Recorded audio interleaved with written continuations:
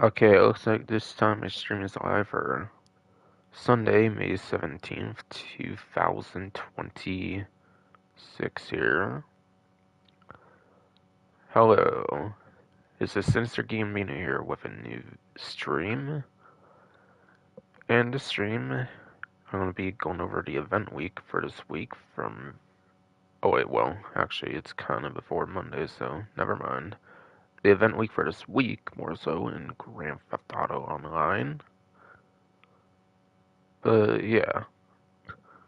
Week 23 editions, apparently, going off of like my titlings from the past, which introduces the brand new water lake livery. I didn't really get to specify what vehicle it's for, unfortunately, on the title, with the lack of like characters for the title, being 100 versus like a playlist and like 150 total like characters to work with on a title, unfortunately, or whatever by comparison. But yeah. Brand new water lake livery is for the Vapid FMJ Mark V supercar. Should be eligible, obviously, for both the regular and the HSW version, surely, like it should usually work.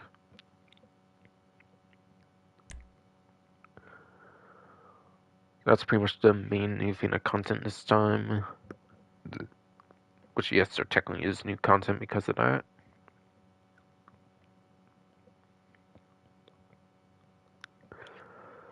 But yeah, starting off with the main menu, going into proper order in here, there's 4 times rewards, which would be money and RP, obviously, for land races. So race types in general, I believe they used to pay like 16k-ish or something on double. However, I believe the Colonel Enterprises DLC, every single race type pretty much got like a 50% boost. So that obviously would add another like 8-ish k. Which means like 24 or 25k, and again, keep in mind that's for 2 times. 4 times, you're effectively doubling that, basically. So I believe they can pay around like 50-ish k or so, like for 8-10 minutes. Yes, for 8 to 10 minutes for like solo play or whatever, if you're doing it like in that kind of way for the maximum time pay. I believe for races it's like half the time of like contact missions, which I believe are known to pay at maximum amounts at like 16 plus minutes. So yeah, I believe it's 8 to 10 minutes or so for a max payout in a race. But naturally, being a competitive type of game mode, whatever, you make your most money, of course, going against other players and hoping you do as best as you can for like top, like first place, obviously, or if not, then ideally like a podium placement or something, like top 3 or something. So that's the way you should probably definitely go about making money for land races, if you even care to really. Where obviously on a 4 times, you could probably, I would imagine you could probably make like 6-digit amounts, if lucky, like small 6-digit amounts on a single race if you do really good somehow. On the bottom left, it's select to join the race series, makes sense. After that, yeah, the new water lake livery, I basically already said that stuff. On the bottom left, however, I just select to visit the luxury auto showroom, which I have not mentioned yet. So it apparently does appear at the luxury auto showroom, it is looking like. Makes sense because that's where they put like some like newer releases that they decided to feature in like a dealership and an event. And then finally, bonus gift for Dark Manor Racing suit. I'm pretty sure they've given this clothing item out in the past, like at least a couple times now, I believe. I know at least one time it's appeared. I think it's even been given out like twice before this even. But yeah, the bonus gift of the Dark Manor Racing suit. If you win any 2 races, that will unlock the Dark Manor Racing suit. I assume that's talking about. This says race series as well, so yeah, I assume it's more talking about land races, but it does also show open wheels, so this might also count as well, at least. So maybe it could be any type of race, not 100%. I'd probably stick to land races just in case, like the more traditional land races that aren't necessarily even open wheel. Because open wheel like screenshot could just be like a promotional image from like a previous time they've had it out in the past, instead of them making like a new image for it per se or whatever. But this one also on the bottom list says select to join the race series, so definitely just better off doing the land races. I would say just 100% make sure you'll be able to obtain that if you have not for some reason in the past. Because again, I swear it's a repeat clothing item and not like a new one.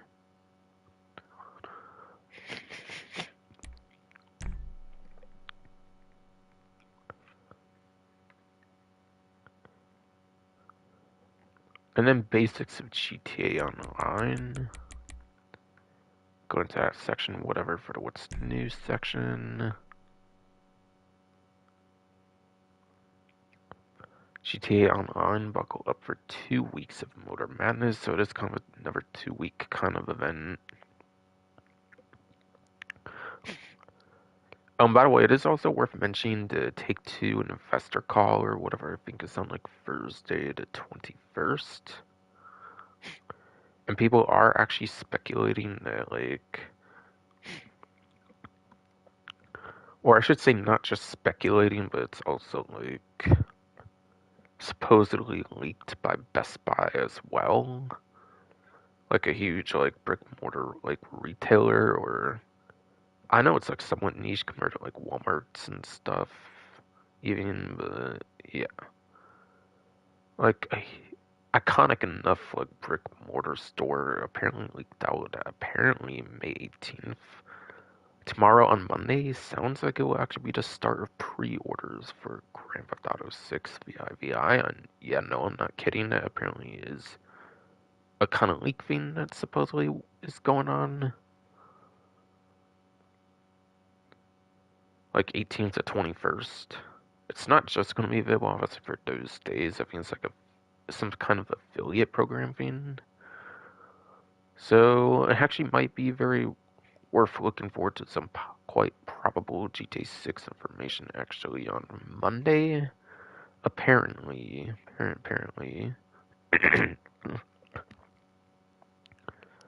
Ironically, also the same day as my birthday. Ironically, too, actually. Actually.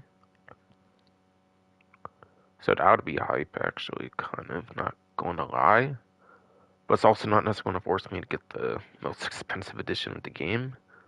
I felt scammed when I got the most expensive GTA 5 version when the 360 version only lasted for like something like 14 months or something at most before like the 8th gen version even came out.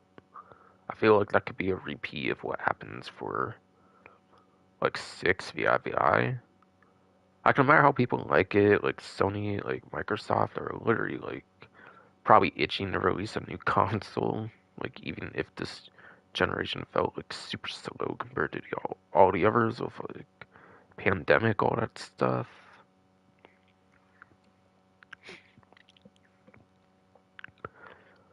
Hell, I think Microsoft literally like unveiled like some supposed like Project Helix kind of thing already. So like, yeah, apparently the next gen is coming as well, supposedly, regardless of like people's thoughts that it should be delayed to like 2028, 2029, maybe even 2030. But yeah, I don't know. I might actually skip on the most expensive edition for once on like say GTA 5 and Red Dead Redemption 2 in particular, especially being feeling so scammed off of the 5 collector's edition, a steelbook, like some kind of collector's edition contents, all that kind of stuff that kind of for the most part was useless once the new version came out, like on newer consoles 14 months later or something. Like, yeah, no, I'm not in the mood if that happens again. Like, I don't necessarily think I'm gonna get the most expensive version, even if I very well could or something. If any of that stuff is to be actually coming into fruition, which I do think it is definitely time for some more information, since apparently the pinned tweet on their thing still says May 26th, even though they announced like the delay of November 19th. So like that should be it for Persona. Yeah, they're probably itching to release some new information finally soon on their next product, like true new product, of course, since Red Dead Redemption 2, even not counting GTA Trilogy being a re-release, and then like the Red Dead Redemption ports, all that kind of stuff. Also, there's some like full new products, but yeah. But anyways, back to this though. GTA Online buckle up for 2 weeks of Motor Madness. Yeah, they're doing like a 2 week kind of event thing. They even give a go ahead of like the week 2 like bonuses, discounts. I think they only done like going a go ahead of like the week 2 discounts like during the 420 event, like in recent times at least. And even before that, I don't feel that's something they really ever used to do. Or if they have, it's like something they rarely did, and it would have been since like Halloween last year, I want to say, or something.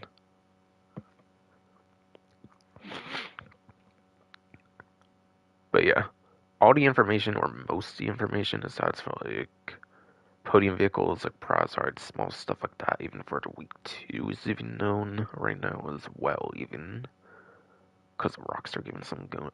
Because yes, Rockstar giving some go-ahead information on their news wires. Or their single news wire, I mean.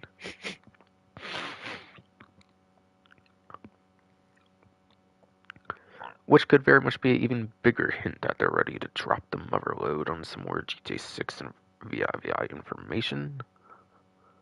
Again, it's not 100%, they've done that before, and nothing happened, obviously, with the 420 event recently, like I said, but, like, that's kind of a festivity, like, they could consider that more of a festivity, I guess, in that case. Whereas this is kind of more of like a just because case as well, I would say, compared to even 420 event.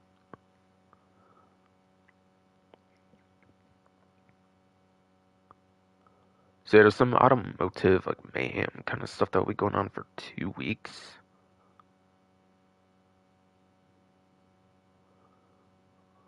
Okay. So yeah, the quadruple rewards on land races I basically already mentioned. That's for the first week only, it looks like. And not for the second week. Probably especially be expected being a 4 times thing, of course. Even races like a 4 times would kind of be a bit insane for 2 weeks. Probably not even gonna lie. Just cause it's on a big 4 times, even if it's like not necessarily the greatest money, even still.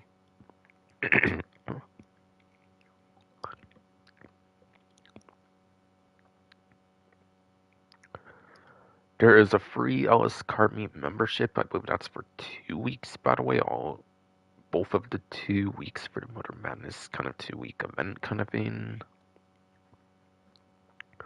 I mean, I think that only sees like 50K. That's not a big deal if for some reason you haven't already got the Ellis Card Meet membership. So it really doesn't save that much money. It's still something, obviously.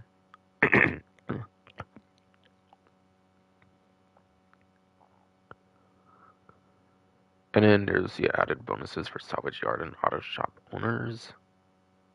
Some might be for the first week, of course, and then others might be for the second week.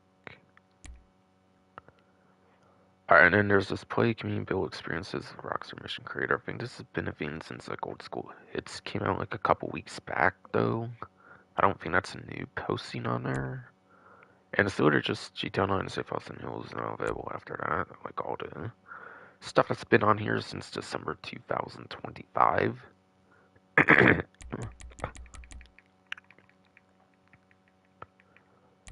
So really nothing really much to go over on here, to be honest. It's kind of getting lazier and lazier, I feel, with this whole like section here anymore, it seems. Yeah, I swear that says nothing new compared to like, literally like 2 weeks ago or something at this point.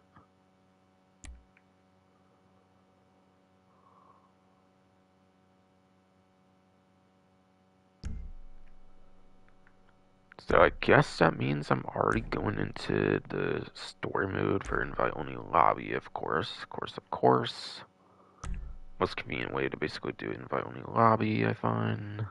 Instead of having to go through all the hoops of like a forced public session if you didn't have like the story mode add-on, for example. On at least the newer platforms, at least.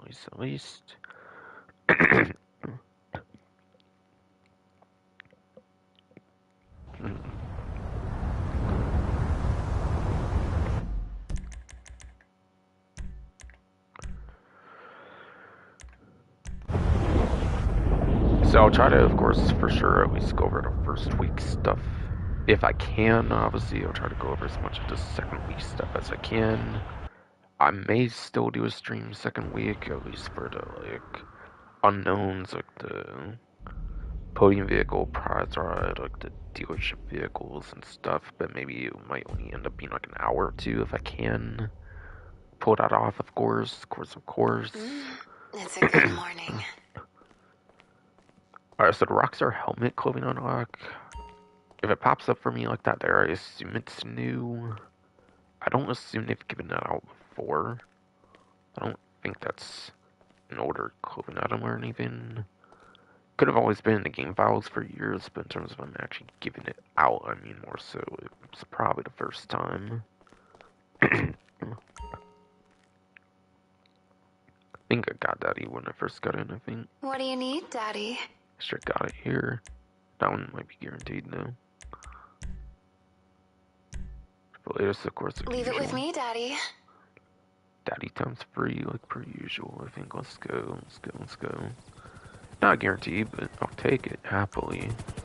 Happily.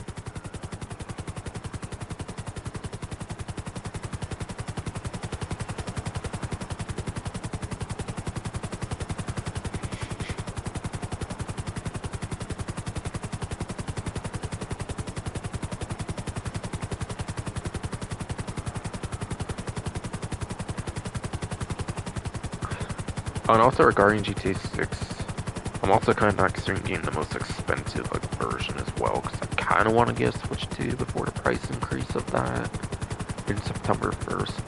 But I honestly, the only reason I mostly do GTA over like Nintendo stuff is because PlayStation has like much more accessible like recording options and stuff. Nintendo sure don't let you live stream their stuff. Still like a old generation behind. I feel every system they come out with is kind of pathetic, honestly. Or there's bad people in every community and stuff, and you can't just be allowed to like live stream or content. I'd like to see a Switch 2 that's like docked only, kind of like a Wii U. Like Switch is big enough at that point, I'm sure. With the Switch 1 that came out, obviously, with it selling as big as it did, that they could get away with like a docked only version that could maybe do live streaming and stuff. That would be cool. Like, they probably won't do that. Especially with everything just being more expensive in the whole world in general now and everything. If anything not like, it's just more likely, unfortunately. Whatever. World's just full of missed opportunities anyways, unfortunately.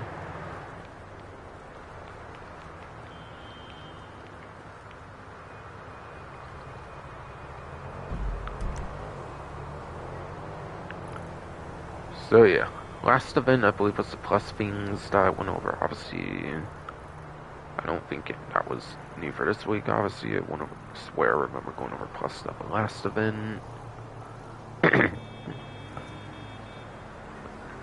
See, I think I'm already on the like time trial stuff right now. Then, with the ordering I usually go for things, of course. So I want to pull up the GT series videos community post. So I can try to go over some of that without necessarily having to hover over the stuff, because, yeah, sometimes my stuff can have some issues and stuff if I tend to hover over like something trying to load an image, I feel like I've experienced before. And if I just want to know about that Best Buy thing I was talking about, GT Series videos does have a post, like community post on that as well. That's what I'm basically talking about.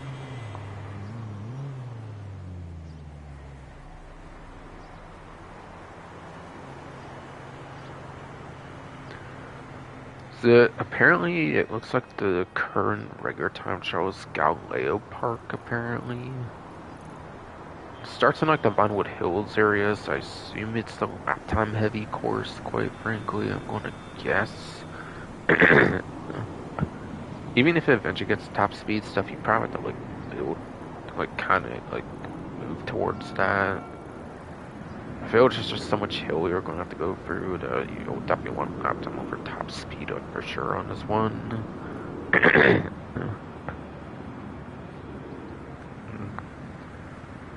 So like usual, for the most part, I'm going to recommend motorcycles, not supercars or sports cars, like the best ones for like lap time, basically.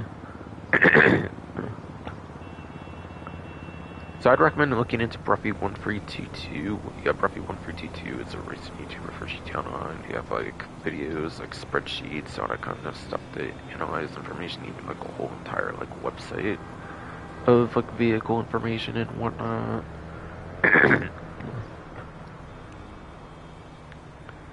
And stick to those free classes. Again, look for lap time options for sure, I would say, for this one.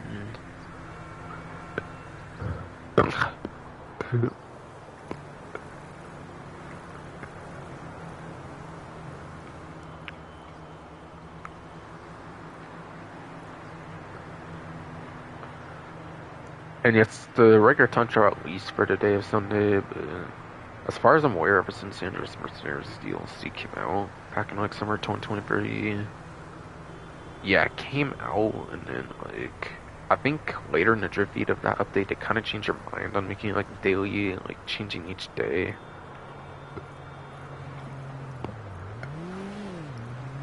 To where like I think they changed it back to more of like a weekly thing.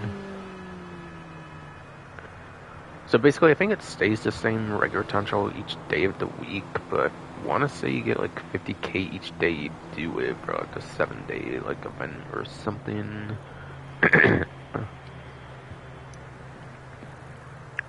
Now it is worth mentioning being like a 2-week event. I'm not sure if it's going to change like in the second week or not. It probably would, I would guess. Usually do something like that, I do think, but yeah. Even on like kind of 2-part events like this.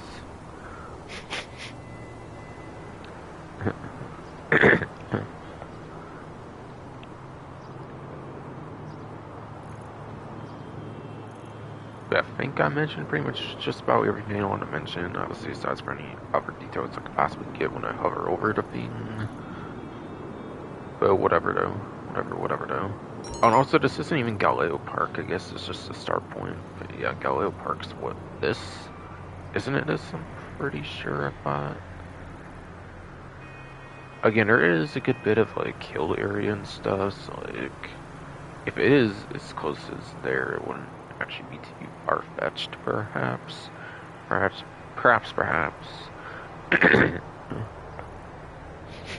Because I know this is Court Center, so no, that's not it, and I think that's like the only other area I could literally think that would be the Galileo Observatory, because now that I think about it, it's not even like the starting area for Galileo Observatory, but yeah, that's the name of the regular time trial, apparently. I'm just not going to hover over it, as I've explained now, for why.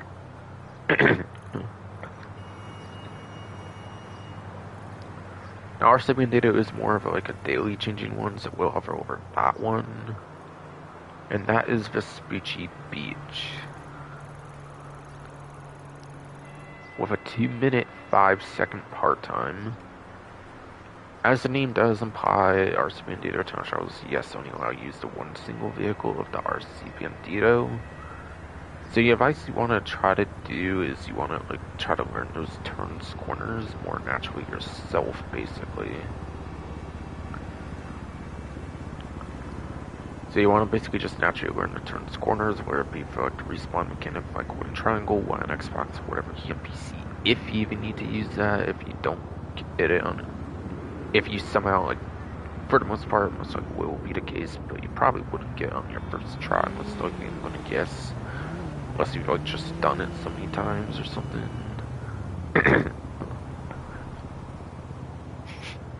Or if not doing it that way, I'd obviously just recommend like looking at some kind of video guide out there on YouTube or whatever, very platform recording this on, obviously.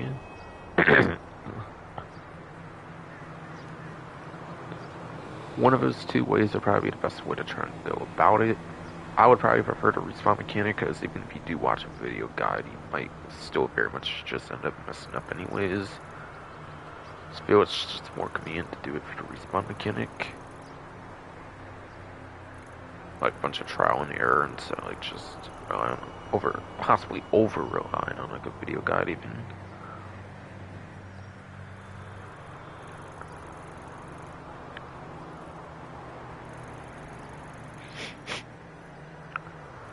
But I don't play every single one like each time they show up or anything, so I don't necessarily know any particular advice for that one.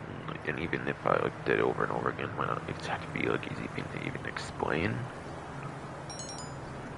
And then the weekly HSW time trial. I was going to do that for a title. I almost did, but yeah, I kind of forgot there was a new water livery, of course, for the Vapid FJ Mark V. But yeah, apparently it's on a 3 times money RP right now as well. So I believe it's like $750,000. And that's only for this first week, I'm pretty sure, not for the second week.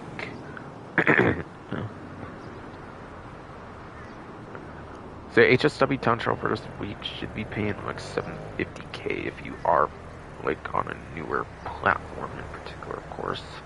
I mean PlayStation 5, Xbox Series X/S, or PC enhanced.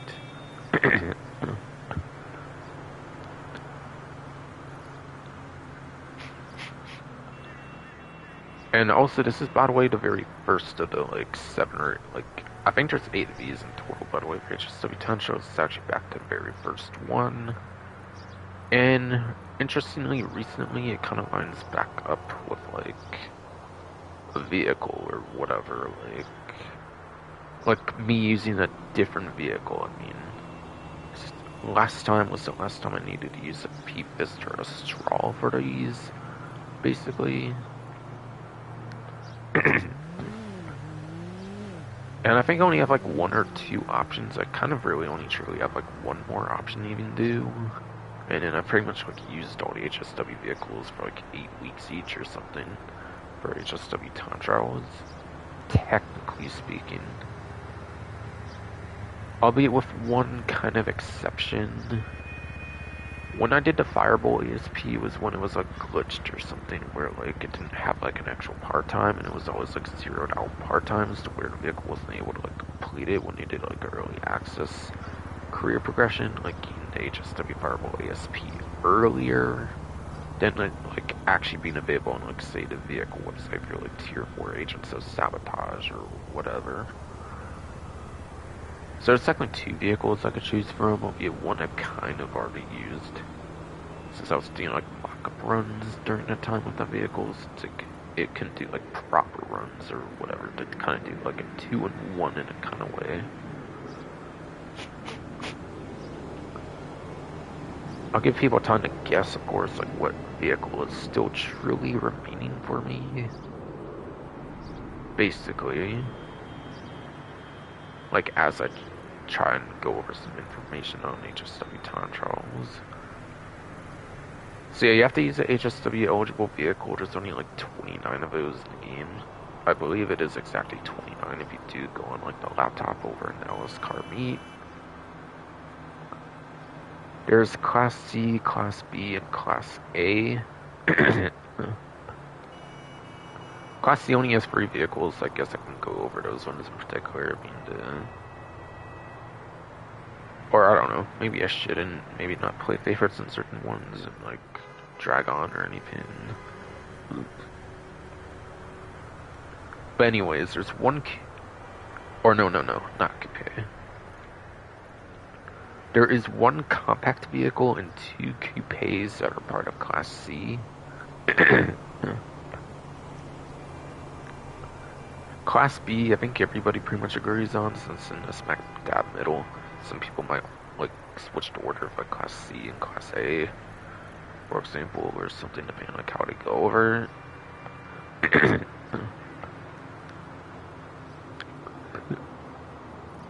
But anyways, Class B. Has muscle car, SUV, sports classics, and off-road. There's like 5 muscle car ones, I'm pretty sure. 4 SUVs, I believe. 3 sport classics now, and 2 off-road, I'm pretty sure. And in Class A is basically the classes that I was mentioning earlier for the regular time trials, which are basically your best classes to use for basically any land race.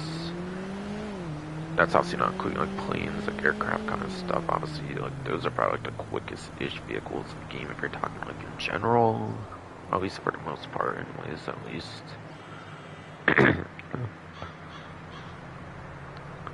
But in terms of like HSW, like land races in general, yeah.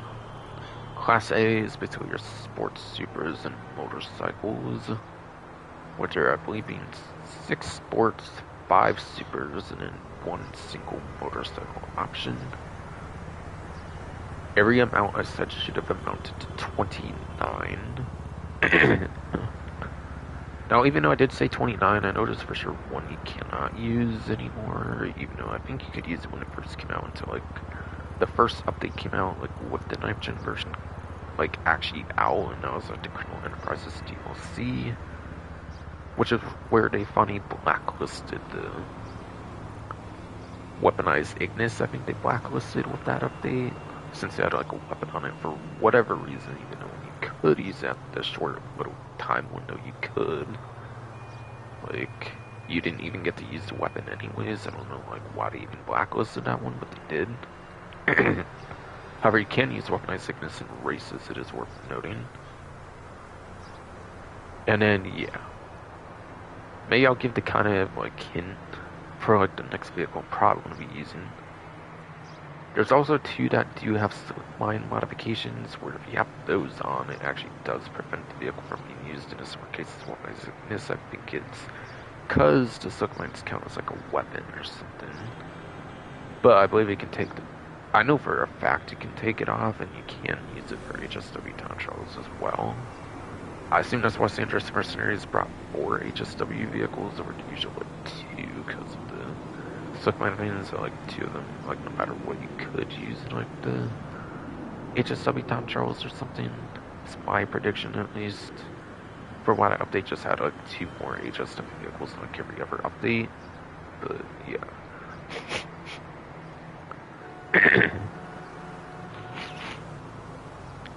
And in general, I would say the HSW Hotshot Drag is basically the best one to use. If you don't care what vehicle you use, the HSW Hotshot Drag is basically the best one for the HSW time trials.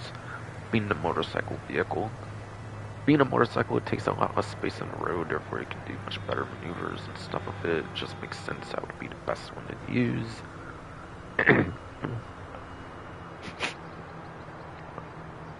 And yeah, this is the one that goes to like the Vespucci Beach area. Being the first one, it's not really that difficult like, at all, basically. So there's not necessarily too much shortcuts to worry about either.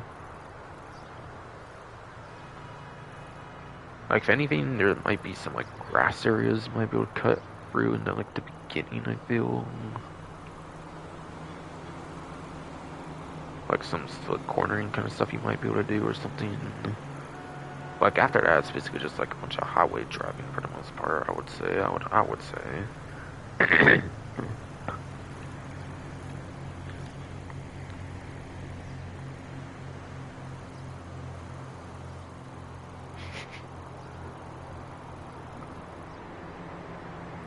And yeah, once it gets to like the roads, like after the highway, yeah, there's really not like shortcuts to feel at that point as well.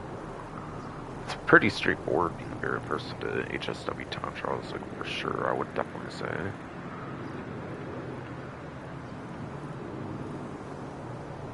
See, I might have given a hint on what kind of vehicle I'm pretty much going to be using. Like one of the ones that pretty much lasted like the longest or whatever. Oh, and also I didn't really mean to get out there, my bad. See, I didn't hover over that one because it is a weekly one, so GT Series videos had it on their community post. So I basically knew what it was, and I kind of recognized it with how much I do the HSW time trials myself.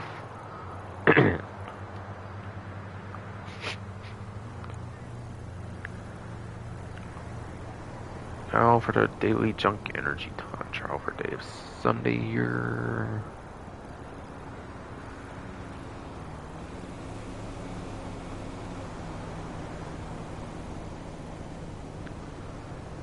If I can finally find it.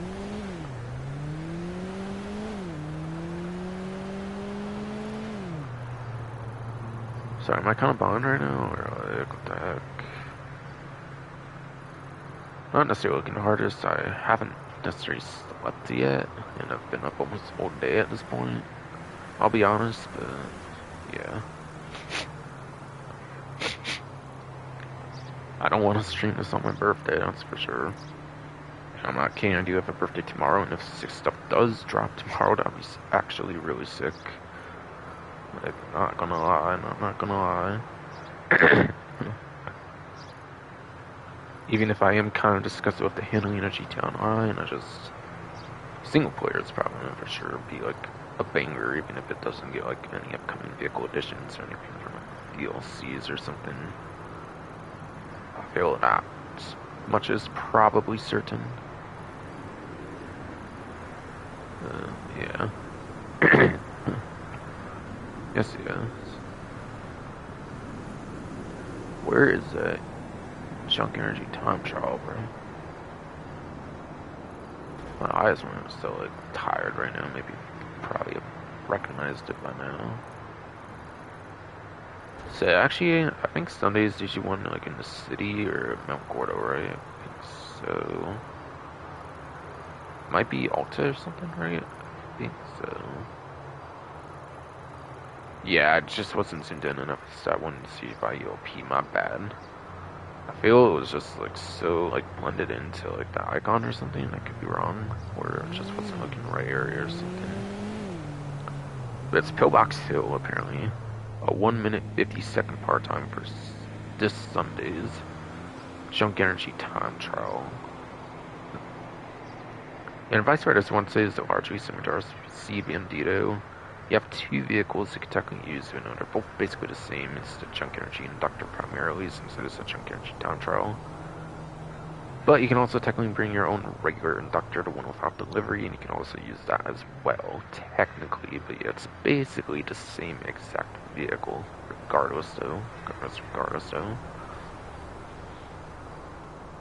Both being the 2023 bicycles have the Curse boost on them that came out in Sandra's first series DLC back in summer 2023.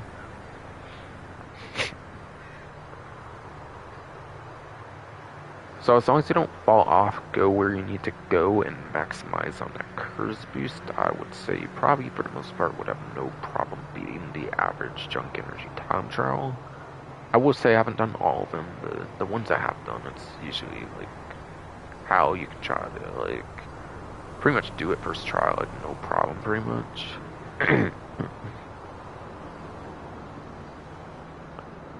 Or if not, obviously then just simply try to look up some video guide and hope that helps, obviously, like I was suggesting, like with the RC Bandito, like a secondary kind of method.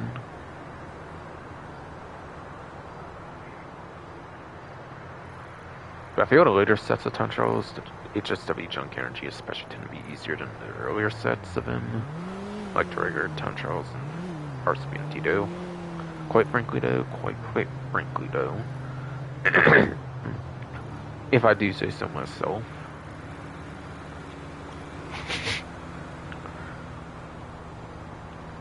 And finally,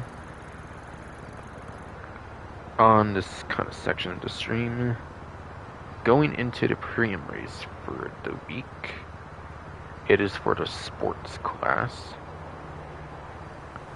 So this is actually the biggest HSW class in the game with 6 HSW vehicles, I'm pretty sure. 100% I am. So at least one more HSW vehicle than so many other classes in the game. At least muscle. Yeah, muscle and supercar have at least 5 for sure. I'm definitely certain.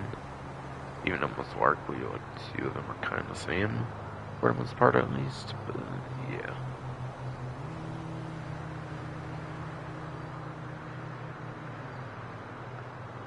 see, for HSW, I'll try to see if I can remember going in like release order, not to necessarily play too much into favorites. Yes, not necessarily play into the favorites too much per se.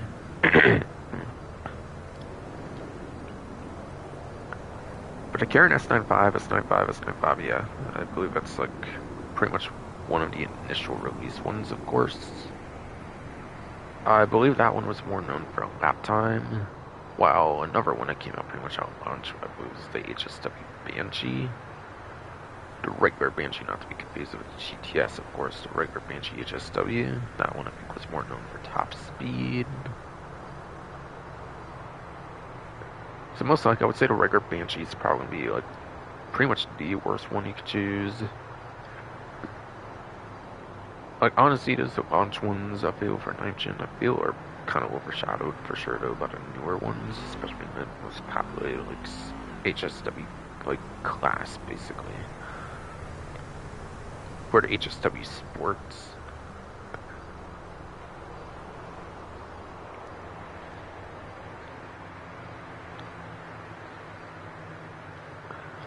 And then San Andreas Mercenaries DLC, I think, was the first update that came out with some new support HSWs, and that would have been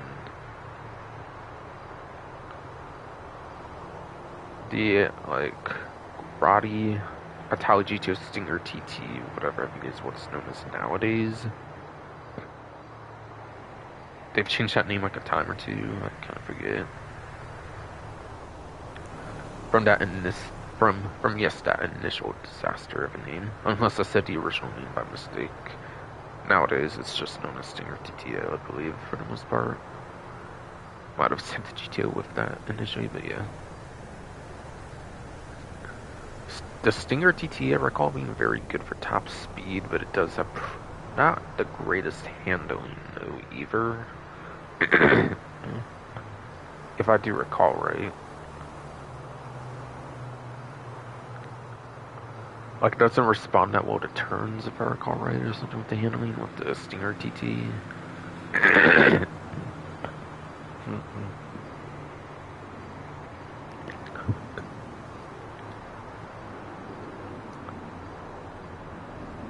I'm not actually 100% if that one's electric, by the way, it might be.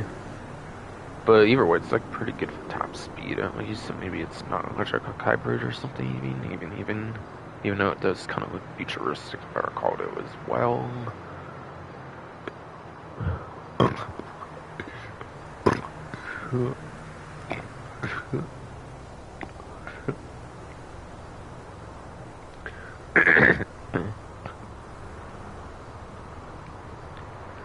Yeah, after the Gladiatology to Stinger TT, or nowadays I think it's just known as the regular Stinger TT, yes. Is the Penodilla course. That one was the second one that came out in just Mercenaries DLC for Sports HSW. That one I'm pretty sure 100% is electric. I mean, that one more prioritizes for lap time, if I recall right for sure. And not as much in the top speed department. So that one's more about the lap time and acceleration aspects of the game, basically. And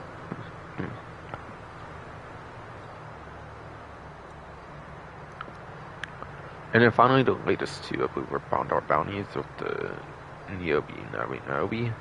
The last two, I think, are basically the class toppers if you are on the newer platforms.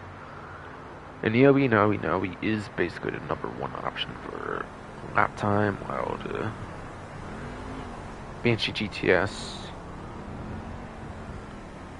Yes, the Banshee GTS is the one for top speed. That is the #1 for top speed. And it's so good for top speed, it apparently beats all helicopters in top speed, fun fact. And only like 13 planes in the game, from what I recall, from roughly 1v22. From what he said, actually even beats the Banshee GTS for top speed. That's how insane that one is for top speed.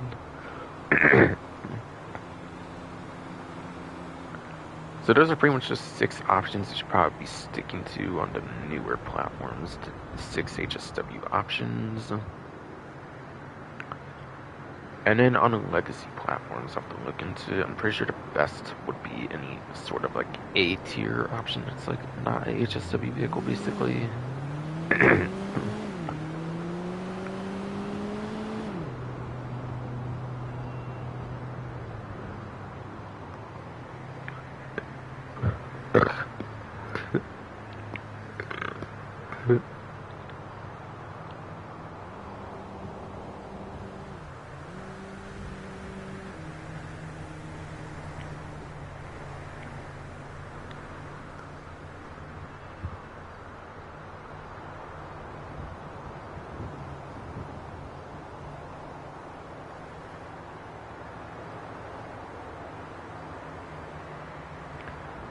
Alright, so yeah.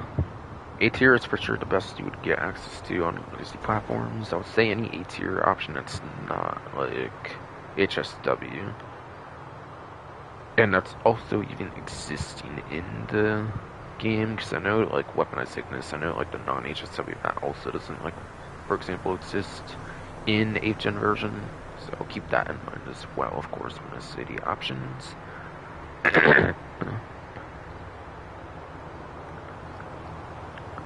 So it looks like you pretty much want to stick to two. One will be one that doesn't have a HSW version at all, and then the other one will be like a non-HSW version of one I've literally already said for the two A tiers that would be worth considering using on the legacy platforms. So the Itali GTO apparently is the best option you could basically be using for A tier, basically, on your legacy platforms. That was one that released during the Arena War DLC, if you're having trouble finding that one for some reason.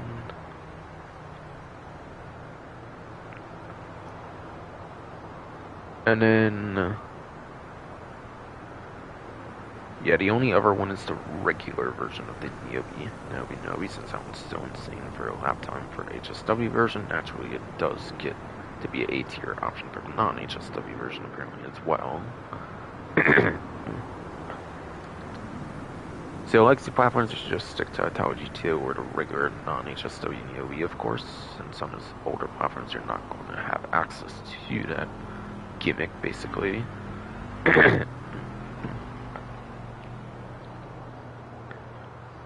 Now, what is lap time? What is top speed? Lap time is turns, corners in the city. Most races are going to have like some huge amount of like turn corner, like enough of one to make enough of a difference. Probably hence why like lap time's a lot more like prioritized in this spreadsheet over top speed.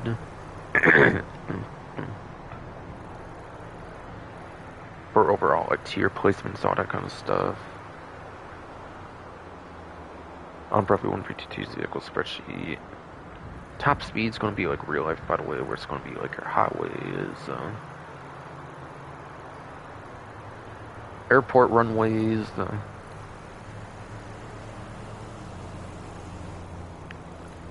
and also airstrips.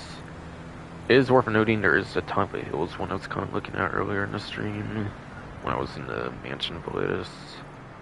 I don't assume like any Rockstar Grade race pretty much takes place there, obviously, since it only came out like the last year or so. But just in case, I figure it's worth mentioning.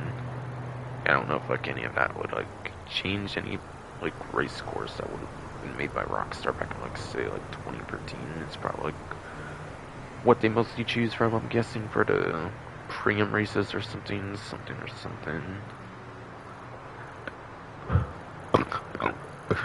Since they were more traditional lane races, are definitely from the earliest days of GTA, I would say, for online, of course, consequence. The Grand Snore Desert, and then Grapeseed are your, like, more noticeable airstrips that were in the game since launch, of course, as well.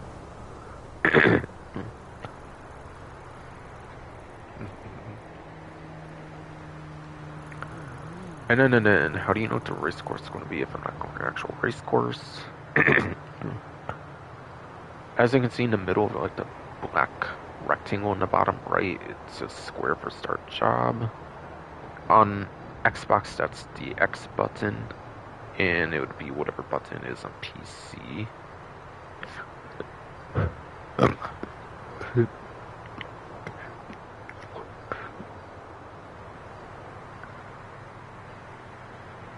But yeah, that's one way of joining. You can also do like, you can also go to like Michael's like 4-car like garage area from single player. I believe is where the Corona pretty much is for the premium race. But yeah, Michael's like 4-car garage area is where you go, I believe, for the Corona, and do like right on D-pad.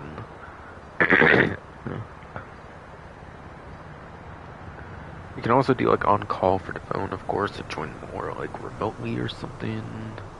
Something or something.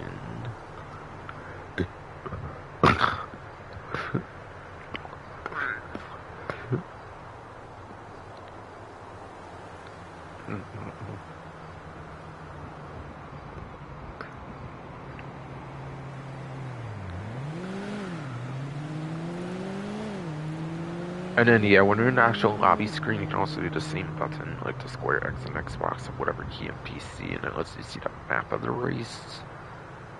And if you're on call, I think you do have to do it on like the vehicle selection screen. If you forget to do it on the lobby screen, you can also choose to look at the map on the vehicle selection screen as well. I mean. I said A, but yeah, I meant D, vehicle selection screen, of course. Yes.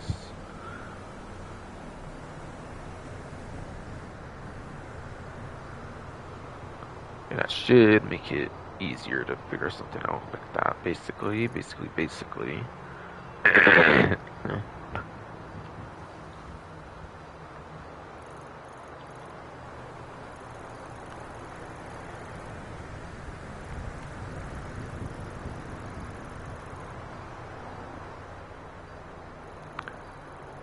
And yeah, something that you do on the vehicle selection screen, because like when you see a vehicle, you might remember performance easier or something, with the aid of map or something, or might mostly be for on call, of course. Since if you're on call, I think you only join like when you're actually choosing a vehicle, more so.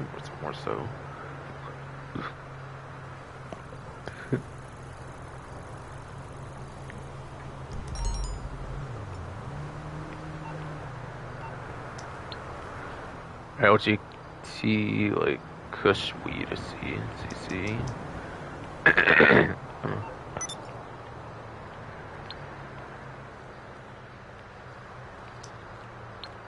Yeah, let's tourist forward for a day of Sunday Your VR on newer platforms once again. The same platforms of HSW, only have the animal kind of stuff here as well, or whatever in free mode.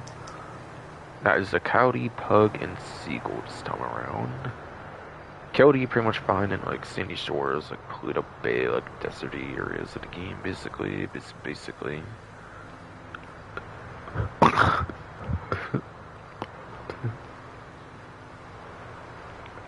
And then pugs, I believe, are one of the richer like dog breeds of the game, I believe. So you probably find those in like the city areas, like I don't know. I don't know if I would say like the location's more specifically. I mentioned more for like poodle or something, but yeah. You'll probably find them in like richer areas of the city. Like think like Michael as a story mode character, like areas he would like to go or something, for example. And finally, seagull. They're aquatic birds, so obviously those should be able to be found, obviously. Like, pretty much in the bottom parts of the map for like the city, like the dock areas, like maybe kind of airport to some extent, and then, yeah. I would say mostly the docks and like Vespucci Beach, perhaps, like the pier area and everything. I would say for the most part, that's probably where you're most likely on seagull.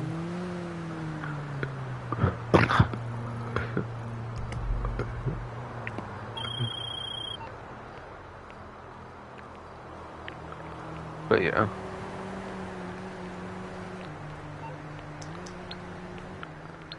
And yeah, sorry, body for some hernia is not complying with me all that well right now, so yeah, sorry if I don't sound the greatest right now.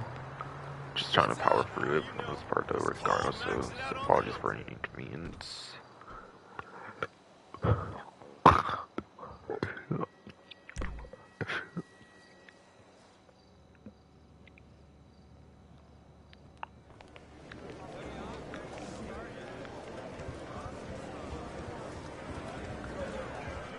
So I believe the podium vehicle, even though it wouldn't really show the name when I do like showing the RP and everything, like it does say like the LS Carmi, I believe it's the benefactor LM87, LM87, LM87, whatever.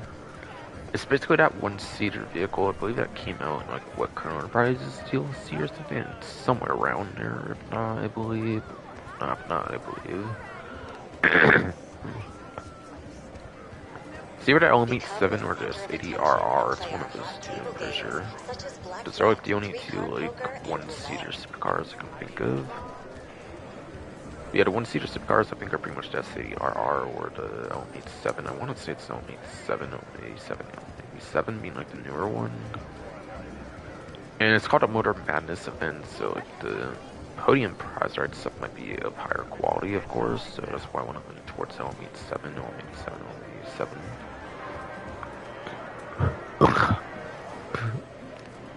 But I'll look, of course, on GTA's videos can be posted before I go any further on it for information and stuff. Welcome. So. Alright, so the visitor bonus 1,000 ships got me to 1,679,939 ships. It looks like okay. By the way, oh.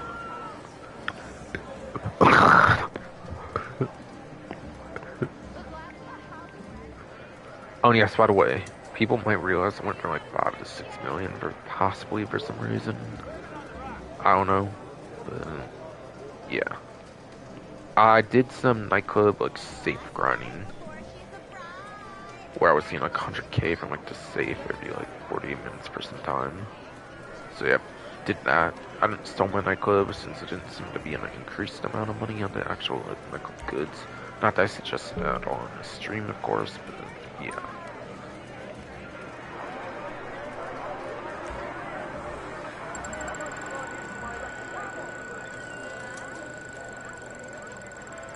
The lucky wheel spin.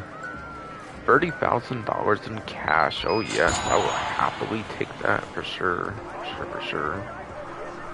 Gave me to $6,461,797. It looks like.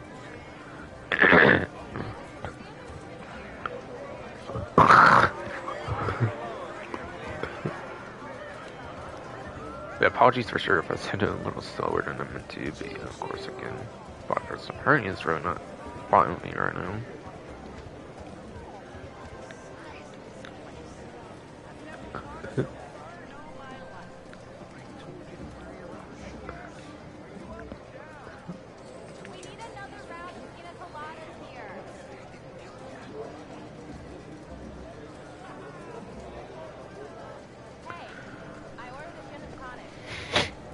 Alright, yeah, it is the LM87, LM87, LM87. Yeah, I thought that looked more like that one than SADRR for sure, as I expected.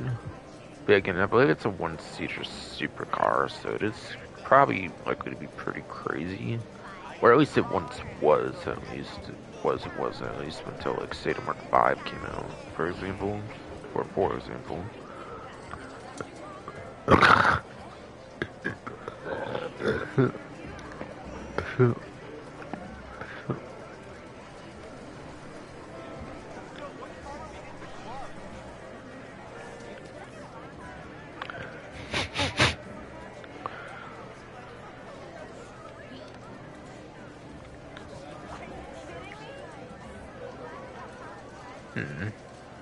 LM87, LM87, LM87 actually kind of fell off more than I would have expected, to be completely honest, so we'll go over.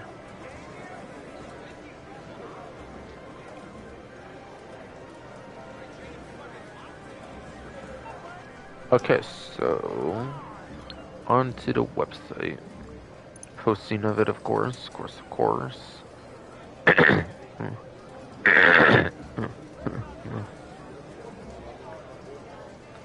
But yeah, it's not. Yes. So it's not. Obviously, in a dedicated like one-seater section, there's no one-seat section. You might think it's in special, but I think that's only for open wheel stuff, and it's not open wheel. It's a supercar class vehicle. So it should be in two-seater. Obviously, Livery get some discounts as I'm on the way there. Alright, was actually, in fact, a Chrono Prize DLC. I did remember exact update. Cool. Had a feeling I did.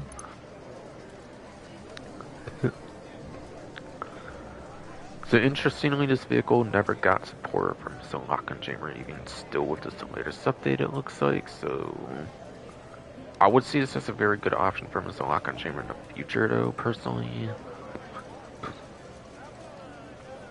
Being a one-seater car, I think, would be an interesting option for Mr. Lock and Jammer. If they were to do it at some point. But yeah. It is apparently a B-tier supercar according to the 1322's vehicle spreadsheet. Which apparently gives it an 11th place for lap time. As well as a 16th place for top speed. And there's like 68, there's 68 supercars in total in the game right now. So that is actually not that bad. It's not like top 10 good, but it's still decent.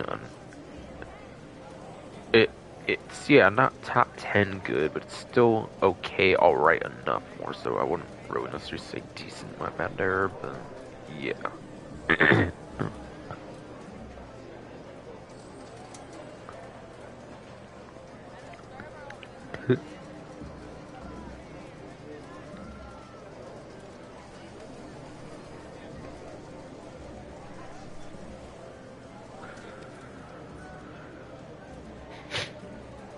It's definitely better than its like older counterpart, like I was saying, the SADRR for sure, but yeah.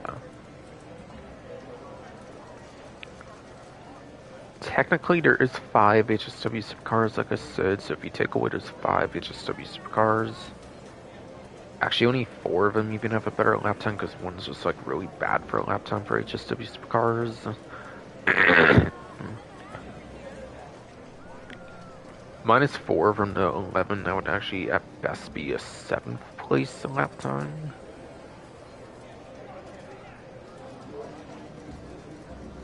And yeah, 16th place would be like 11th place, since I guarantee every single HSW vehicle is better for top speed, since that's kind of the main gimmick of the HSW is the insane top speeds that the vehicles can get with HSW stuff, basically.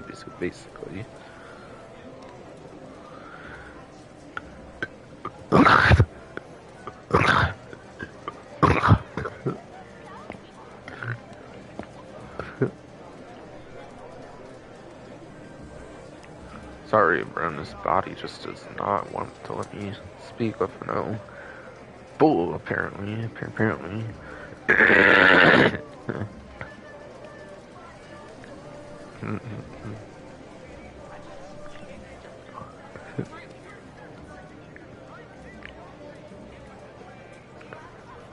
So it was 11th and 16th, I'm pretty sure it said, so again, 7th and would be like 11th place for top speed at best.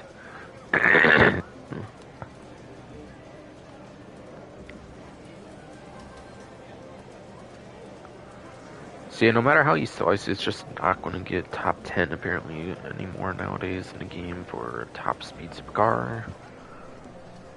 So I wouldn't really say this is a good one for top speed. Again, it might be alright, but not like decent, good, I would even say per se.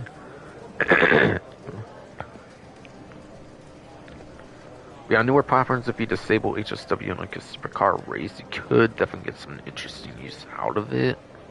And especially on legacy platforms, you are going to be always keeping at like 7th place, like lap time for the time being. So I mean, it's not a bad vehicle, definitely not. I think it might be kind of worth shooting for, but definitely not the greatest podium vehicle like ever on the podium or anything like that.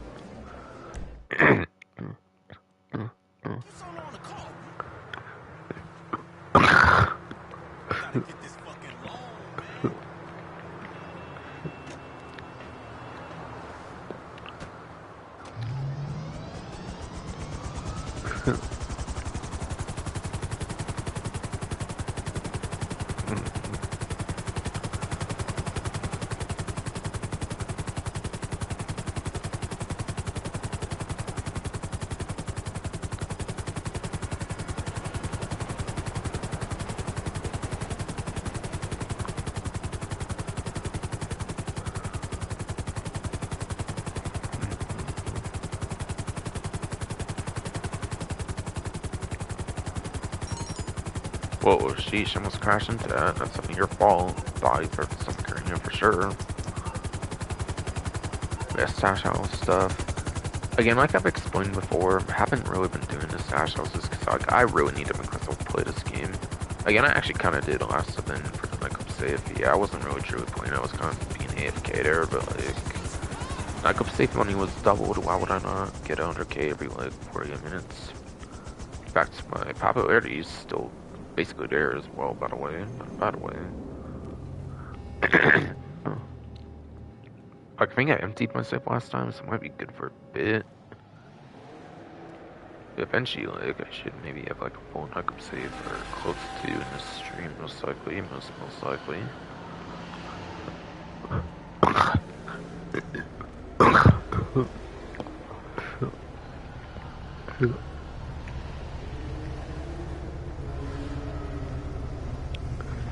Come on, body parts somewhere. Can you quit, please? Oh, come on. Over here, apparently, there's the Grady Atali RSX. Okay, that's not a Volta vehicle. The Vado Banshee GTS, that's also not a Volta vehicle, actually. And the Overflowed Pipistrello. Whoa, okay. I saw this one on discounts, actually. It seems like there's gonna be some featured discounts in the dealerships this time. Interestingly. But yeah, none of these are definitely Volta vehicles whatsoever. I have to see. I know at least Pipistrello was for sure on discount. I definitely noticed that one. Maybe all three of them aren't.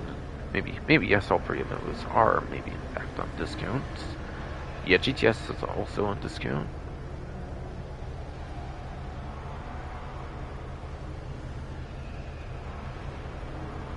Yeah, okay, the RSX, yeah, also on discount, okay. That's, yeah, I was kind of forgetting what the first one was or something.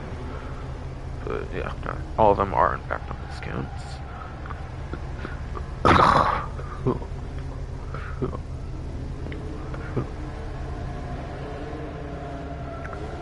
Not nasty body parts aren't carrying anymore. Come on, man. Come on, man.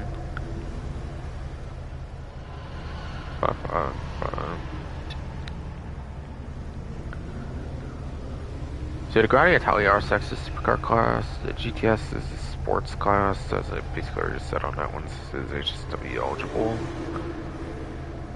And then the Pipistrello is a supercar as well, like the RSX. I think it is the supercar on the RSX, right? It might actually be a sports car. Oh yeah, my bad actually. Yeah, this one's definitely a sports car. I'm sorry. Yeah, I'm not looking at the spreadsheet, but I'm 100% that's actually a sports car. I swear it kind of looks more on the super side sometimes to me though. For sure though. Ancient GTS is a sport car 100%, but yeah, Pipistrello is a supercar, like for sure on this one.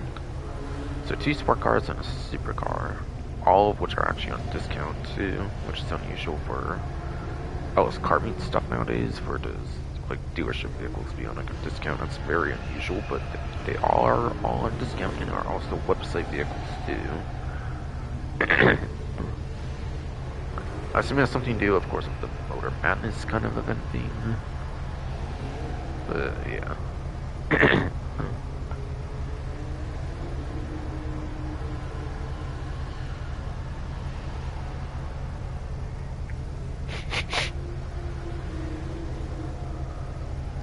So I'll be going quite in a bit of detail for these ones, kind of course, being on discounts, so I don't have to like go over them later, obviously, with like other discounts.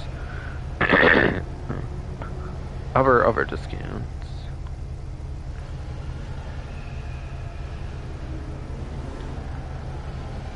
Alright, so yeah, confirmed it is a sports car for the Italia RSX. I kind of just jumped the gun if I was like supercar, so that was my bad. Apologies for that. Again, I feel that one looks like a supercar, but it's really a sports car. There's not a lot like that in that kind of boat, but that one definitely is, in my opinion.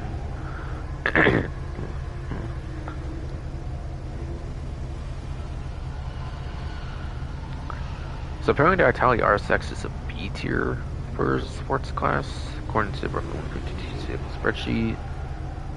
It is also good enough for 13th place for lap time, as well as a 9th place for top speed, actually. and that is with HSW into account. It just gets even better without HSW into account.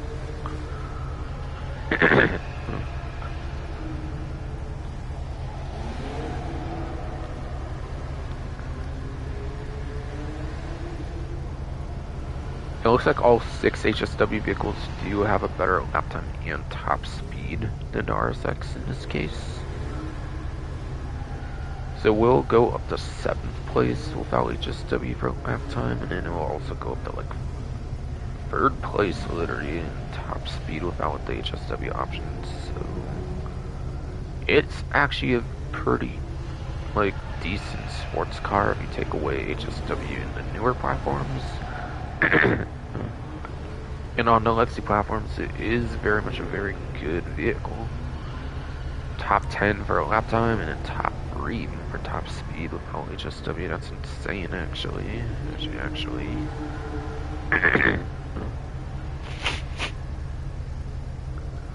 So definitely a pretty worthwhile sports car, I would say, on the RSX.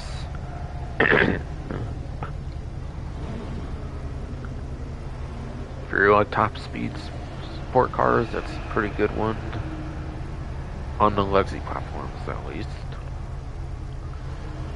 And then, yeah, the Bravado Banshee GTS is also on a discount. I'll go over both the regular and the HSW versions. And yeah, I think even HSW conversions are also on a discount, so I'll go over it later more so, but yeah. So it's even more worth going over those. But I always pretty much do the regular versions on discount anyways, because I figure most people on newer platforms will just go for the better version, of course. Of course.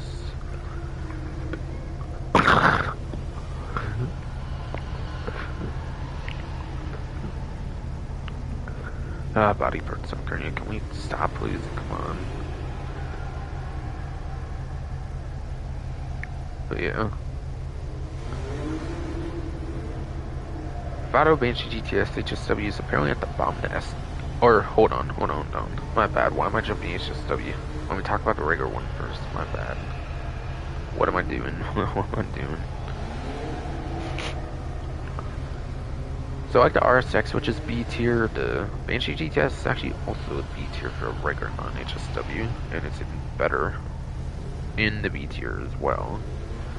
To the point where it has a 9th place for a lap time, and a 7th place for top speed, and yes, that's without HSW even. So it actually gets single digit placements for both lap time and top speed even without HSW. That's actually really crazy. And obviously the HSW version is just even crazier. I kind of accidentally slipped up into the HSW version first because of my body parts and kerning, of course. But of the 3 S tier options, yes, it is the bottom option since lap time is more weighted over top speed primarily. So it does become 3rd place for lap time if you do get HSW. But I pretty much literally said earlier when I was talking about sport, like HSW stuff, it is actually the #1 top speed in the game with the HSW upgrade. So much so that it is better than all helicopters apparently for top speed, and only behind 13 planes apparently. As I've said earlier, literally insane.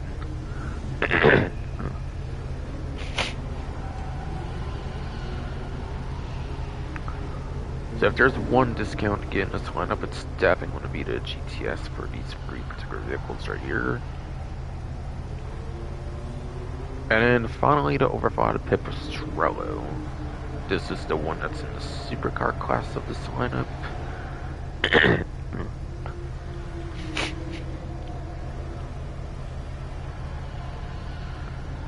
According to roughly 152 GT09 racing YouTuber spreadsheet, Pipistrello is apparently at the top of the B tier for supercar class with a 10th place for a lap time,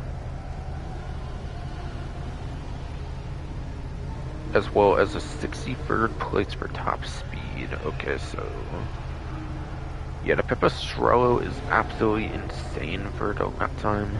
Actually, if I was like the Suzume and the like recent P-Fist Extreme, where it's like kind of in like the like higher 10s of places before like the 20th placements at least for a lap time or something.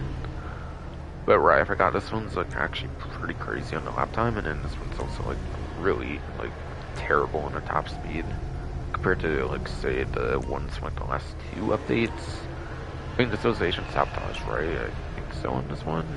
Because I swear, like, all the last couple few updates, I feel they've been doing like one electric key, like Scarred. It's almost the same thing, I feel, each time or something. For whatever reason.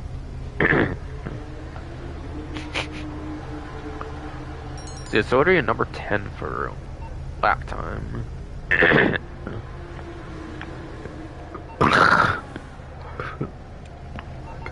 I didn't even see what that one was because my body for some reason must be on my bad.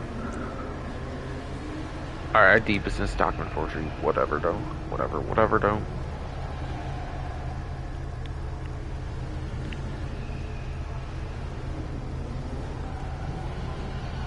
See, there's 4 HSW vehicles that have a better lap time than Pepistro, not all 5, so that one goes up to 6th place apparently. 6th place, 6th place apparently.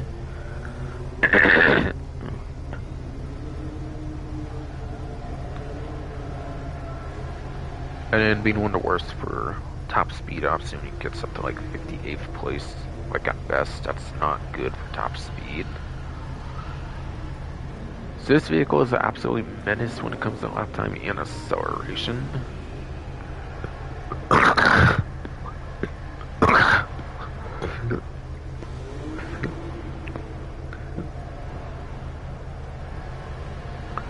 Annoying fucking ass body for stuff here. What are we doing, man? Come on, man. So yes, 10th place, 4 HSWs above it makes it 6th place on legs platforms for the lap time. And again, 63rd, 58th on top speed, not really revolutionary at all. So it's actually pretty, I would definitely say it's like alright to decent or whatever for sure, or something for lap time. On all platforms, this is 10 even with HSW into account.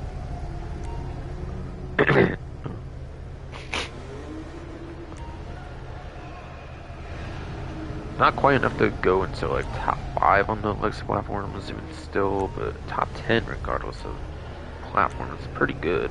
Pretty good. Good, decent. All, of course.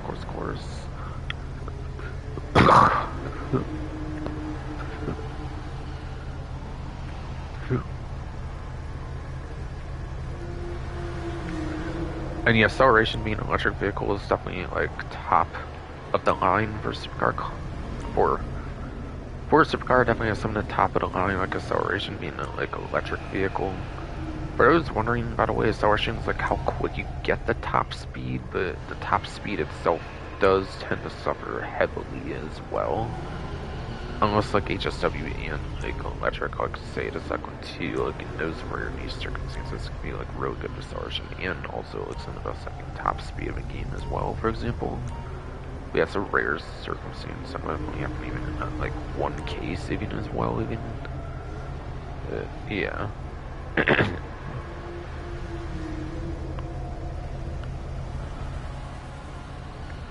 So there's definitely some good stuff to want about that vehicle for sure. All these vehicles have some pretty top-line performance for their classes.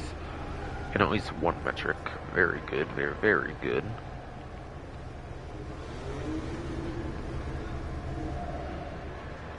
But yeah, Banshee GTS, yes, Banshee GTS especially does have the best performance, having regular and HSW especially, of course.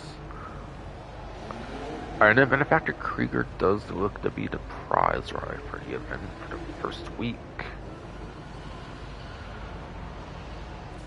And that prize ride challenge, apparently, you need to place top 5 in 5 races. It's not even like 5 days required or anything. You just simply have to place top 5 in 5 races. Now keep in mind, it's probably only for the first week. It will definitely probably change, of course, for the second week. But that's an insane easy challenge for this vehicle. You can do 5 easy, like 2 to 5 player street races, I'm pretty sure, and you can have this done in like no time, basically.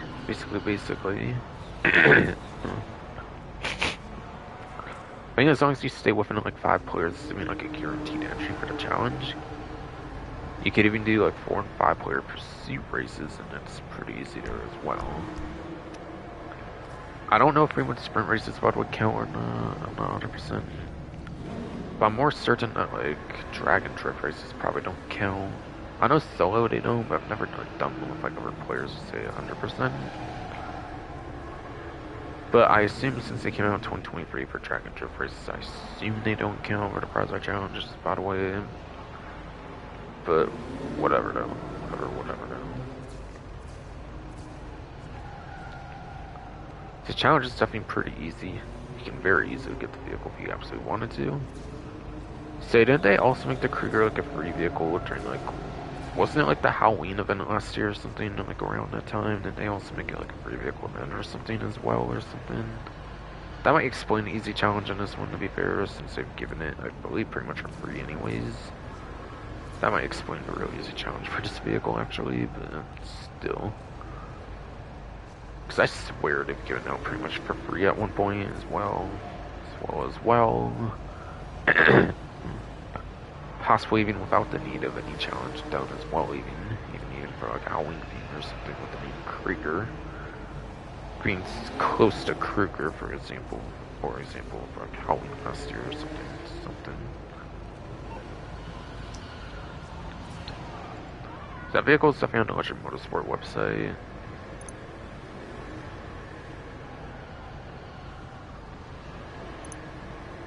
I don't think it's popular. Yeah, no.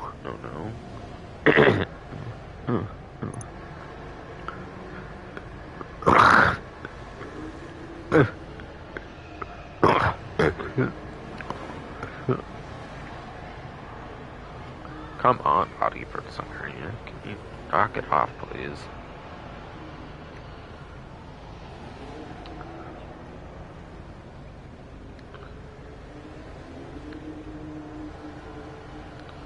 But Sangstein Resort, yeah, Benefactor Career. And yeah, I did remember update, even if I did for the vehicle, even if I did say like whereas those are, I tend to remember that kind of stuff. So by getting the vehicle, you will save like $2,875,000. I think you're saving similar values, of course, between the podium and the like price ride. They're definitely both in like $2 million range, right? I didn't actually really go more. I actually didn't go much into the price. Might have to be that actually on the last one, but yeah. Yeah, I'd say they're pretty much in the similar ballparks. Basically.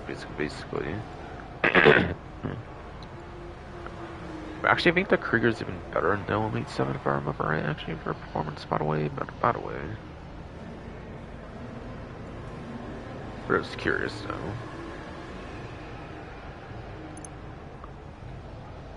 I think you save a little less here, it seems, but yeah. Has missile lock-on jammer, apparently, available to it. I think it's one of the best non-HSW supercars, or at least it was until like the Vapid FNJ Mark 5, basically.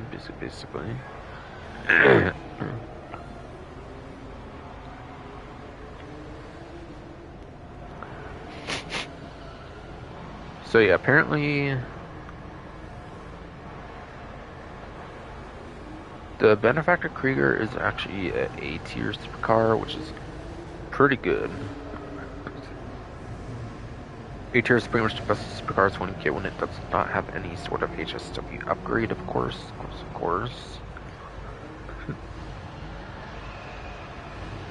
On average.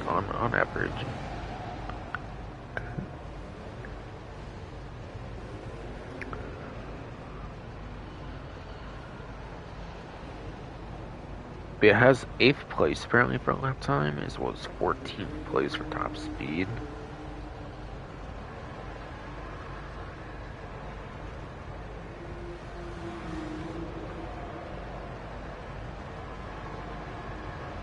Free HSW vehicles apparently officially have like a better lap time, so it actually beats even 2 HSW vehicles for a lap time even. That's how insane it kind of is for non-HSW. So 8th place would go up to 5th place, technically speaking, on the legacy platforms.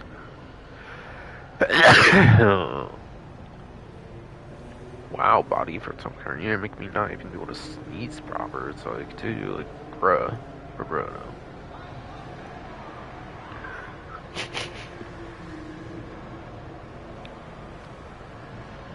So yeah, for HSW vehicles are above the Krieger, so yeah, it's from 8th place to 5th place on the legacy platforms, going from like more like top 10 to literally top 5.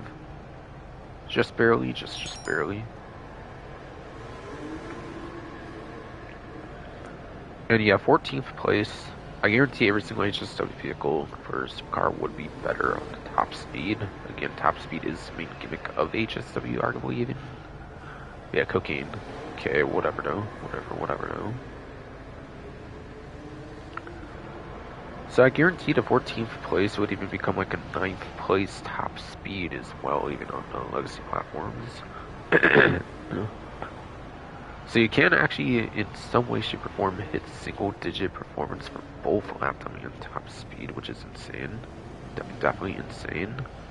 Now, obviously, it's not as good as the Banshee GTS you can buy at the dealership on a discount right now, but it's still not horrible, like, at all, obviously. Very much not so, obviously. Obviously.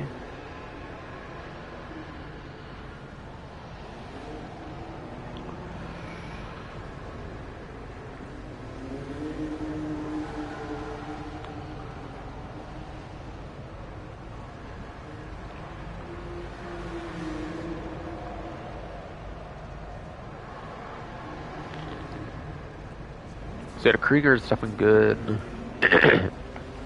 But again, I swear it was a free vehicle like last year during like Halloween time or something. So if you partook in that event, you might already have one. If yes, you partook in that event, you might already have one despite your money making like skills and everything in the game even.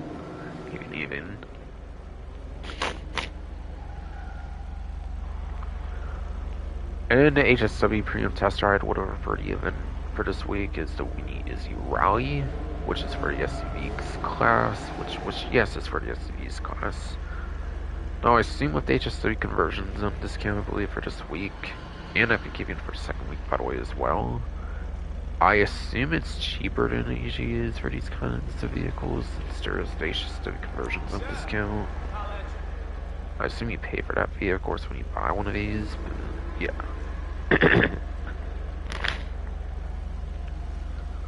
If I remember right, there's 4 HSW SUVs in the game, and I believe this one's more known for top speed, which is, I guess, a good metric for HSW since they prioritize in top speed, technically speaking. Like, yeah, lap time is just more important, basically. Like, you might have quite a bit of non-HSWs for SUVs, not even have a better lap time technically here, but yeah. I believe it's definitely number 1 for top speed for SUVs class. See, I think the Woodlander was definitely worse than it, and, like, yeah. Astron and the Vivinite, I think, are both more for lap time, I believe, on those ones. So I am confident when I say this is the best top speed HSW SUV in the game. 100% it's going to be absolutely worth it for sure. For sure.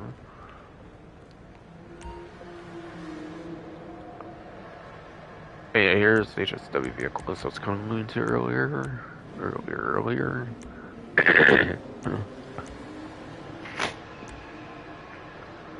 Now it is worth noting there is at least one mistake in the list of the Benefactor Sterling GT. It doesn't list a website, acting like there's no website to buy it from. It was true for a time between San Andreas Mercenaries DLC summer 2023 and then Agent Sabotage like late 2024 or whatever. They finally brought it back with the missile lock-on chamber. So they still refused to update the like texting of this one, but it is actually in fact available in the game. So it is worth noting there could be a mistake on some listings. So if I messed up on something that might be kind of why. We had Izzy Raleigh. Yeah, I swear that one's stepping on San Andreas for the Izzy Raleigh.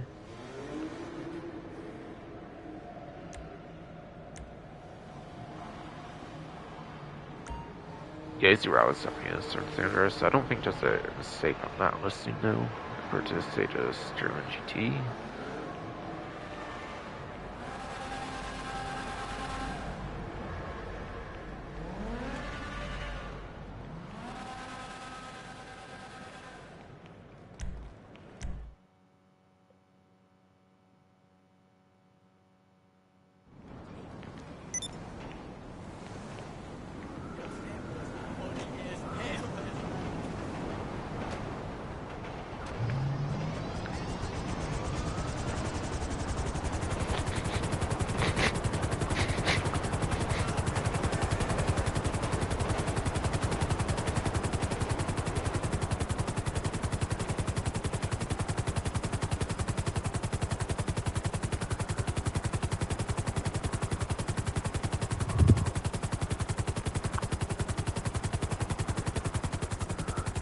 But Izzy Raleigh, I think, is definitely worth it, since I think it is top of a metric for SUV's class. So definitely one of the better HSWs kind of get, unless I like a bit of an anything for lap time. Technically, if you're looking for covering all bases, technically. Plus, there's like 6 at most of HSWs for like one class, which isn't that many, so like you might as well just get any HSW vehicle, period. Worth mentioning, by the way, expanding a bit on the like HSW test drive, by the way.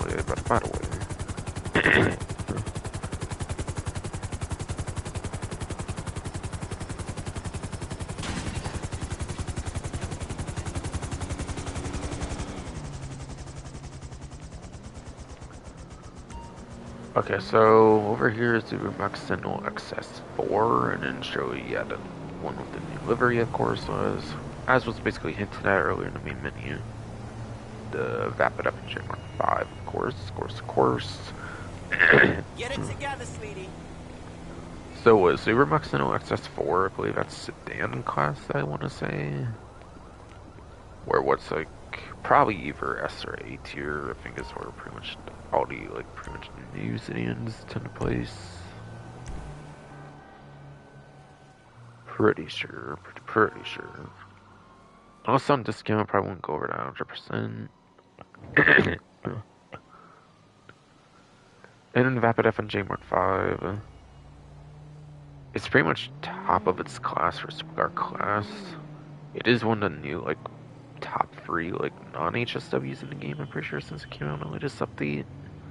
And HSW is basically the best of both lap time and top speed, I think, when it came out too. So pretty much it is the new best supercar in the game. Like, I think no matter like what platform you're on, basically.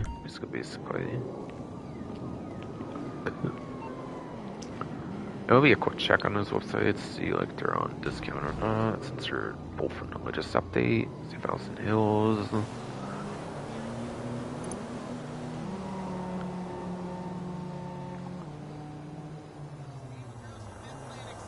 Yeah, as expected, not for the Mark 5 though, at least. Yeah, SS4. The XS4, yes, is not on discount either. So like usual, it's just to promote like newer vehicles pretty much for the luxury autos.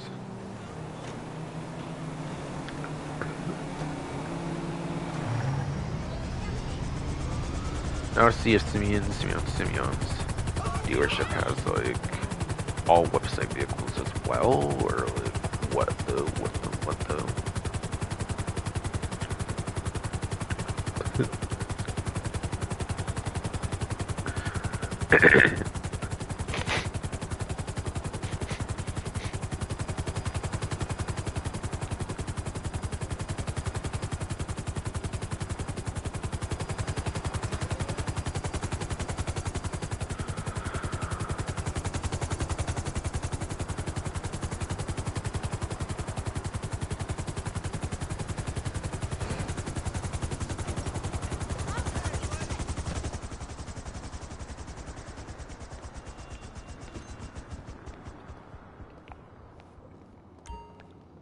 Okay, I do think this dealership looks like it actually does have vaulted stuff actually in here.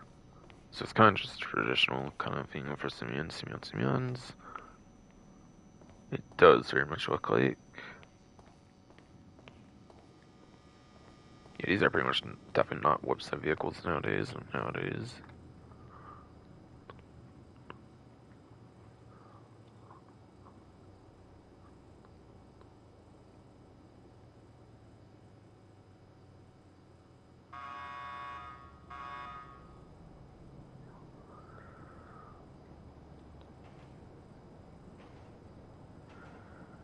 So it looks like there'll be 5 vaulted vehicles instead of maybe like the traditional 8. Like at max, I believe. Believe.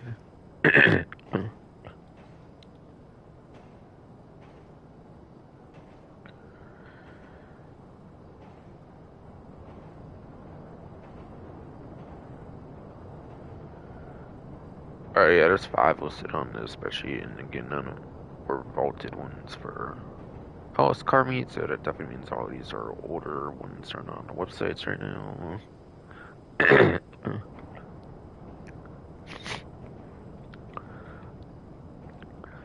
So I only have a Dottie 4 GT, I believe came out in like October-ish 2014, if I remember right, in like the last Team Standing update. Also, interestingly, it's a return vehicle from Grand Theft Auto 2, apparently, from what I've looked up on GT Week in the past, from what I recall.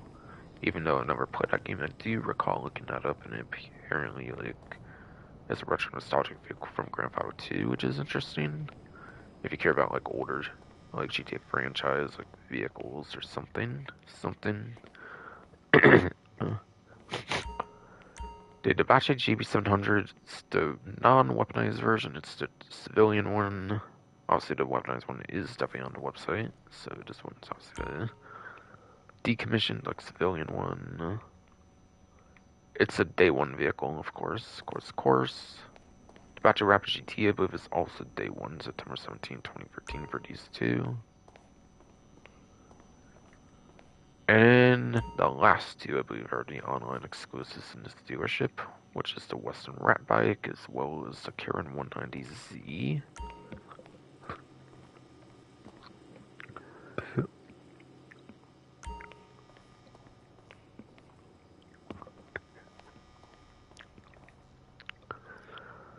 So for RGTs, probably in the sports class, I would definitely swear recall. Yeah, best will probably be like a mid-tier sports car or something. Like absolute best, it's probably where I would see it being. JB700, I believe, is in the sports classics class. And yeah, that class nowadays has like old school like supercars. So yeah, nowadays the class has like old school supercars. So like I really don't like see it being top of the class. Probably like a mid-ish tier sports classics vehicle as well. In its case or something. Rapid GT, I guarantee it's like a mid-tier sports car nowadays. The Rat Bike, at least for lap time, is probably complete utter trash for lap time. I'm pretty much gonna guess. Surprisingly, if I remember right, I think I heard it like at least at one point was pretty impressed for top speed. I don't know if it still kind of is, but either way, it's in a class of like sport bikes in the game, obviously. So like, it's not gonna hold a candle to those pretty much on the average though. And finally, last but not least, the Karen 190Z, apparently for this dealership, is a sports classics class vehicle, right? I assume it would be placed better than the GB700 if I were to take a guess. But yeah, like really, it's probably like pretty mid-tier there as well. I'm guessing. Yes, I'm guessing. So that's what thoughts of all those basically. And for those, by the way, that don't understand like the vaulting of vehicles, Sandra's Mercenaries DLC Summer 2023, and they vaulted like at the time I think it was like 200 plus vehicles or something. Now, eventually, in the last couple updates, Special Agent Sabotage, Money Fronts, and this updates of House and Hills now, they've actually, like, unvaulted vehicles, especially in these last, like, 3 updates, adding, like, the lock-on jammers and whatnot. Oh yeah, that reminds me, I have to go over some vehicle adjustments too that they announced for last week. I didn't mention that in the stream earlier, but I definitely will be doing so, of course, like later on. Like, if I can, of course, with no issues, of course, hopefully. Hopefully.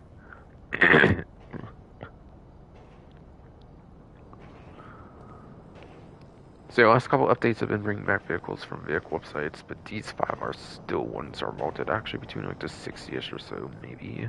Maybe.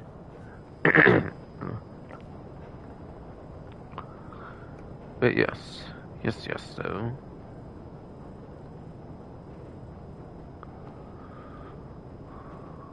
So now it's like 2.5 years.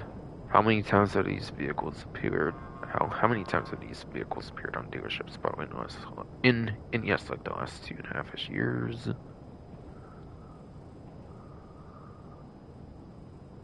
So apparently the Ferrari GT appears for the 12th time.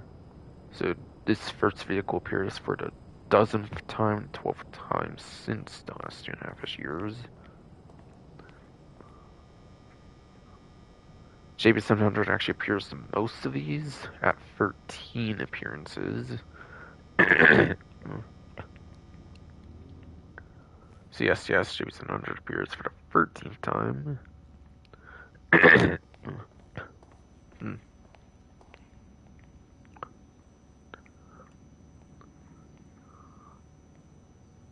But the Battery Rapid GT, it says it's a Cabrio version on the spreadsheet. Yeah, this one has like a roof on it, so yeah, I guarantee it's correct then. Correct then.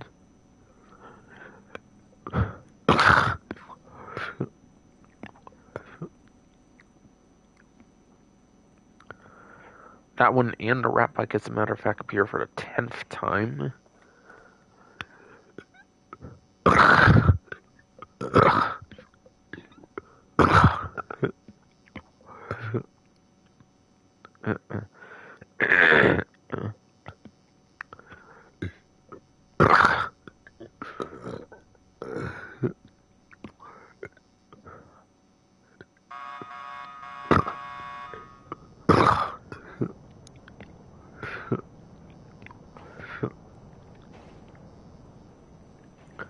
Sorry, man, this body for some reason be missing me. I'm so bad. Like, wow, no. Wow, no.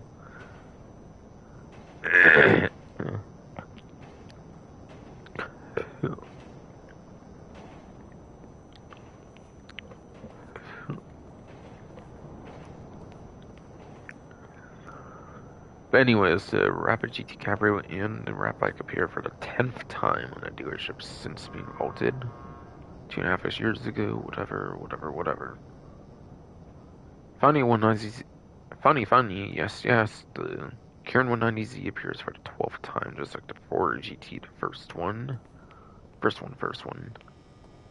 And last 2.5 years, Dangerous Mercenaries you will see until Safehouse and Hills.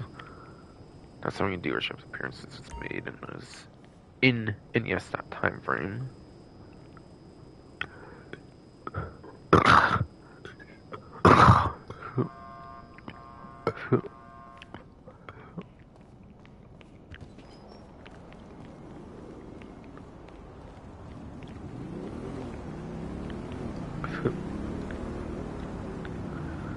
But I guarantee none of those will be on discounts. They're vaulted vehicles. They don't really put the vaulted vehicles on discounts. Most of them are already pretty cheap as they are anyways, but whatever though.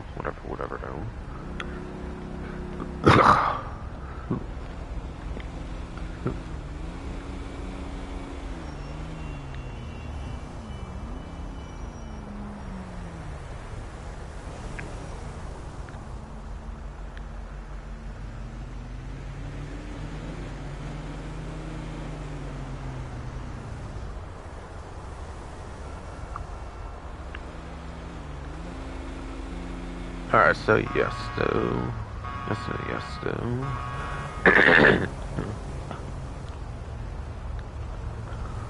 So like the last time, like I mentioned before, in like the 420 event, basically, where they gave like 2 weeks of go ahead or something like bonuses, discounts, all that stuff.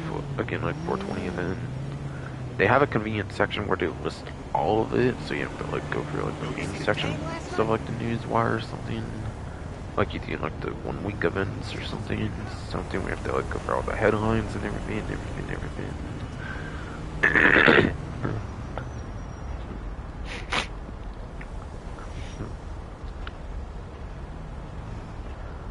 So I can seem to conveniently go over all the money opportunities that are still needing to be talked about, basically. So I already talked about the 4 times money and RP on the land races. That was on the main menu, so of course I already talked about that one.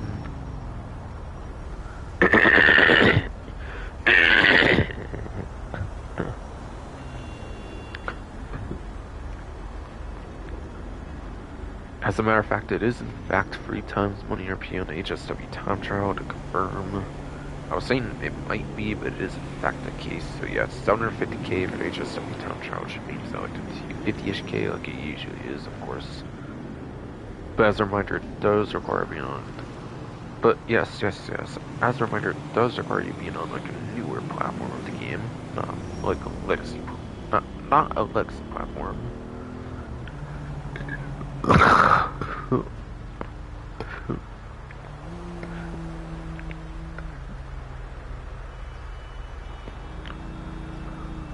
There's also triple money RP on the missions actually in the dealership. Now it's not just the repo works, I think it's also the day 1 contact missions as well. Hi there.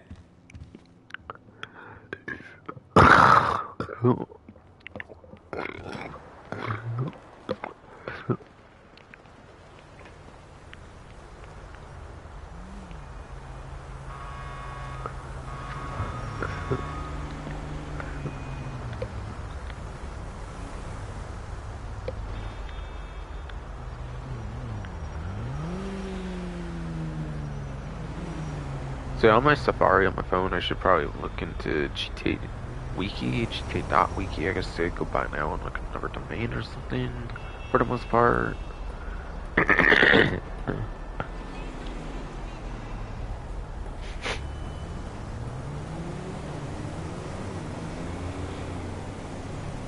So I don't have to go through the whole pause menu, go through the mission list, I'll just kind of jot them down.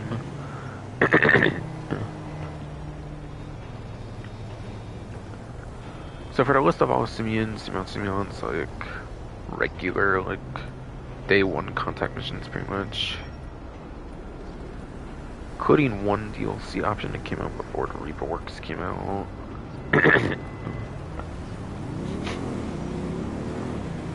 Where credits due Rockford Roll, Richmond in Richmond, Chasers, It Takes a Thief, Gentry Does It, All in the Game, Elborough Heights, or I said Heights, but I meant Heists. I think I actually said like the actual location, but it's Elborough Heists. Blow Up, GTA Today. That particular mission, by the way, was added in the no. GTA Today, by the way, that one was added in the High Life update, not Independence Day. I accidentally slipped up saying that one, but High Life update I'm in. And then Chasers 2, Blow Up 2, and Blow Up 3. Those are all its traditional contact missions again. Work credits due, Rockford Roll, Richmond and Richmond, Chasers, It Takes a Thief, Gentry Does It, All in the Game, Elborough Heists, Elborough Heists, Blow Up, GTA Today, which again, that one's added in the High Life update,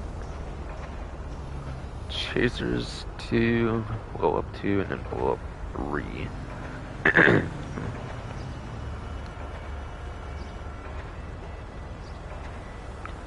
that is apparently all 13 of his day one like contact missions. Besides for of course GTA Day that was out in like 2014, like a year or so later, or like about a year or so later.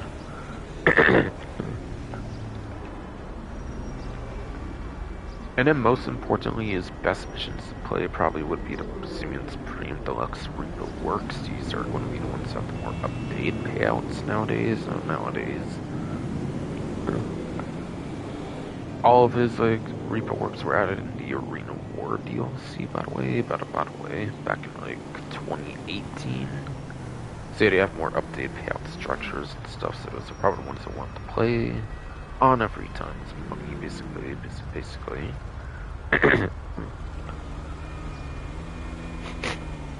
And there's 8 of those total. There's Repo Blow Up 4, Repo Sasquatch, Repo Under the Hammer, Repo Deviant Lift, Repo GG Today 2, Repo Harvey Nearly There, Repo Burn Rate, and Repo Simeonomics. So he has 21 missions in total to choose from. Those 8 pre-inducts Repo Work ones will pretty much be the best ones to play if you're trying to make the most serious money in the game for his missions. It used to be like 21,000, or no. It used to be $23,100. It looks like for 16 plus minutes on like normal amount, I believe. So that would be like 60, like 9 or 70k, I think, on free times back then. However, that pay has since been increased at least one time, I think, with like some kind of boost, like a update or something at some point, like in a later update. Like one from like last year, like bombed our bounties or something, I think it might have been, I forget whatever update it was, increased like pay for like the Repo Works or something. Alongside a bunch of other newer contact missions in the game.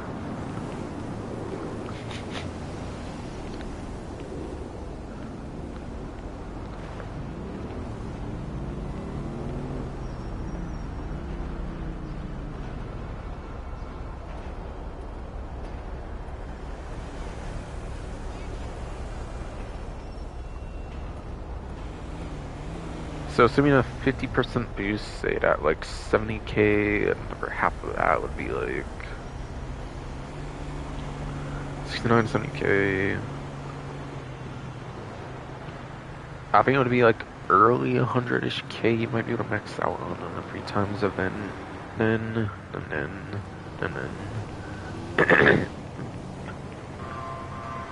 Again, for 16 plus minutes. It's not worth waiting 16 plus minutes to own a mission, just keep in mind. So on average, you'll probably be making like high, like 5-digit amounts of money, basically on average though. On average though.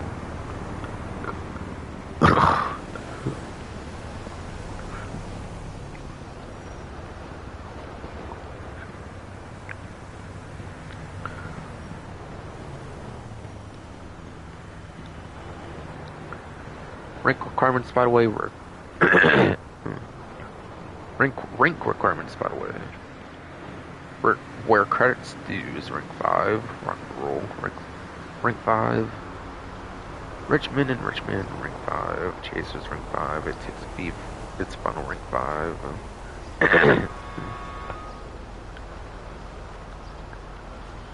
And then Gentry does it on a game in El Burro Heists. Those 3 missions are rank 10.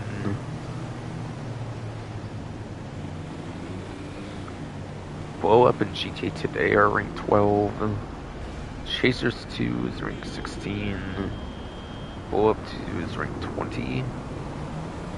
And then finally Blow Up 3 is rank 31. And all the Repo Works are available at rank 1, so there's no rank requirement on the newer missions that also pay better, basically. Basically.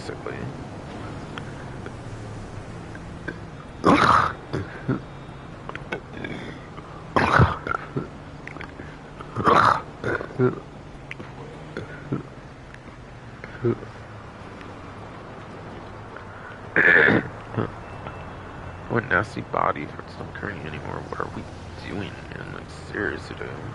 Seriously, dude.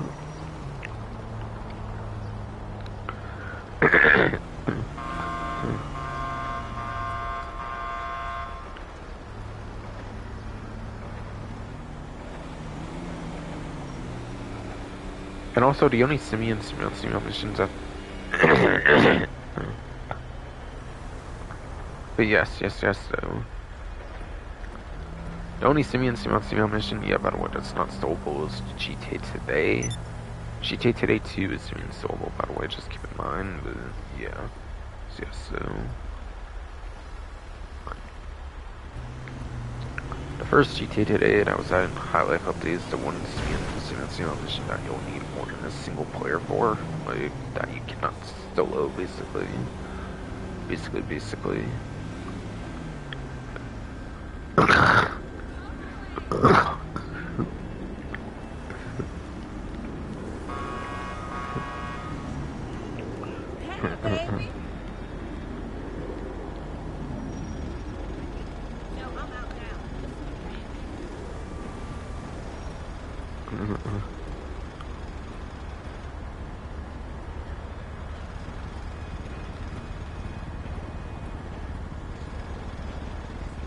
I think that's awesome. I wanted to say on this missions, by the way. I think I said everything I wanted to say on the missions now, finally. Now that I went over the player requirements on pretty much all of them, basically. Oh, well, aside for one thing, actually, hold on. hold on. So if you want to make a playlist of any Simeon missions, I think all of them are eligible for playlists, being put in playlists. You can do playlists, create, and then you gotta choose a recently played job, I believe. I think in the early days, like literally like at the start of GTA Online, like September-ish, like, no, October 2013, obviously, and like probably before 2014.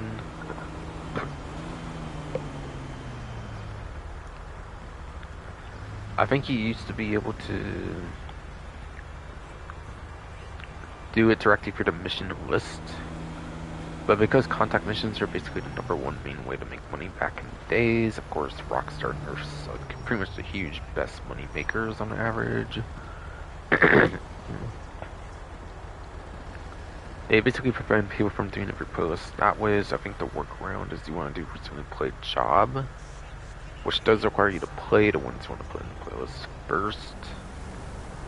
Or on Rockstar Social Club, you might also be able to find other people's playlists.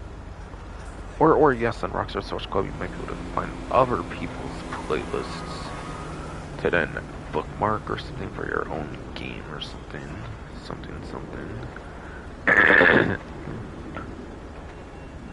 Me personally, though, I prefer doing like the recently played job method, since you get to choose like which ones you want to put in your own playlist and don't have to rely on like what other people find to be the best ones or something. And also, I do have contact mission content. That's a series I do where I try to do like each mission as efficient as possible and whatnot. So I recommend that series basically for going over some of that stuff essentially. If kind of dig into my own channel, at least I do have some stuff about like contact missions as a whole, as a whole.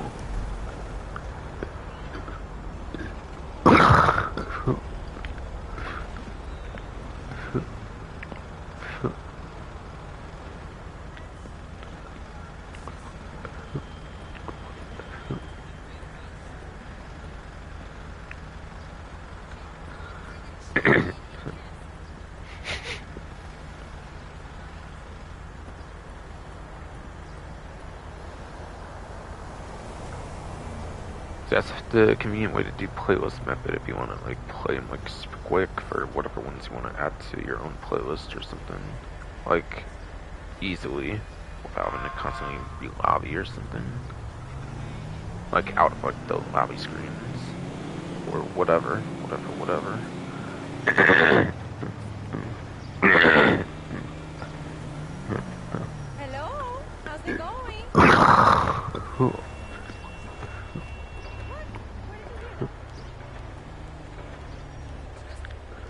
Fuck ass body, man, for someone carrying it. Can we knock this off, please? Like, what are we uncontrollably doing stuff for? What the hell, man?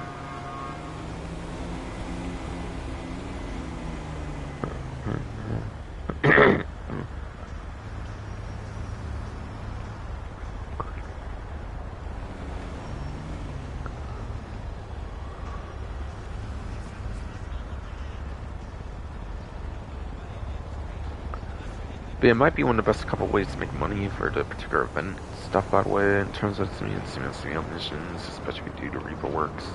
I feel like those might actually be one of the couple best money opportunities for the event that are on like a times money, of course.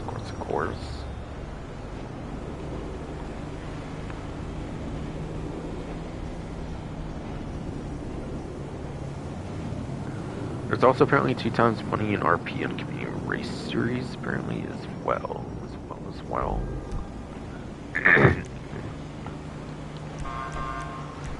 Best jobs, play jobs, community jobs.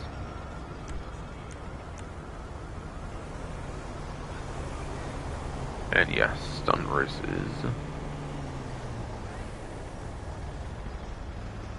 Looks like the new map is the giant hiring one. Looks like. Try to see if I can play that more later, but yeah. Those ones are only 2 times money RP.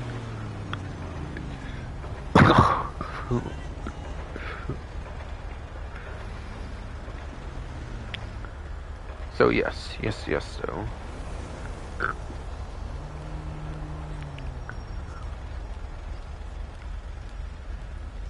So races, I think used to be like 8K or something, like regular amount, so like 2 times I think for 8-10 minutes solo was like 16ish K it used to be back then.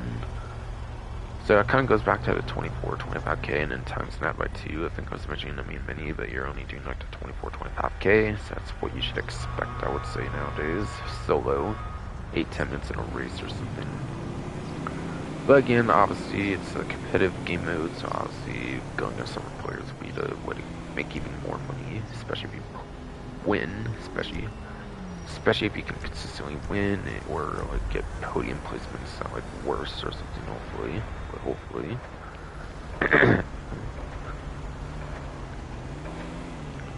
Yeah, I'll get back to that one and play the new map if I can, hopefully.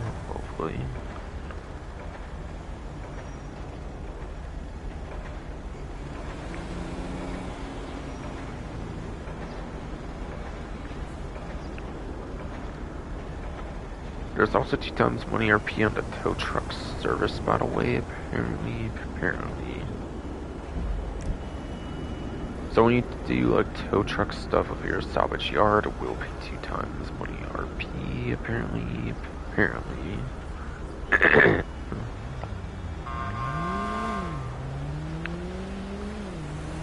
The vehicles themselves I don't think pay the greatest if I recall right, though. It's not the biggest deal. I don't know if that includes like doing tow truck stuff for like your salvage yard robbery, like the robbery side of things, or what though?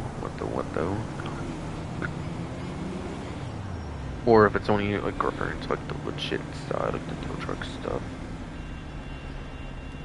That's not to say if you want to like salvage a vehicle or something for like one of your robbery targets or something.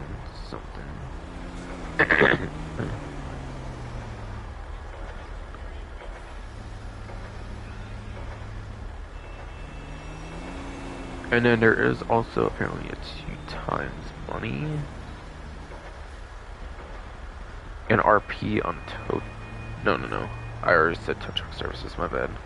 It's just 2 times money, no RP on the salvage yard daily income. So yeah, the daily income, you don't get RP from that, you just get cash because it's just safe in there if you have the safe, basically. So I believe the safe actually fits a pretty good amount of money. It's like $250,000-ish. I think the main way to get some good safe money is by doing those tow truck jobs, if I remember right. I think that increases the rate you get money for a set amount of time or something. That kind of goes hand in hand. So yes, that kind of does go hand in hand with the money return board, at least. So while the tow truck stuff might not pay heavily by itself, even on 2 times, you can at least get 2 times on the like safe income that will be increased as you are doing those tow truck missions. Is he off? Good. Let's do this. We're fusing things that haven't been fused in ways they shouldn't be fused.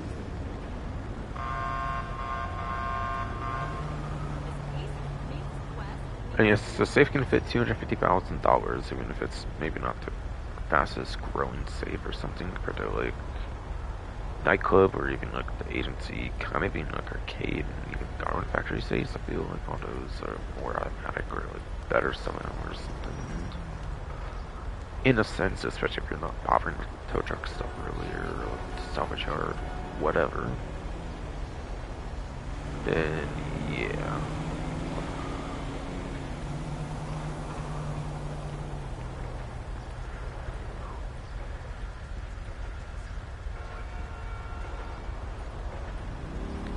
That's the way you make the real money with the tow truck stuff. But like honestly, Simeons might be better since you don't have to do like a ton of like the tow truck stuff to even get the decent save money in the first place. Oni would be better in Simeons stuff. I feel if you want like remote stuff or like being in a lobby screen constantly or something.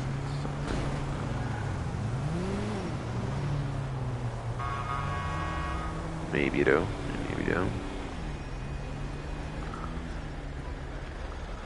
There's apparently also 2 times money. Actually, the last money opportunity it looks like for this first week here is 2 times money on salvage yard vehicle robbery sales and salvage value. So I believe that's the like money that will show up on the computer that I usually go over at some point in the streams, like later on in the stream. So. And then salvage value will be that bottom part where it leaves the salvage value. So yeah, those two, that's actually pretty decent, and I think that would probably be the best thing you could do for the event. If you're going to stick to stuff that's on like a times of money or something. Rather than like more traditional grind or something.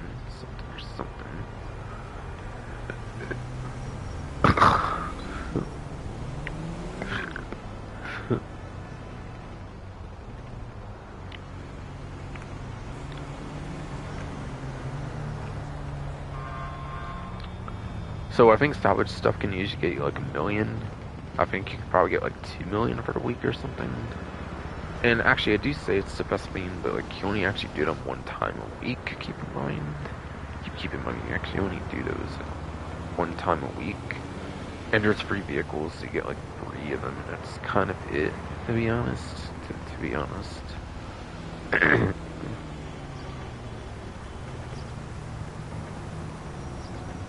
Salvage value, to be fair, could also mean something with the tow truck stuff as well, for all I know.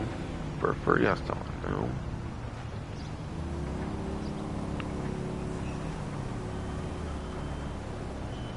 And yeah, it also, there's this plate you tell on to get the Rockstar helmet, like I had pop up earlier.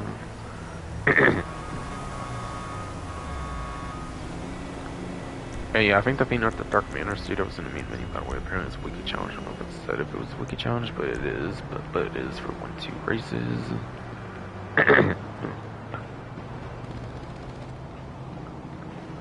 So I guess you got Dark Manor racing suit as well as the $100,000, basically. Basically.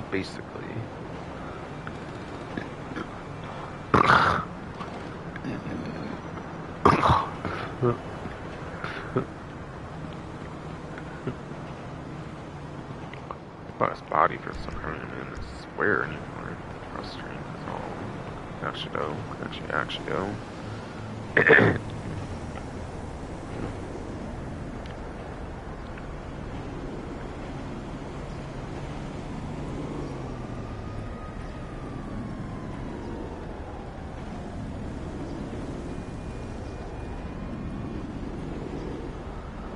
Okay, so I pretty much took care of the money opportunities I got together since I had a nice small convenient section for all that. Or hold on, actually, before I do that. Oh, look who it is. CO. keyed my car. Happy party file. This time around is the black box file. If you only ever do the party files and you don't really grind these like things like besides for anymore, it's not that great of one, unfortunately, compared to say the fine art file or the project breakaway file. Those are the two most convenient ones to have a party file on. Pretty much.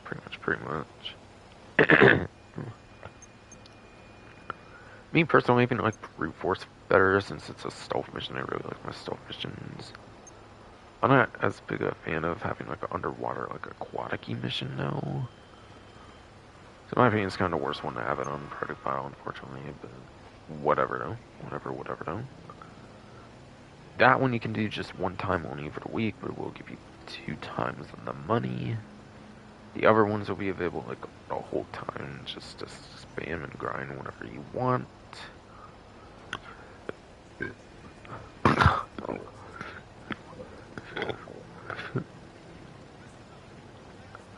But yes, though. Well, it's not directly a money opportunity, it is actually like a mechanic, I think, with the business that technically makes it double money, though. And it does happen each week, so I figured it's kind of worth like going over, of course. Of course.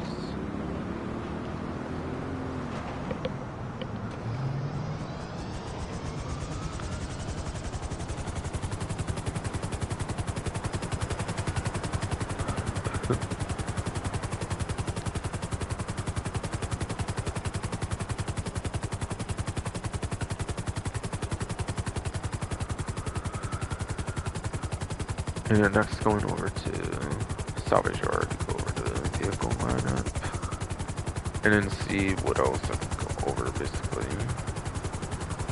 And everything.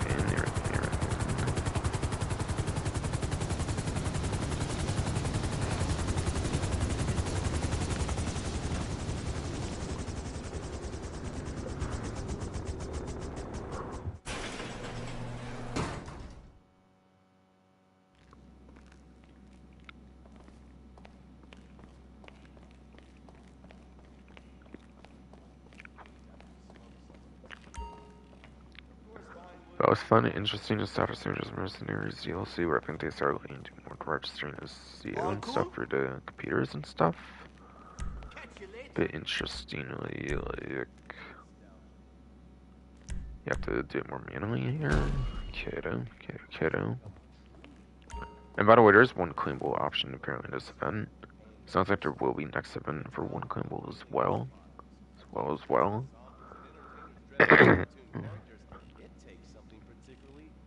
Alright, so yeah, those are in fact doubled. I don't know if they've actually doubled those before. That could be the first time they're actually doing this kind of event actually for salvage yard. Interestingly. So like I was saying, you can actually get like 2 mil instead of like a million, which is cool. Which is cool for the free for the week, at least for this one event. I don't think the week 2 has it, of course. I'm guessing, but interesting. Benevero quit. D10 is your claimable vehicle apparently. By the way, this is that like police quit. I quit by the way, but it's a civilian variant. Living on daddy's pension and protesting about the unfairness of capitalism. Maybe stock market manipulation is your bag, or loan sharking, double identity theft, assassination, or even worse, swinging. On our next episode, Stephen Haynes, will show you the flashier side of crime. So I feel like usually when they do this kind of thing, where they have a claimable thing, they'll usually like give more details on the vehicle and stuff, like the robbery it's going to be part of and everything on the newswire, but they didn't really do that this time.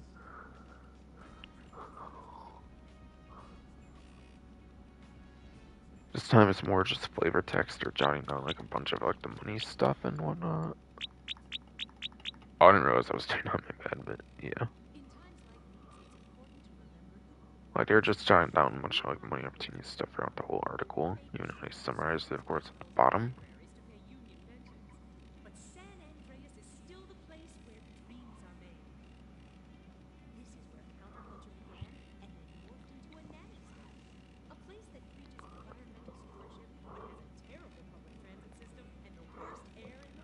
So I think that means I have to go on the GT series videos can be posted. My bad, I was thinking for a while and might be getting kind of tired actually.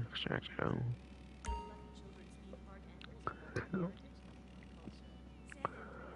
But quick, D10 apparently is for the podium robbery, apparently.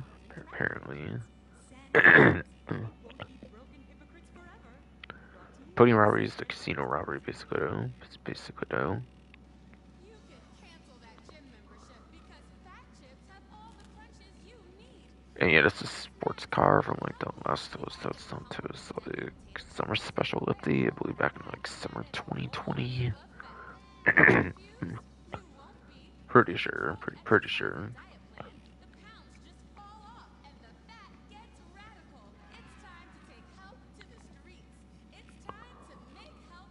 Yeah, that vehicle, yeah. Part of the podium robbery, yeah.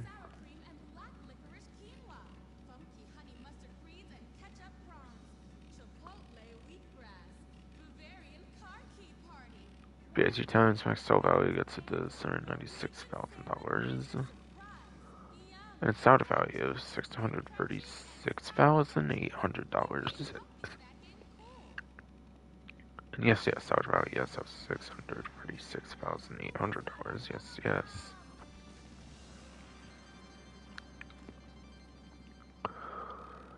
It's a very nice amount of money that you can get regardless of what you do with the vehicle, if you don't keep it as a personal, of course.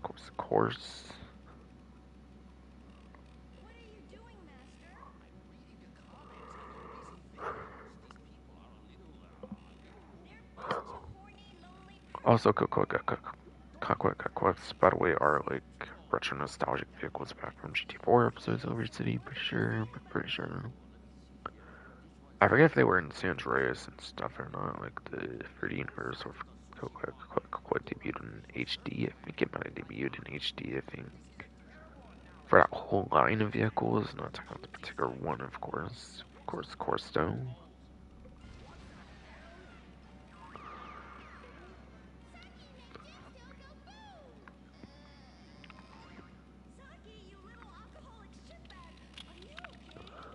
And apparently this has the Alice Pounders vanity plate, by the way, for the vanity plate, since it is claimable.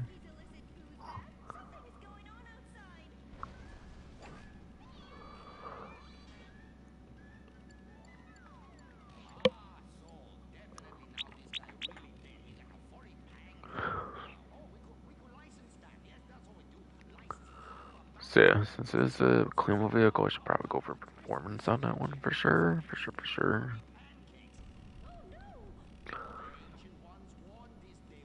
But yeah, it's definitely in the sports class.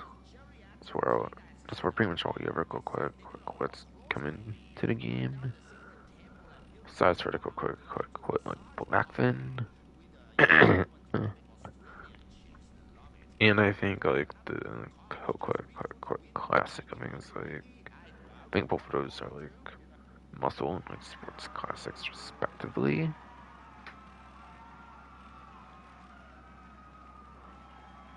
So whatever though.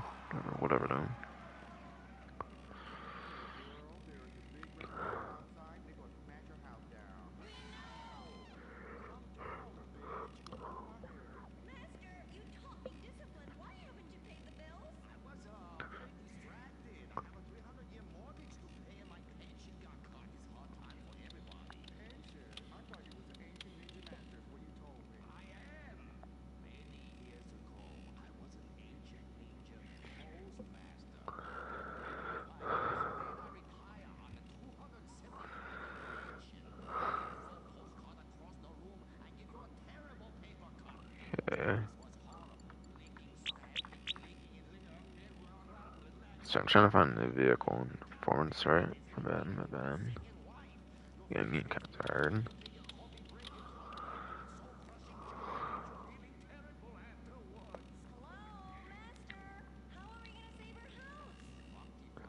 Alright, so apparently this vehicle, according to Rough 152's vehicle spreadsheet, rates in need for GTA 9. It is apparently the bottom E tier, which gives enough for 47th place top time.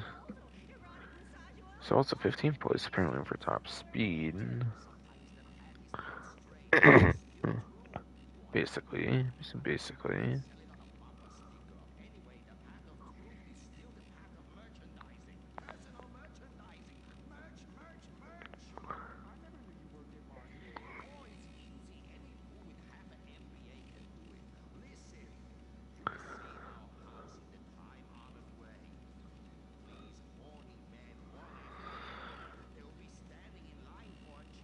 So uptime, first time actually of like 117 vehicles, just something in the sports class is actually definitely above average for the class.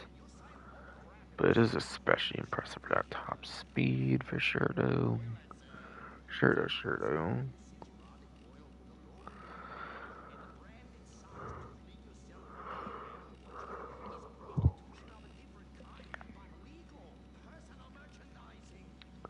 Yeah, Goes is like was apparently like ninth place actually for top speed apparently.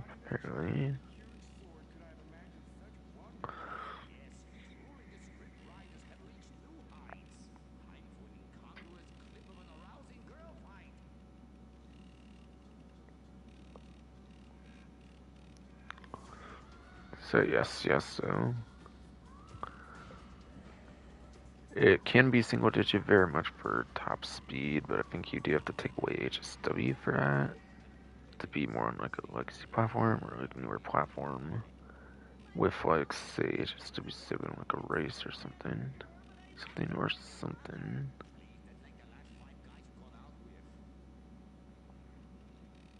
Master, what are you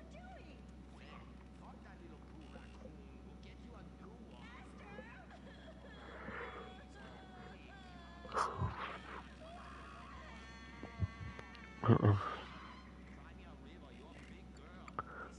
So it can be an okay, alright, like personal vehicle, but I wouldn't even say like good, decent, whatever. Since it focuses on top speed at that time. I find out about the Dahmer GT apparently.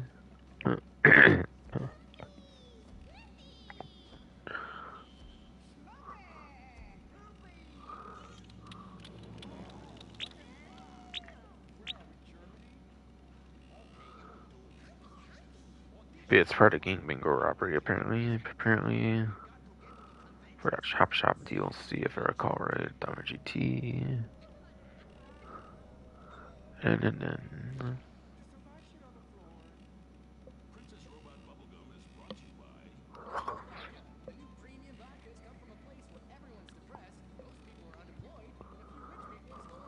but yeah, that one's part of Gang Bingo robbery with the max sell value $76,000 and then salvage value of 580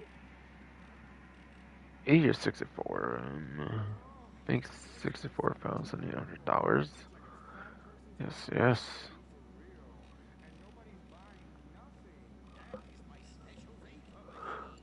And then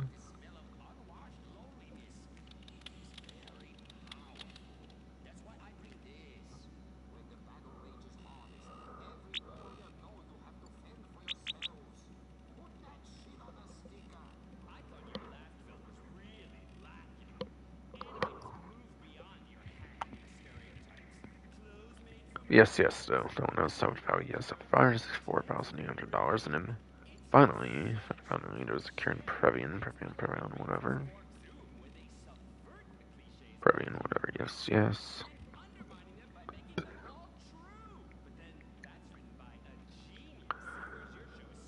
But yeah, tuner subcost, like, coupe vehicle back in Los Sosos, not just tuners, interestingly.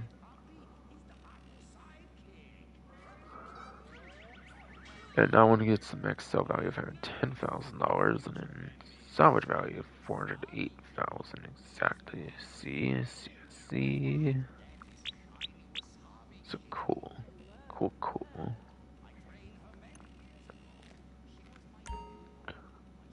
Yeah, sorry if I kind of butchered that. I was just starting to get tired. Unfortunately, I'm not repeating myself there. To think though. Nothing but respect, yeah, boss? Hey! See you on the flip side.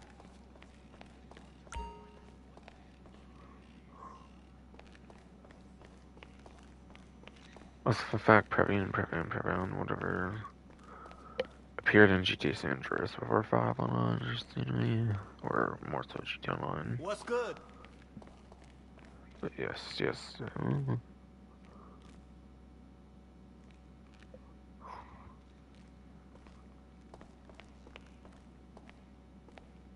Wait, I just somehow get back in here? My bad. I'm getting tired. Getting tired now.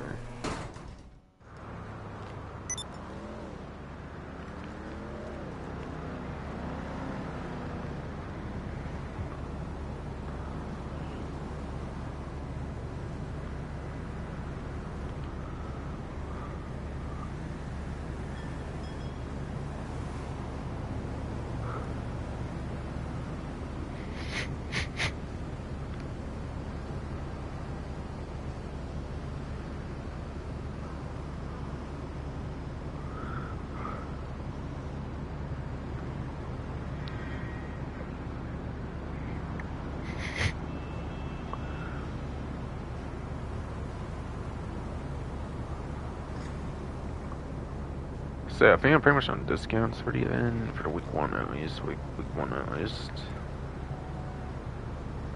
So as I've said earlier, the Alice Carmi membership is apparently free. I believe that's one for both weeks, not just the first week. Again, only really saves you for, again, like I said earlier, only saves you like $50,000, but I think it gives you like the features of the Alice Carmi. Obviously, like if you don't do the Alice Carmi series races, so you can do like this prize ride, challenge things, etc. I think. So getting it free obviously is better than 50k, even if 50k is like pretty much absolutely nothing basically. Basically I would definitely say.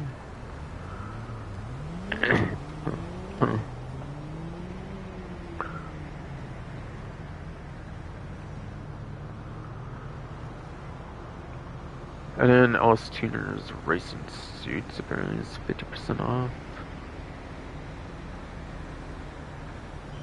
And that'll be for both weeks, apparently, like the membership fee for the Alice Tuner's racing suits. I believe that's HSW clothing or no. I say HSW clothing, that might be a branch of it. But in terms of what's available for everybody though. Everybody though. Yeah, Tuner's racing suits, yeah. Like 50% off. I think those are like some of those like I think those are those suits you can buy and like increase your car meet reputation. Yeah, you wanted to for some reason.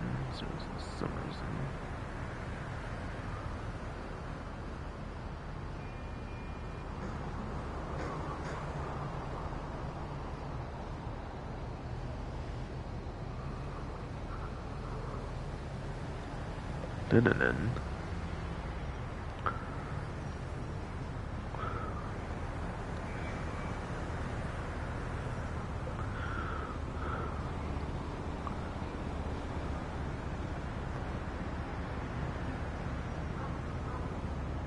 Yeah, Benny's conversion upgrades apparently are half off.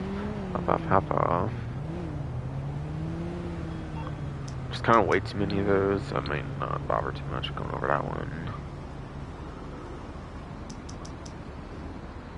Kind of cash, I click there. KK done.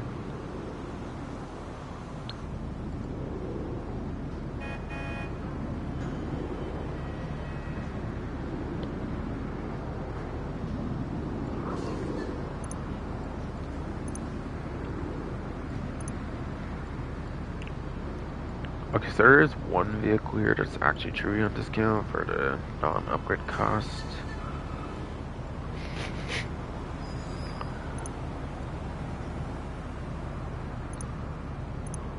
Yeah, like 9F wide body, Weevil custom, Sentinel XS wide body, or classic wide body, whatever.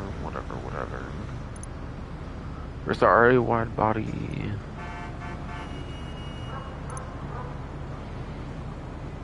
Yeah, Benny's gone, I think, whatever. Yes, Benny's gone, I think, whatever. Do classic 4x4.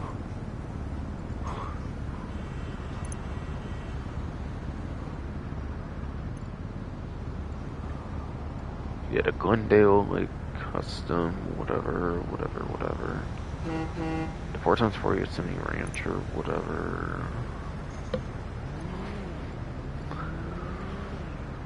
The Peyote Custom, actually, not the big companies of gas serve. Yes, the Peyote Custom, though.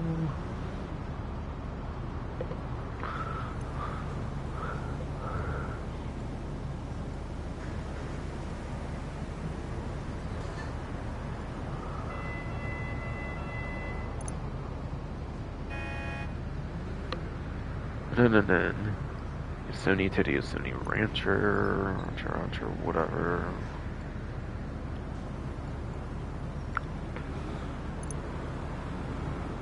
Did I go over that? But yeah, regardless, whatever. Okay.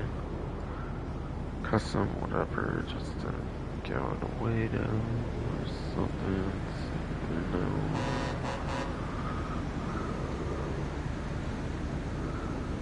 Good Benefactor Glendale Custom. So I wonder that one right, I couldn't get. Oh yeah, wait, my bad. We had a Vapid Peyote Custom. Yes, so.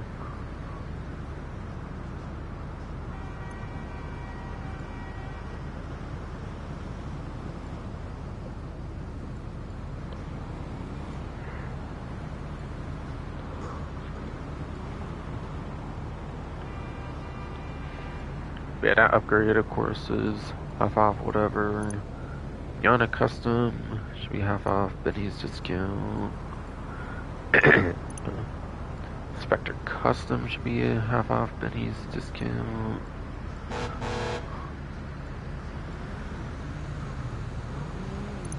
Tower GTB Custom should be half off, Benny's version discount. There's the R1000 Custom should be half off, Benny's discount.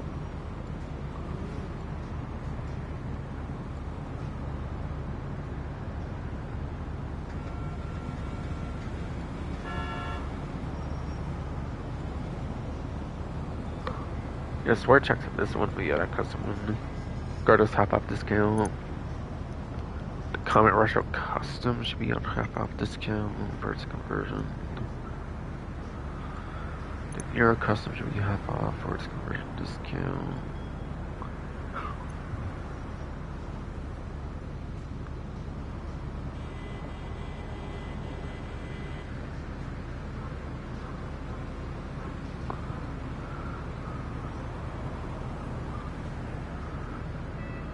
Yeah, after Nero Custom, it's Diablo's Custom apparently. For discounted half off Benny's conversion.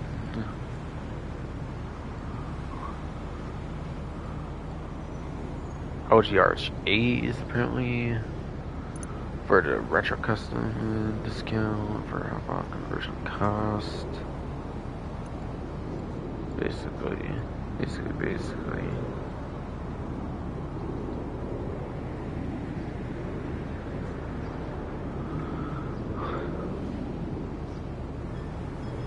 And the Faction Custom and the Custom Donk, those will both be on a discount, basically.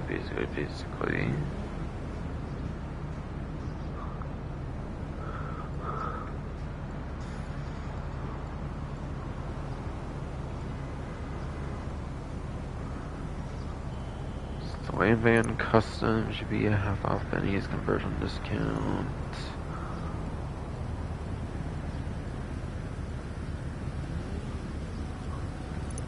Minivan Custom should be half off conversion discount.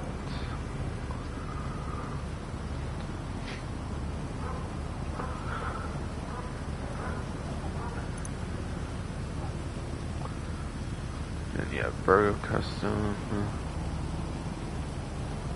Apparently though. Yeah, Virgo Custom, whatever though. Is a half off conversion discount.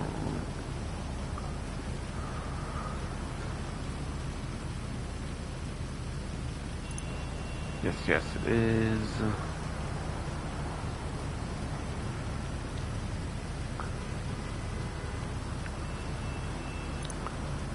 Classic Return to Custom should be half off conversion discount.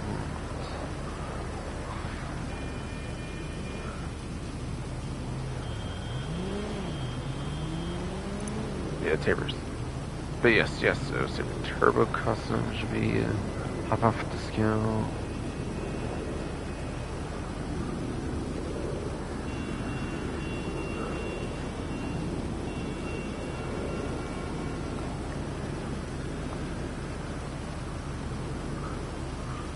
Yes, the Sultan RS should be 50% off conversion discount.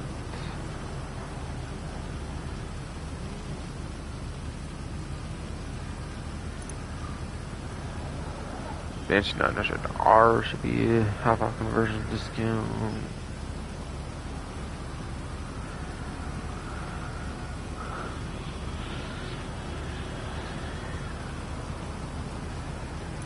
Chino Custom should be half off conversion discount.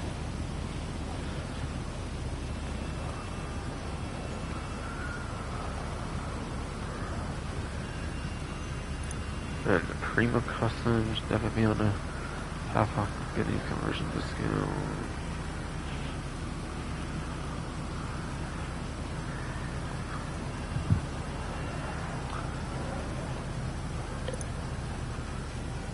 Yeah, the Mini Custom should be on a half off discount.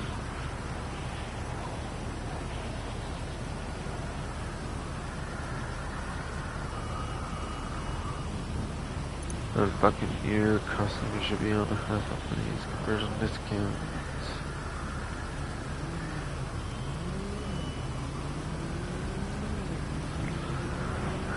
And finally, the Classic Beauty should be a half off conversion discount. And then, yes, yes, a tired body man, come on. For sure, one of her these ones, yes, told us one for the most part. Yeah, Beauty Custom should be on some kind of conversion discount, probably.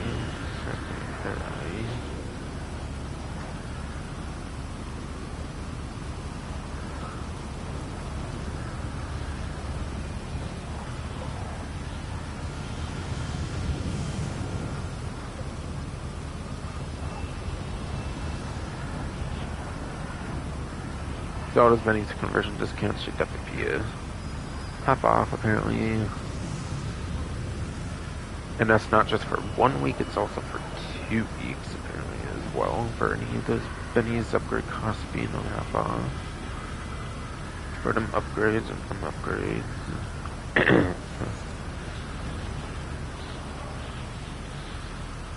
Turbo tuning is 50% off, so I think those you should go like 50k basic turbo tuning, so it's like 25k and plus more for the HSW variations, of course.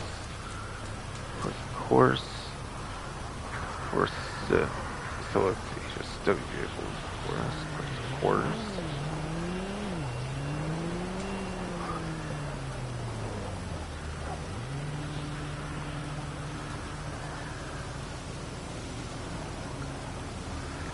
Yeah, turbo tuning, by the way, is for both weeks, it seems, again. There's apparently free horn customization, apparently, right now, for any horn you want to customize on the vehicle is apparently free for the event. I don't know if they usually do that, actually. It's a pretty nice one. I might have to change some horns myself, actually, because, like, I always found this Livery City San Andreas one's kind of annoying to do, because that one's not just 35k to, like, 90k a horn, actually, though. Actually, though.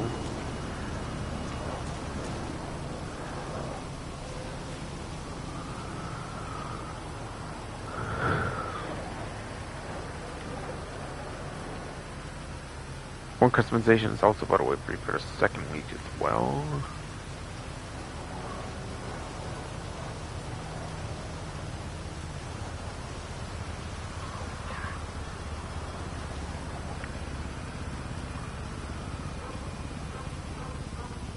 HSW performance upgrades are in fact also half off, like I was kind of suggesting with the Izzy Rally thing earlier, whatever.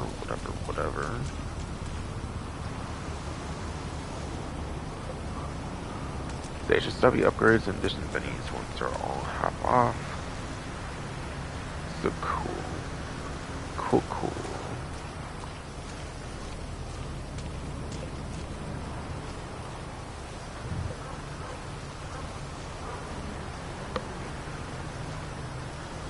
Yeah, I'm not going to go over all the vehicles for HSW, of course, at all, since they don't have their own website connected bennies where it's not going to be like showing all the like upgrades and all that though.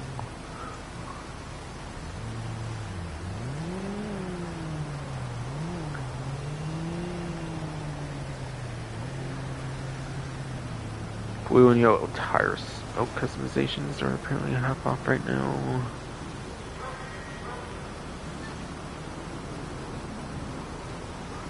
And that once again will also continue for week 2. Once again that will continue for week 2 to May 21st, May 27. Apparently.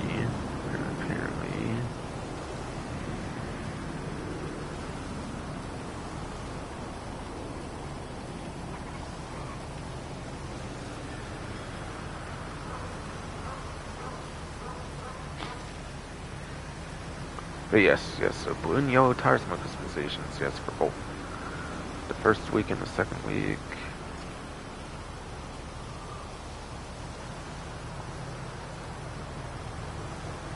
I think from there it gets to some particular weekly ones. Or whatever.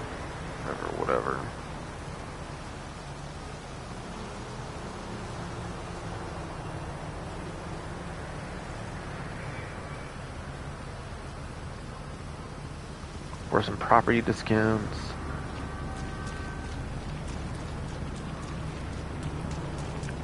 So apparently the salvage yard as well as upgrades and modifications are 40% off for this one particular week only. It will be other properties for the second week of the Motor Madness. But for this week at least, it's the salvage yard stuff. Obviously if you want to get that huge like raise like the 2 times on the like sale amounts or like the salvage amounts, whatever, then it's a very good event to be finding one of those, of course, for sure.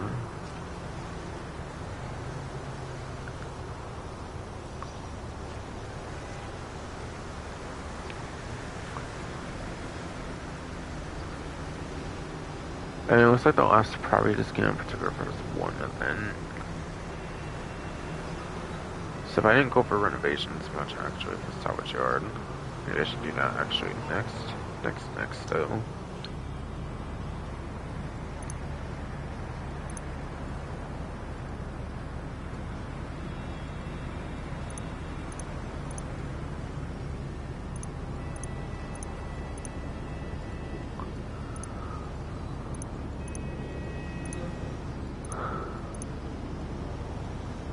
But yes, so I do own the most expensive, I'm pretty sure.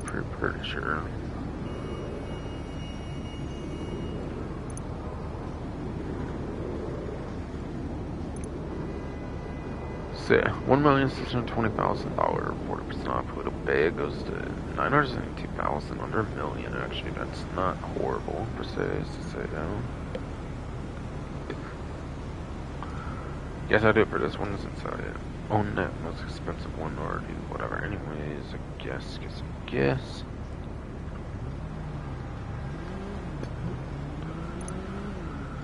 There's complete cosmetic tinting.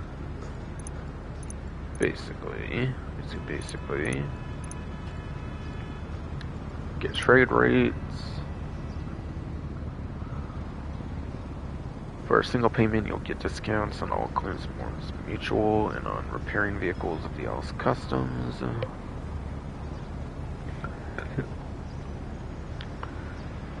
Yeah, especially good for free mode use if, say, like a creeper's punt.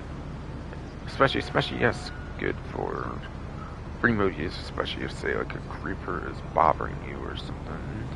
Something you need to, like, get them out of your hair, I guess. Then you won't have to pay as much, at least when you like destroy their vehicles or something, teach them some lesson or something. Possibly. Possibly.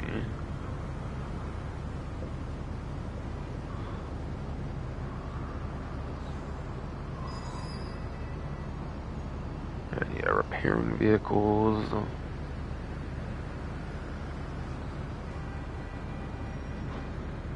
Yeah, repairing vehicles also costs less, if it just means a smaller repair fee. It's actually pretty small, I feel, on average.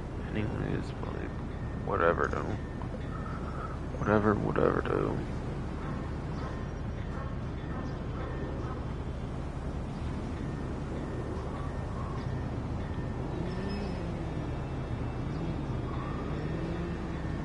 And then tow truck. If I remember right, it's just a cosmetic difference. It's actually really overly matter which one you choose. They both have the same performance, they're just different cosmetic for whatever reason. For yes, whatever reason. So the cheaper tow truck beater apparently should like be on par performance wise apparently with the clean tow truck. Believe it or not. Wall save for the $250,000 that again you get from the salvage stuff like I was mentioned basically earlier. 100% special purchase have been very good. And on the other hand, depends on how much towing you do. Like if it's your main grind in the game, then yes, it's mostly worth it. So like, don't really know even then.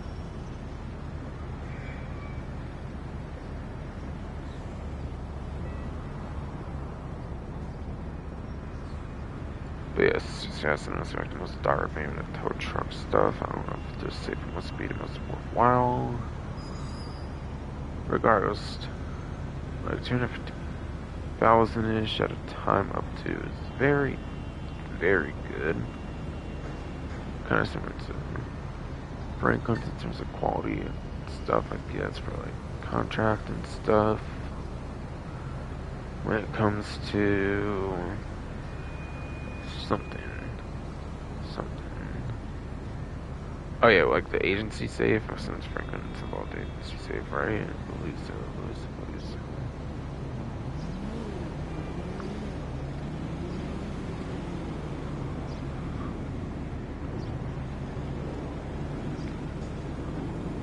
And yes, so.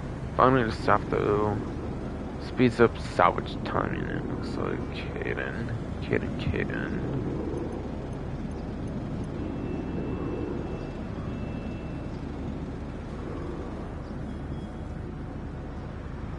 And the Eclipse Boulevard garage property is on discount. Now, there's only one instance of that. Okay, I'm at 94K. Okay, whatever though. See, there's only one single instance of the one thing. I'm pretty sure, obviously though. There's one single instance of the Eclipse Boulevard garage. So I don't think I can go on the website to show it, but yeah. So it won't be there if I do even do that. Yes.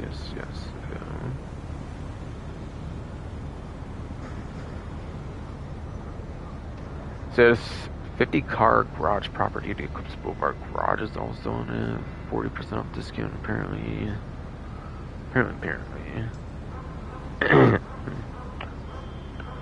For property discount there.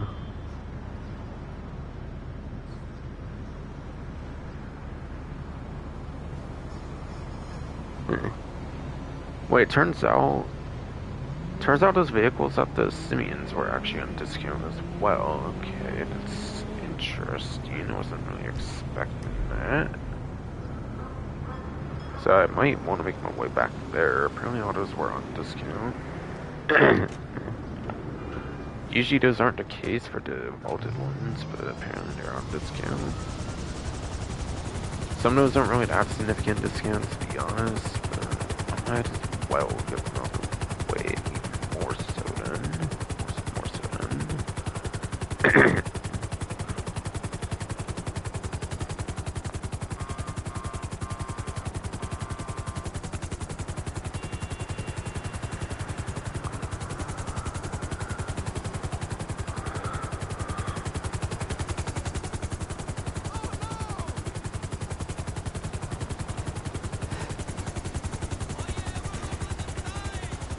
Sorry about that. I didn't expect these would be on discount. Sure, I guess I can put more detail on the performances and stuff then.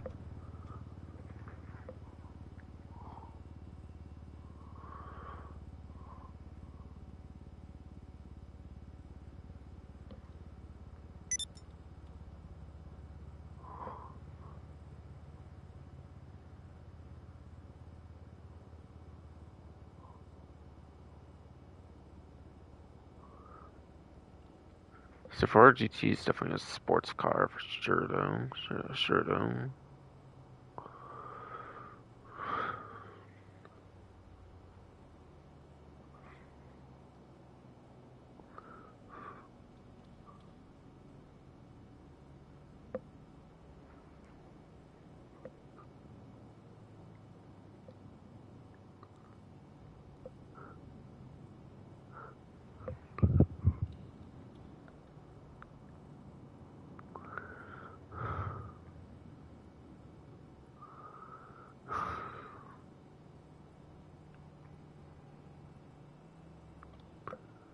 Okay, I finally found it. It looks like okay.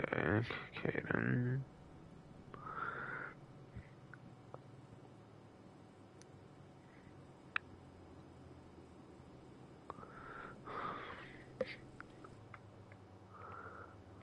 Fiesta for GT. It's apparently a K tier sports car at 100th place for lap time. In 52nd place top speed apparently.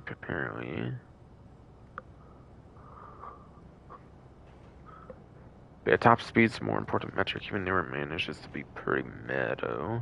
Pretty meadow.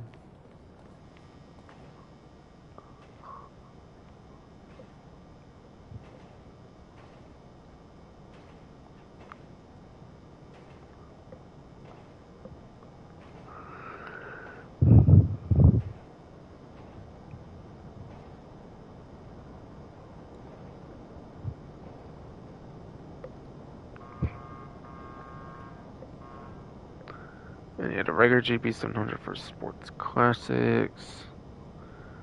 Apparently it's at the bottom H tier. Well, 30th place. So if he has 30th place lap time.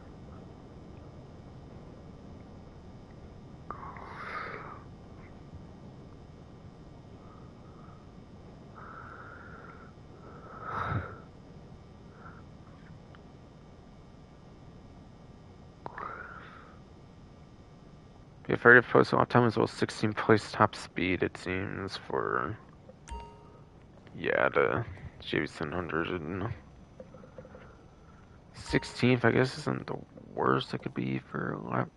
I mean, yes, for top speed, but yeah, tops.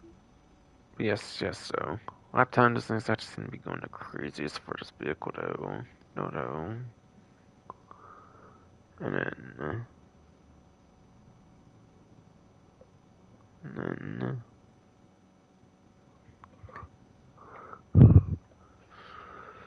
So yeah, not really great for lap time at all. Just top speed theme, but even it didn't really do a great start either. Either though.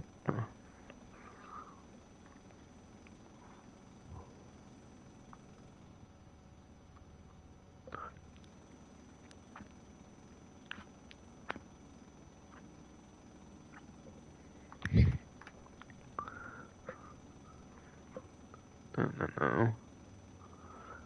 Yeah, the Rapid GT Cabrio. Apparently it's a K tier at 95th place and 53rd place apparently. Apparently.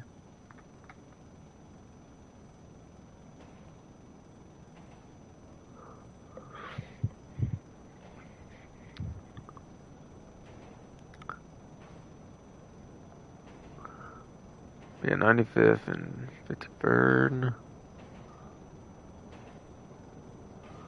Apparently.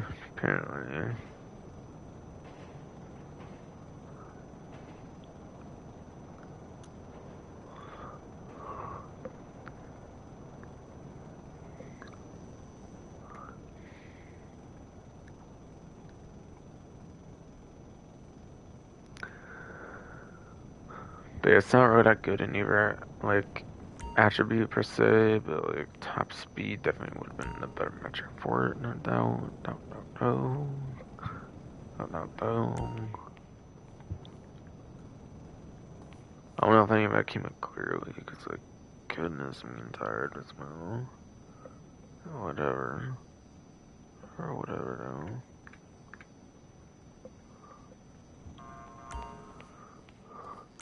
Get a rat bike. For motorcycles class, apparently no letter tier for that one being a motorcycle and counts as more like extra classes.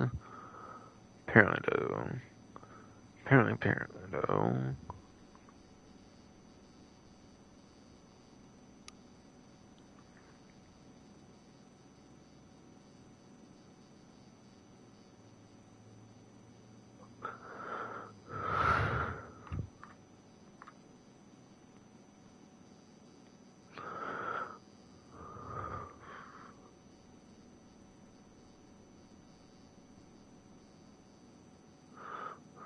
But yes, this is though.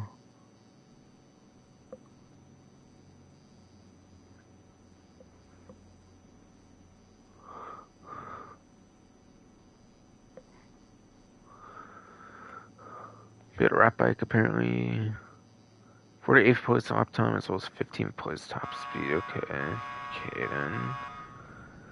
Special warp on the lap, but I guess it can be alright for turns, corners, whatever though. Whatever though.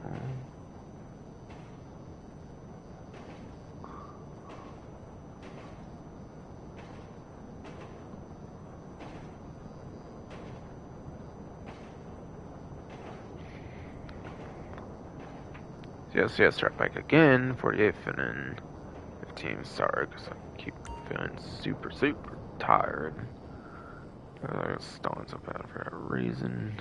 And finally, Karen 190C. SCS Sports.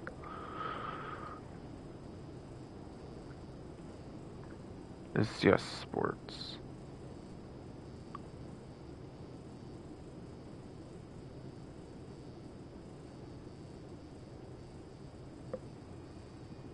Like sports classics, of course. I mean.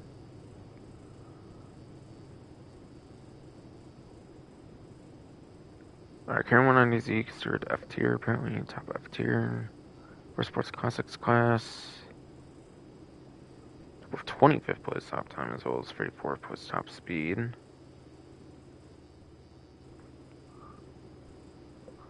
So it's barely on to above average on the lap time anymore.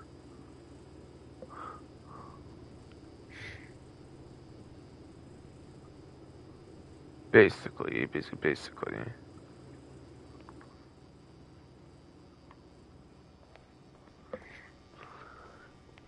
So this one's more for lap time, if anything.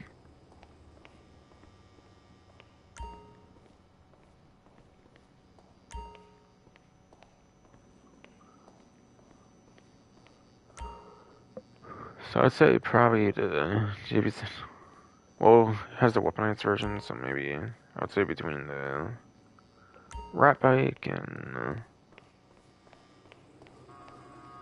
the Karen 190Z. I feel those two are maybe the most interesting batch of like kind of surprising discounts, given you should do discounts out of time on like dealership vehicles and they're vaulted anyways. Like whatever though.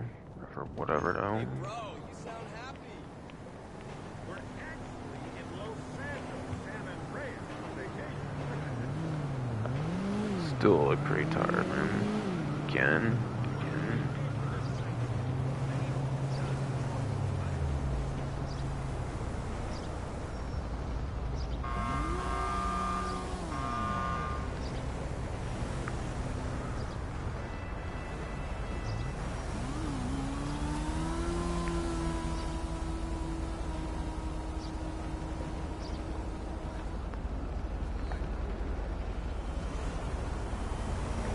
Might be something like 7 vehicle discounts left to go for still that are like new ones, not the new ones I have not yet covered. Basically.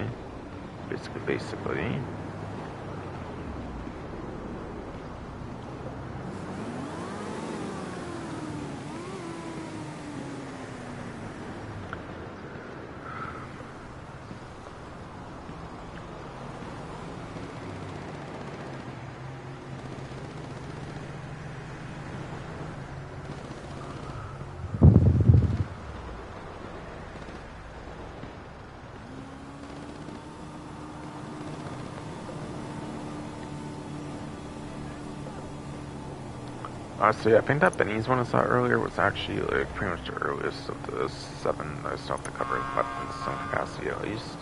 Even if I'm like super tired as fuck to the point where I just don't feel like being in it, like that will soon on this place probably, you know. Probably no. But apparently the one vehicle on this website you can get both the stock vehicle and the conversion discount is the Bravado Gauntlet, apparently, for the muscle car class. Going from 615,000 to 450,500.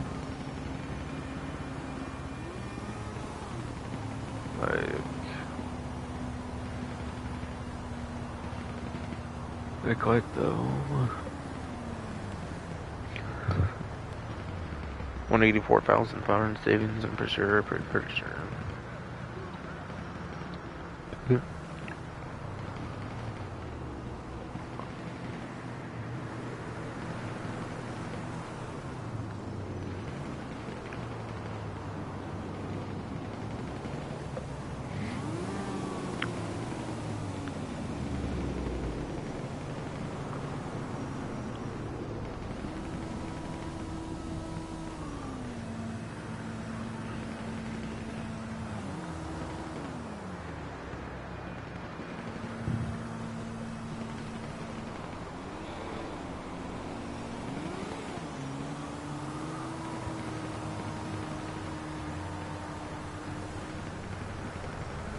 Preparing a record gauntlet, or this would definitely be Gauntlet Classic since record gauntlets one for the one, yeah, it's one for surely.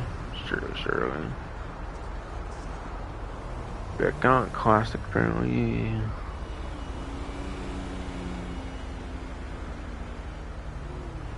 Gauntlet Classic. Yes.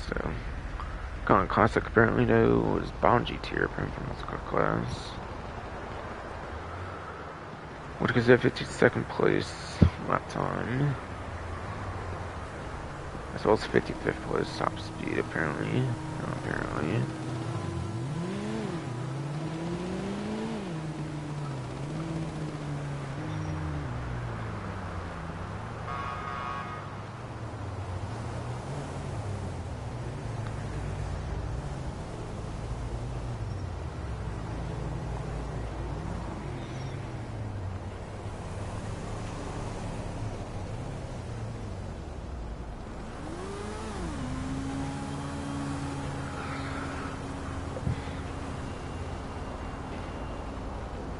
Yes, 52nd place, 55th place, not on top speed. And like, there's only 88 muscle cars, so it's actually not good performance at all for the stock one. But when you do the custom, if I remember right, the Gauntlet Classic custom at least used to be pretty good for top speed at least. Like at least about HSW. At least yes, the HSW vehicle's not in account. Yeah, Gauntlet Classic custom, by the way, it jumps from bound to E tier apparently. Is that you? Yes, bound to G tier apparently. It's a bound to E tier apparently.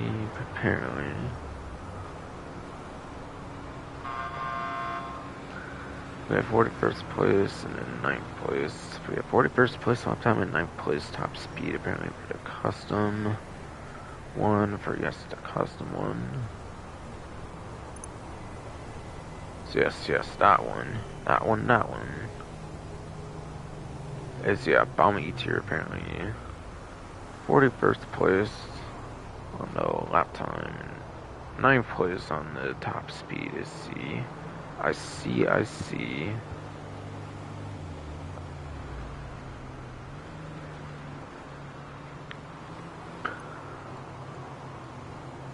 Okay, so apparently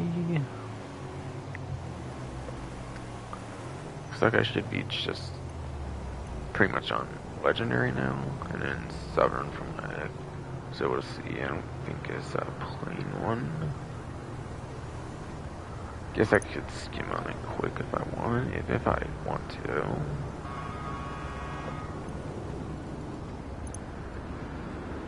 But wasn't Shotaro no like a discount last event with like the undo it or something? Forget though. Forget though. But whatever though. Whatever though. Yes, that one for $2,285,000. Or no, $1,225,000.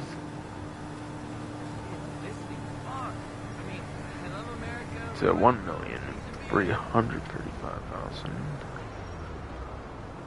Yes, $2,335,000 actually. Actually, no.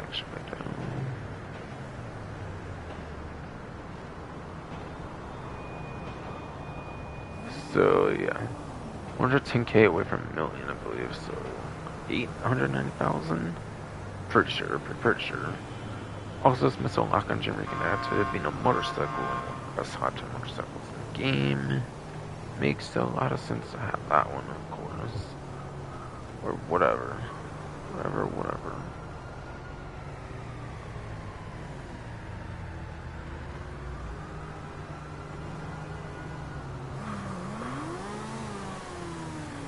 But yes, though.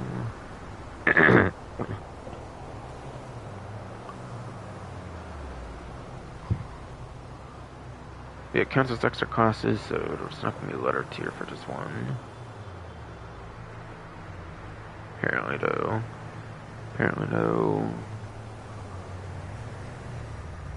Yeah, Shotaro is apparently 4th place and in 14th place. For a lap ton of top speed. Basically. It'd basically be 3rd and 13th, of course. Otherwise.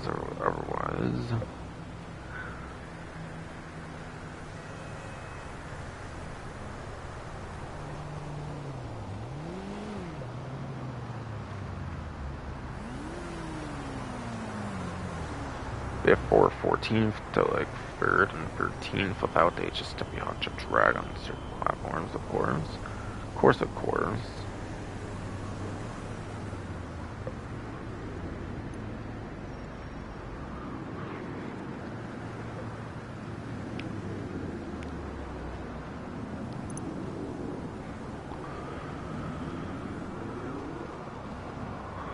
Or one of those, because that was car meet.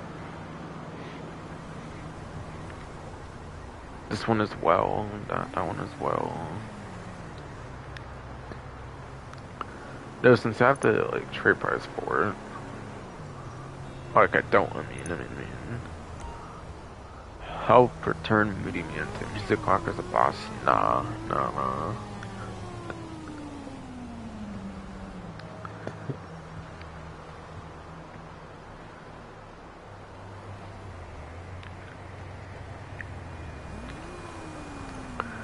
Think I'm good. Think I'm good. Okay, though.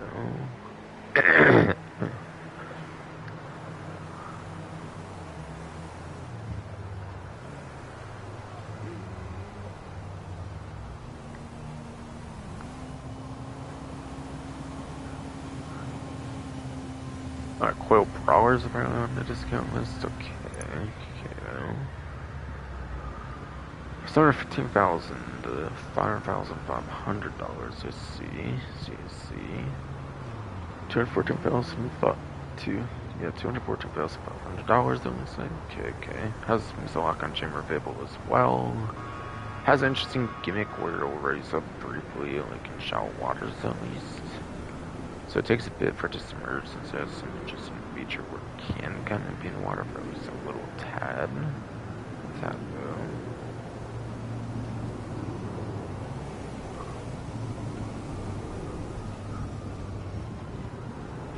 He has an interesting like water gimmick to it or something that can make it a little interesting for the lock-on jammer, I suppose.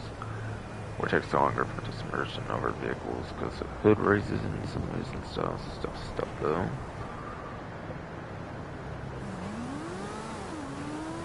Back over lifetime stop speeds, race tiers, and off-road classes will definitely be in. I remember this one's good for top speed, but maybe not really the lap time anymore, unfortunately.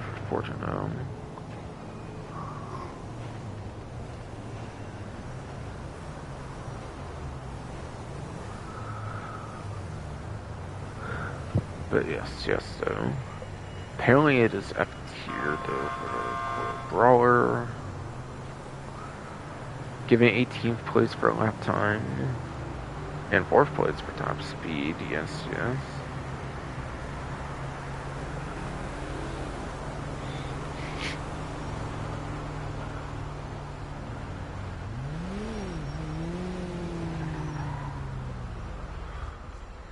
So it's like 18th place lap time, yes, 4th place top speed. The F tier, 18th place lap time, 4th place top speed. That's all anybody's getting a tired body, man. Come on.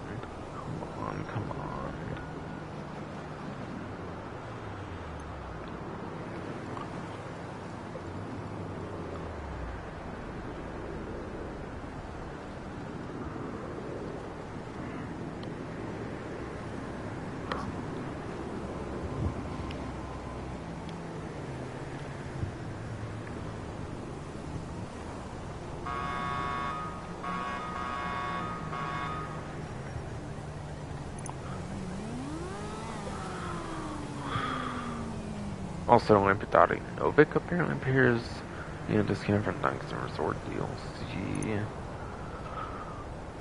I assume it's by now in trade, but whatever, for some reason.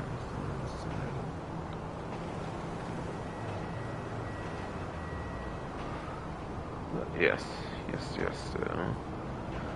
Empathic Novik though for the SUV's class.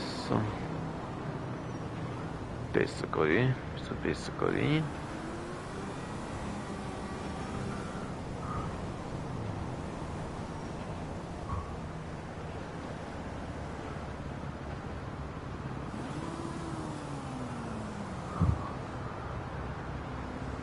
So yes, so SUVs.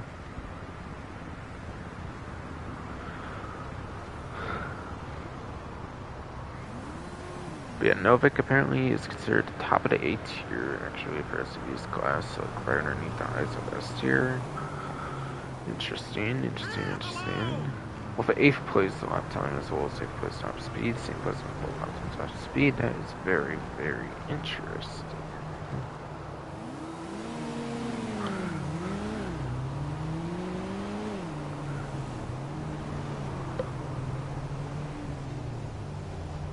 Let's just one more time. A tier, 8th place lap time, 8th place top speed. Apparently though.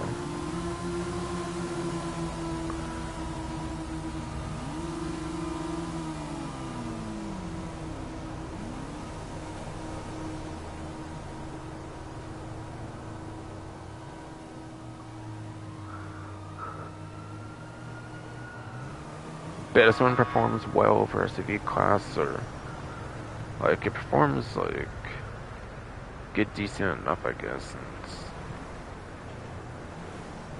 Since whatever, I don't know. There's random nonsense, random stuff like in between, like me trying to gently say useful things, or like what? It's just how tired I am, and really it's a bias mind its own right now. Ryoto. Okay, Yashitaro appears airbag covered already because it's been popular. Right though.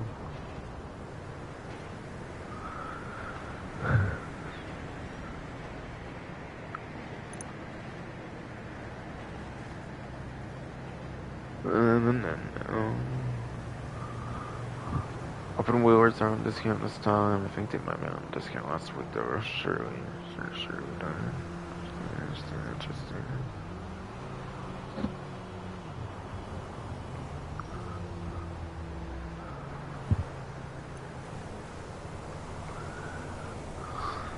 I don't think Warstock had anything, pretty sure.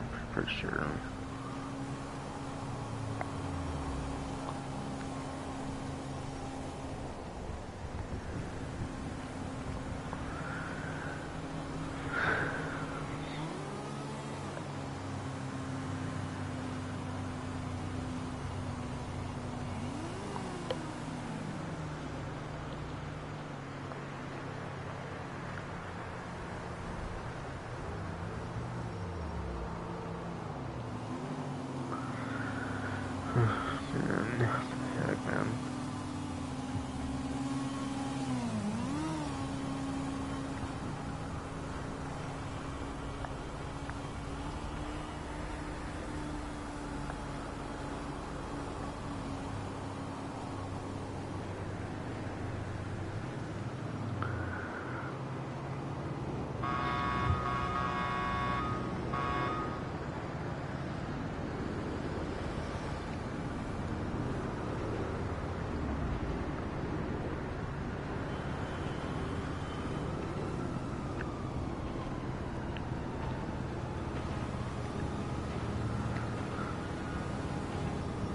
Yeah, I don't believe anything on horse stock is a thing. It's the same with dock tees. I don't think there's any boats or cycles. I think it's good. I think all of the rest is on stubborn, I believe.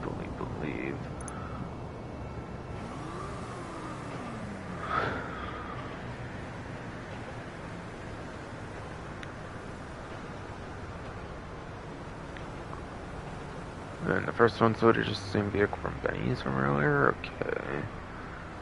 KK didn't figure so. I just figured so.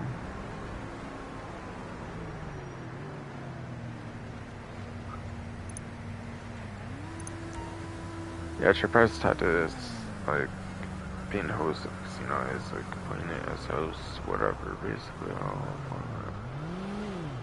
Whatever.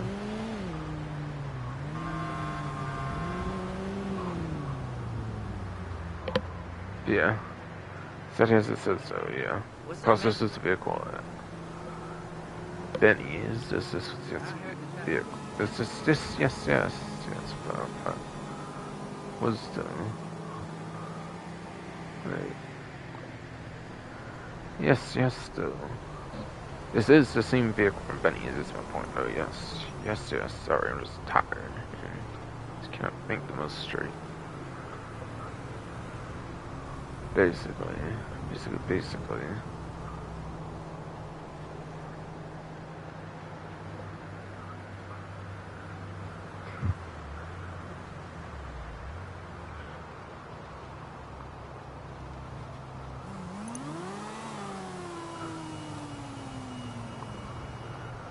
I really gotta maybe take a nap. I don't want my whole like discount section be plagued by tiredness though.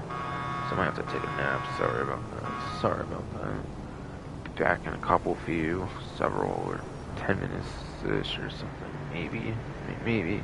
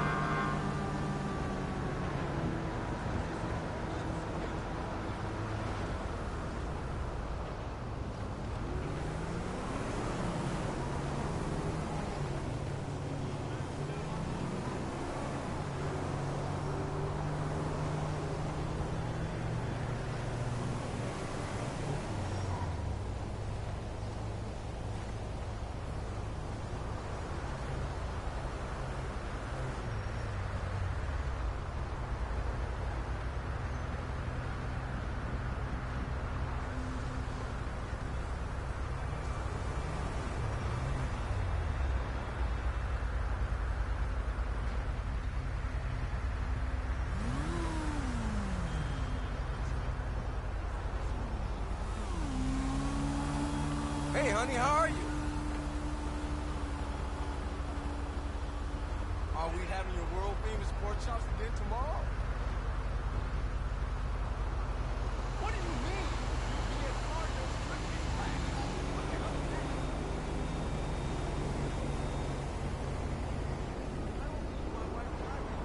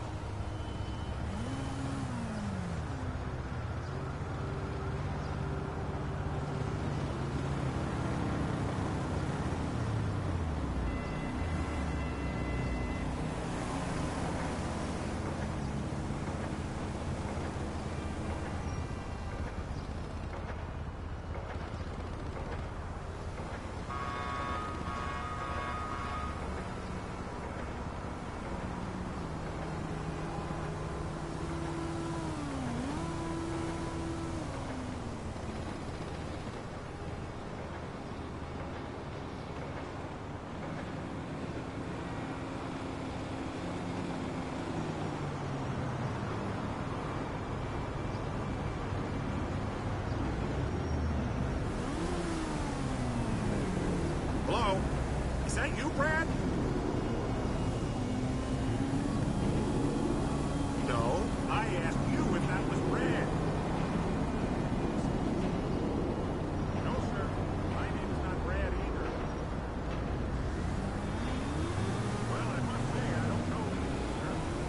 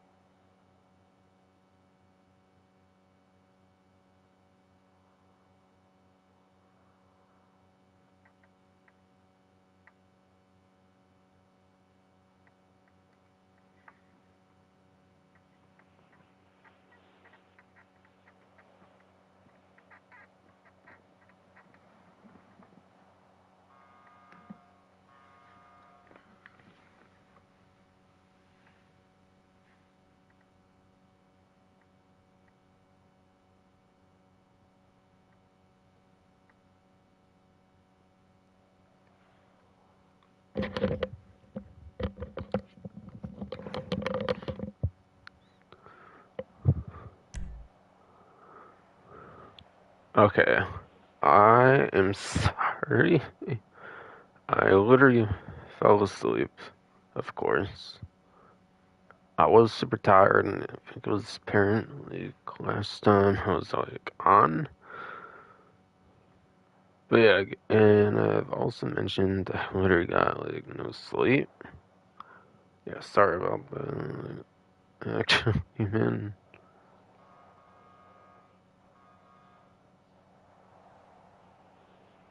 Yeah, I'm pretty sure I'm on the right setting course for like game audio though. Because of course Rockstar's so anti-fun, of course. With the voice chat nowadays, I mean. Hey, Daddy. Ready to party? Yeah. Back to invite only, that's for sure.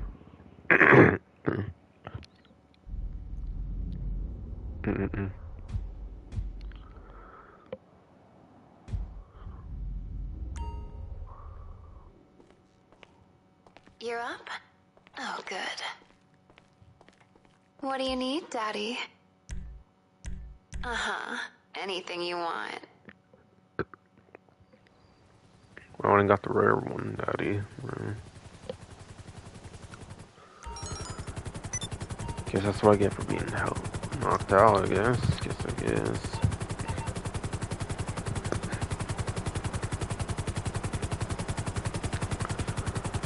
So it might have been a Simeon's or something, right? Like, kinda where like I was going over some stuff still. Since apparently it turned out all those were actually on discount. To my surprise, of course, kind of in the slightest. Like I know it's called a yeah, no, it's called Motor Madness or something. But like, who wanted those like bulk vehicles on discount much? I don't know. So kind of point.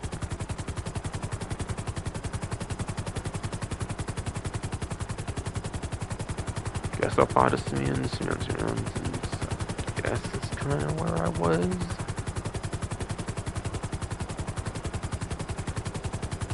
I'm just surprised I didn't manage to also for like several hours, maybe just 1 or 2 at least. So at least it's not too bad that I'm continuing it now. In a sense, at least. Yeah, I guess I'll go to Simeons, since like I unexpectedly actually had to go over to vehicles here. In a sense.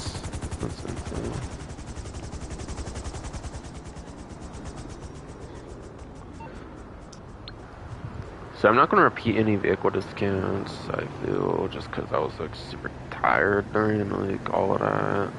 I left off technically at Southern San Andreas. I definitely did. I went over at least the one like repeat duplicate 1 year. I swear in the stilettos on the Gauntlet Classic.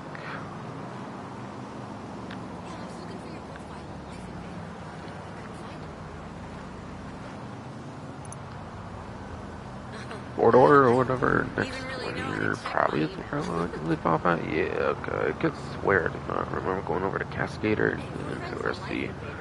Again, because I was like super tired, I want to make sure at least one like section of vehicle discounts I'm like still tired and like drunk in entirety or something. So I definitely haven't won over in Cascade or Paler SD discounts. Definitely not. Then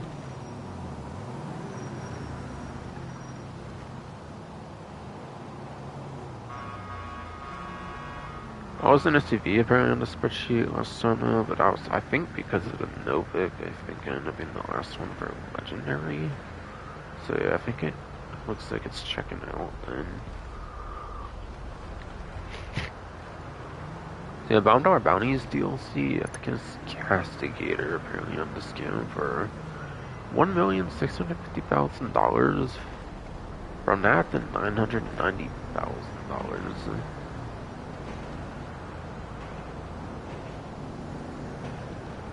For a 40% off discount, by the way, as well, actually.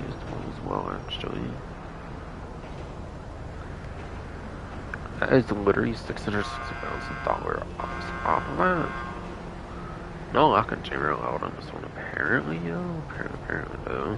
Just like the update immediately before the lock and jammer started, whichever the thing, or whatever, I believe. However, though. But yeah. It's actually a very top SUV. I think it's a top non-HSW, like, SUV there is, actually. It looks like there's only 4, like, non-HSWs that actually get into S tier, and it's actually the best of those 4, actually.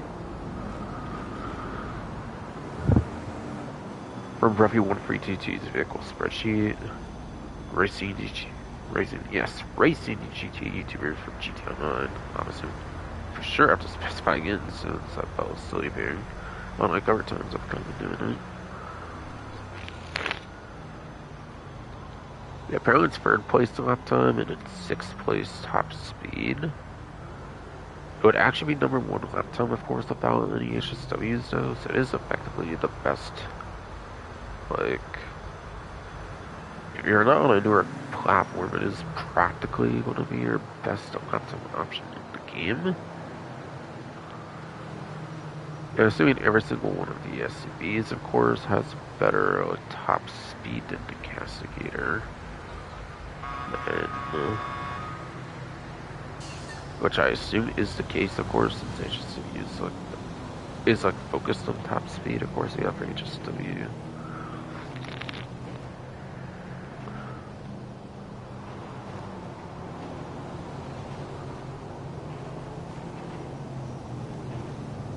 Yeah, 6th place top speed would surely turn into, like, 2nd place, I believe, for the class as well.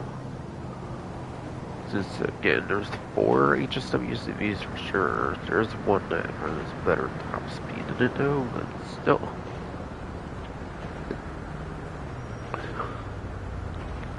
In 1st place lap time and 2nd place top speed, like, Bass is actually pretty decent, for sure, obviously, you know.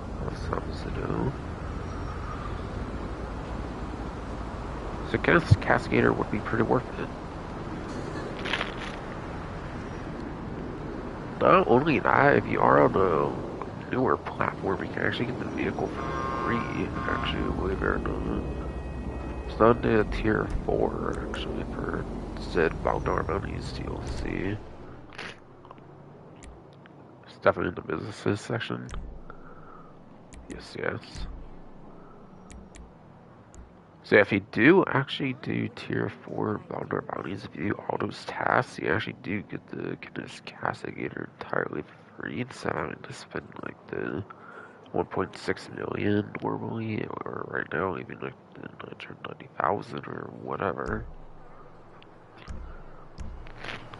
So it's a really big deal if you just get it for that, for sure. Basically, one of the best SUVs in the whole game for HSW at least. Entirely free if you do it that way. As long as you just put the effort to get it, which would basically give you the cheaper modifications and everything instead, basically.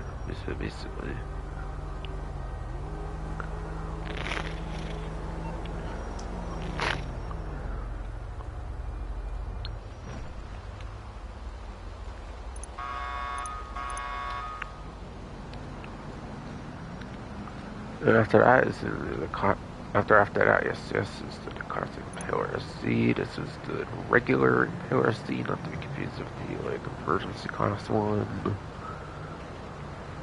From 1 million to 80,000 to $896,000. It looks like. I don't give a fuck. You keep my car. 16K away from 400K. It looks like as well. which is what, like 384,000? Yeah, it seems to add up for sure. Yeah. Yes.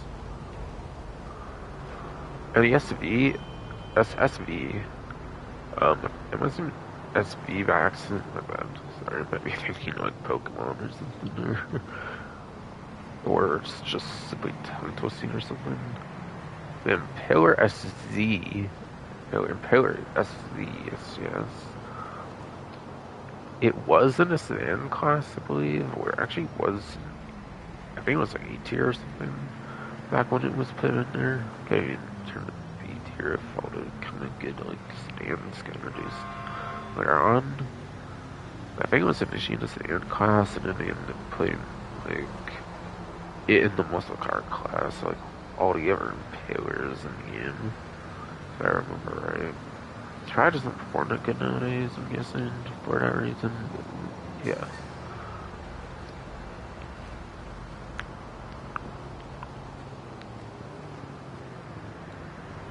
Regardless, actually does perform better than the LX actually, despite being put into a class later. Interestingly. So yeah, for the muscle car class, apparently the Impaler SC is a B tier option.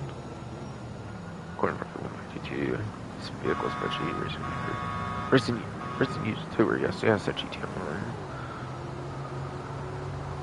It gets 20th place for lap time, and 25th place actually for top speed. As a reminder, I think I said earlier, but there's like 88, yeah, there's 88 muscle cars in the game, so it's not even that bad at all. But I wouldn't really even necessarily say it's like okay alrighty, since it's quite a bit back or something. I think at best you're technically giving it like, there might be a couple actually for HSW that are actually not that good for lap time actually.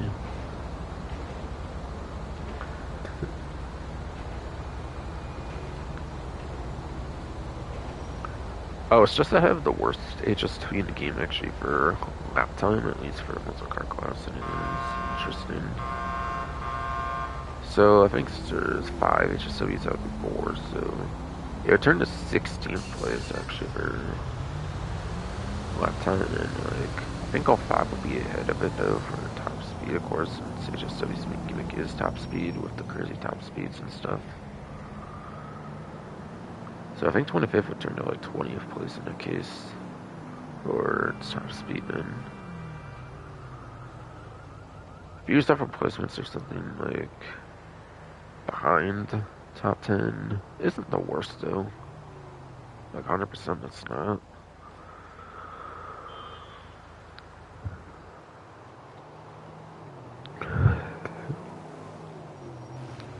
Yeah, honestly, I probably wouldn't get this one for the most part. There's definitely better options for discounts in the event.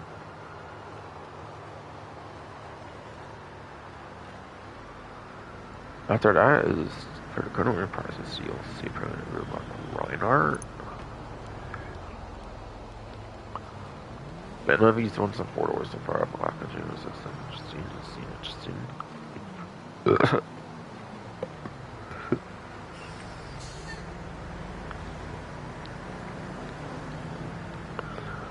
It's apparently from $1,598,000 to $1,118,600.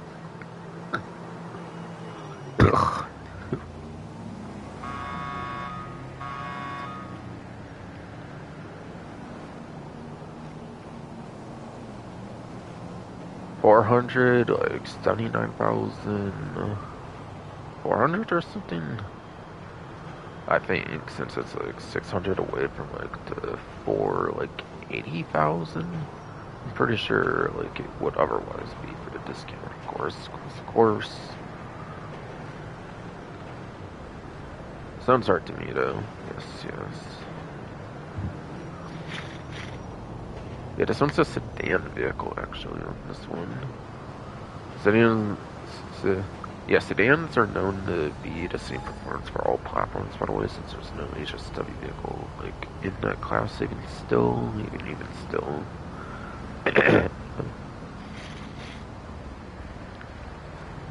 Apparently nowadays the Reinhardt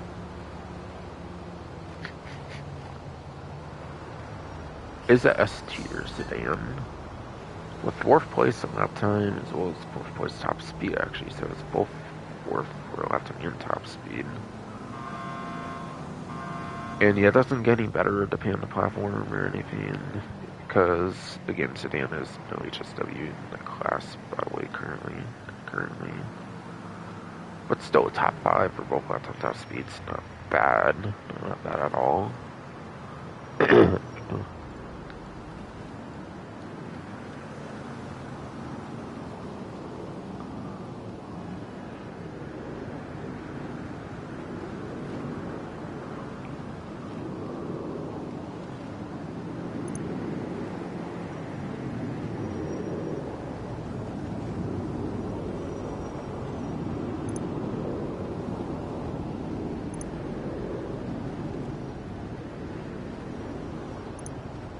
Anyway, is that actually it for discounts, or did I forget to cover anything for some reason? I thought I remember there was like several, like maybe like a few to several discounts still, like 6, 7. Not trying to make that mean, of course, but I think that was like around where, like, I remember when I was last up, of course, before. Like what I was trying to do, whatever.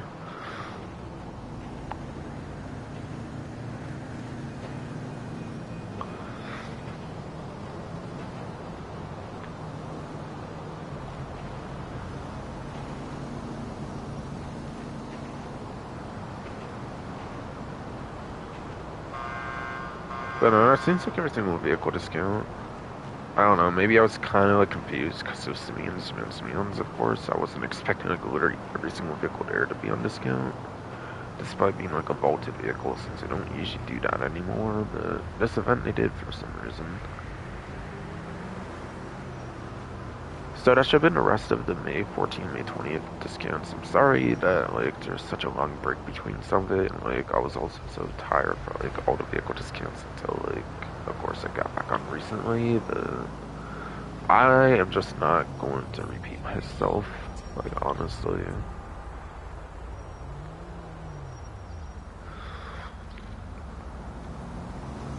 And there's like literally another week of discounts I could literally be covering here if I want as well.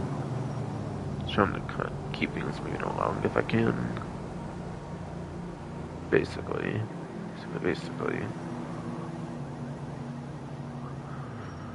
Alright, so maybe some gun van contents I should go over. They shared both weeks of gun van contents, which I don't even know if they actually did that on the 420 event or not. I kind of forget actually if they did or not.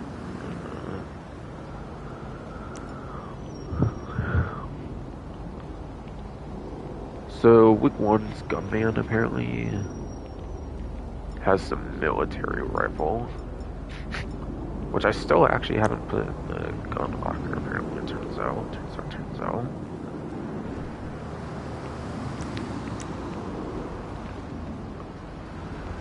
Then the military rifle. It's basically the Ostriker, like the latest weapon release, I think, still in the game. I think literally like a year ago, Agent Sabotage, somehow the Ostriker is still the latest weapon release in the game. It's weird, but that's the case. So it's Ostriker, it's the basic version of it. So it doesn't have the tracer rounds, the blue flashlight doesn't have that, doesn't have that fancy, like, livery kind of thing to it. Yes, I'm shame and trying to figure out again on these, like, sort of, like, things. Like, I know this has extra, like, 5 meter lock-on range. The military rifle doesn't have that, for example. And, like, kind of main difference is the military, kind of main difference is, yeah, the military rifle can actually have, like, a suppressor, whereas the Ostriker is always stuck without suppressor. So it's basically Ostriker, but can do stealth missions, basically, and it's, like, nowhere near as good, like, in every other way, basically. So, military rifle can be, I guess, a little interesting in some ways, I guess. Whatever, though.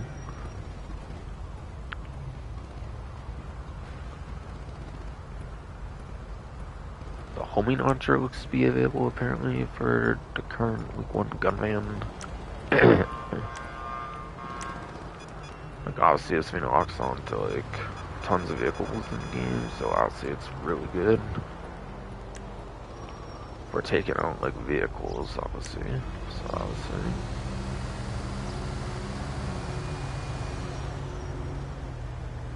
Pump shotguns in the lineup apparently as well, which has a Mark II version. That's one of only 2 Mark IIs that has any sort of explosive ammo in the game, alongside the heavy sniper Mark II. So yeah, pump shotgun is very good for the Mark II variant for sure. For sure.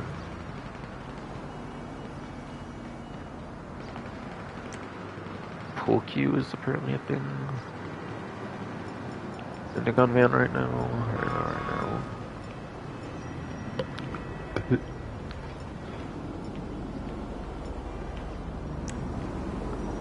But yeah, there's no like pool or like billiards in the game, unfortunately. I'm pretty sure to play, but yeah, Ron, come on now. Yes, there is no like pool billiards in the game, unfortunately, to play with it, but it is a biker melee weapon, so you can. So yes, you can swing it on a motorcycle as a biker melee weapon, which is interesting at least. At least nowhere near the only weapon I can do that melee even. Still, whatever though. Whatever though. Alright, then the discount ones for the week 1 weapons. Compact EMP launcher, apparently. Yeah, utility weapon. Apparently my ammo glitch ton it too, so it doesn't have ammo in it right now. I didn't actually use like all ammo in this, it just glitched half of my characters though.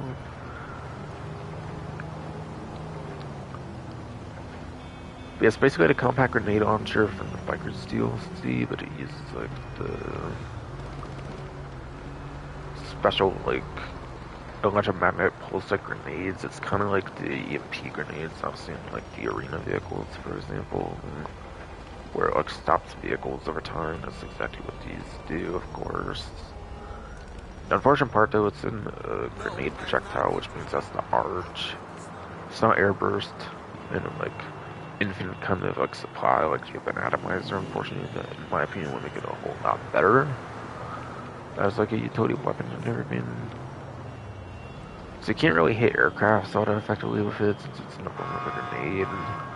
It's really only one not effective, I would say, for land vehicles.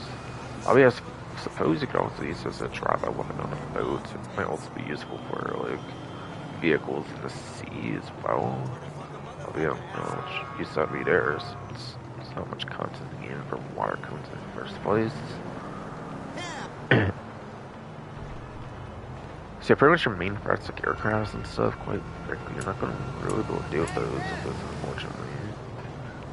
I will give them props though, in the last update when it comes to DLC, actually buffed it by letting me take out like the RC personal vehicles, along with like the RC Bandito, like invade persuade teams by like hitting them with the projectile. In the last update, they actually enabled that to kick out like RC vehicles apparently.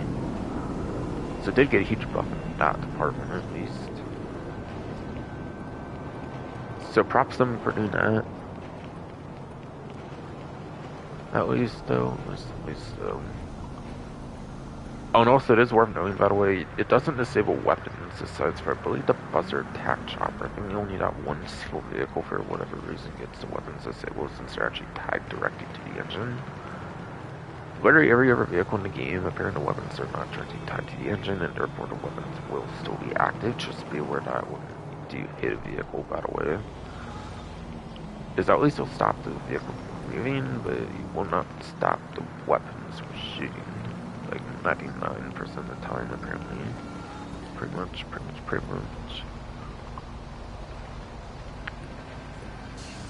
Unfortunately. Finally, the last one I actually haven't gotten a locker right now. That's the precision rifle, I believe. So you have sniper rifle?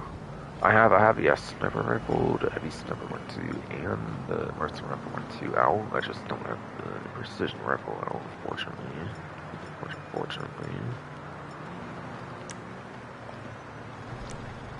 It's kind of like basically a cross of the regular sniper rifle with like the holographic sight like Marksman Rifle Mark II. It's kind of like both of those in like one weapon basically.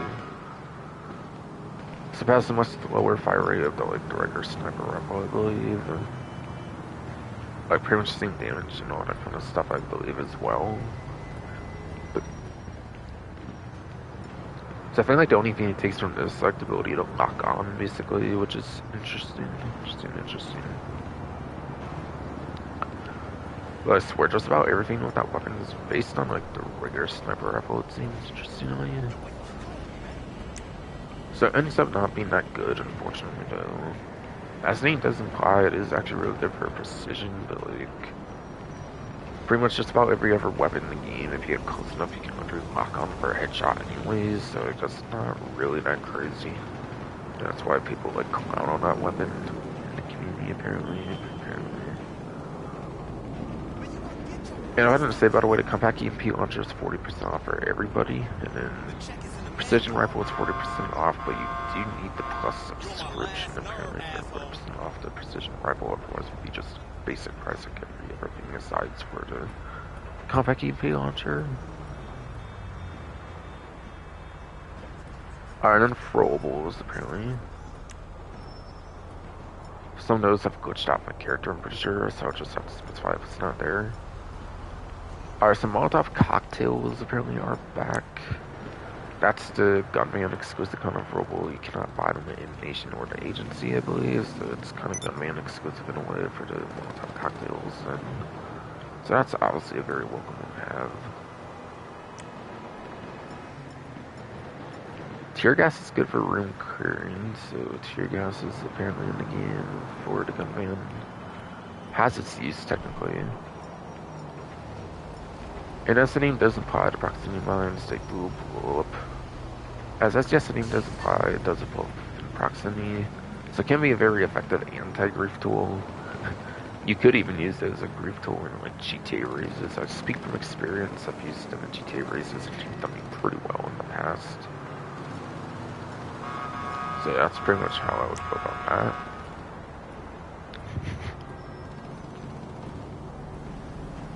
So that does take care of like the week 1 stuff entirely, aside for like playing the HSW time trial basically.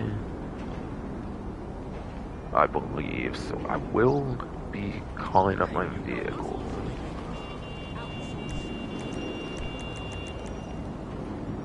I do actually have to take something off of it though. I kinda was going into that I think earlier in the stream. Yeah.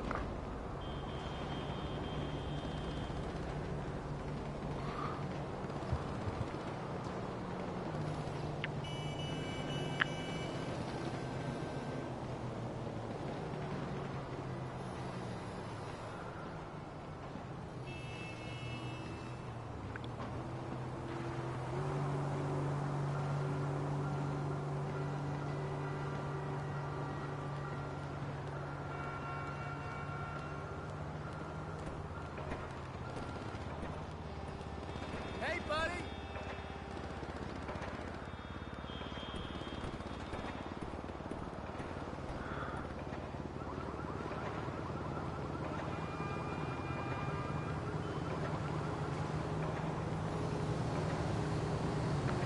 Yeah, I definitely do not see the Buffalo EVX on my list, so I definitely should be able to do that one still.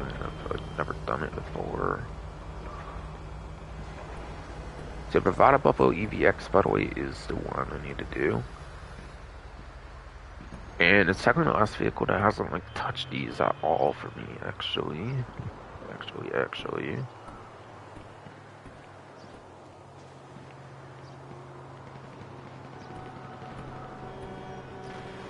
And I'll be for weeks 217 to 224, apparently that will be for.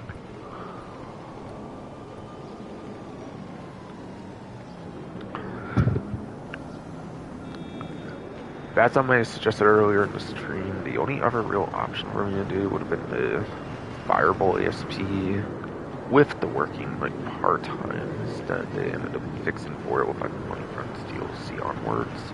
When Agent Sabotage, it would just zero out the part-time or that whole update. Basically, like I think I kind of mentioned like earlier in the stream. So I did technically do some mock-up runs with the Fireball ESP, technically, for HSW time trial, so I've kind of used it before. Yeah, back when like the part-time was broken for the Fireball ESP for the HSW time trial, so I used it at least.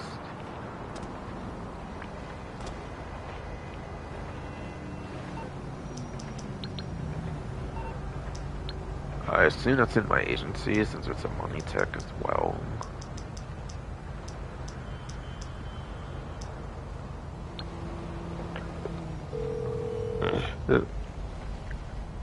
What you need, boss? Some wheels? I can bring them around.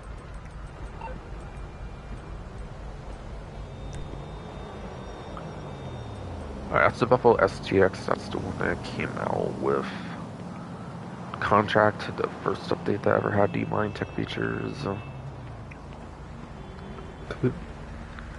Yes, Buffalo STX was the first update that had the D-Mine tech features in the first place, but that's the one that doesn't have HSW for Buffalo of any sort there, or one of the many at least. It's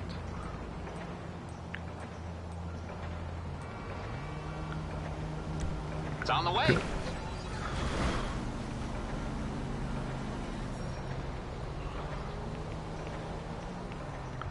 So, believe it or not, it's the very last vehicle that has not in some way, shape, or form touched HSW time trials for me, and that's because it has the proximity mines on them. So I was kind of saying earlier, I think it was kind of saying earlier at least, that apparently if you do have the silk lance on them, it does count as having a weapon, I believe, for why it doesn't really, like, do the, like, HSW, like, time trial, basically. So, okay, it is on the map, okay, it just, I've shown it before, but I believe I've shown it before, but it just won't let me do it, basically, if you have supplements on them. Nothing for the Stinger DT, I assume I put them back on, of course, after I was done with it for the time trials, of course, for the HSW time trials. That's basically what I'll do for the EVX. It's like those mines won't really come back on it until like the next update DLC that they've pretty much said was going to happen already at this point. Like they've already announced the summer update will be happening. Of course, it's mentioned, of course, on last stream.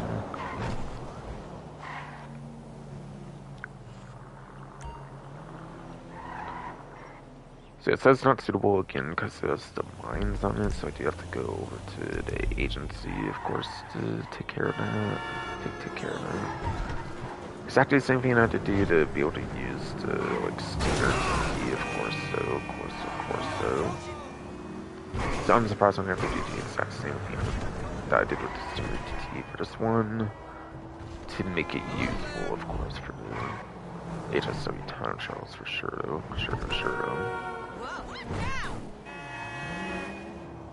Kind of an annoying thing after I take out the sublines, just using time trial instead of like just disabling the thing, which is they're clearly able to do since the weapon has had the weapons disabled for a short time now, so it ought to be used. But they just don't want to, I guess.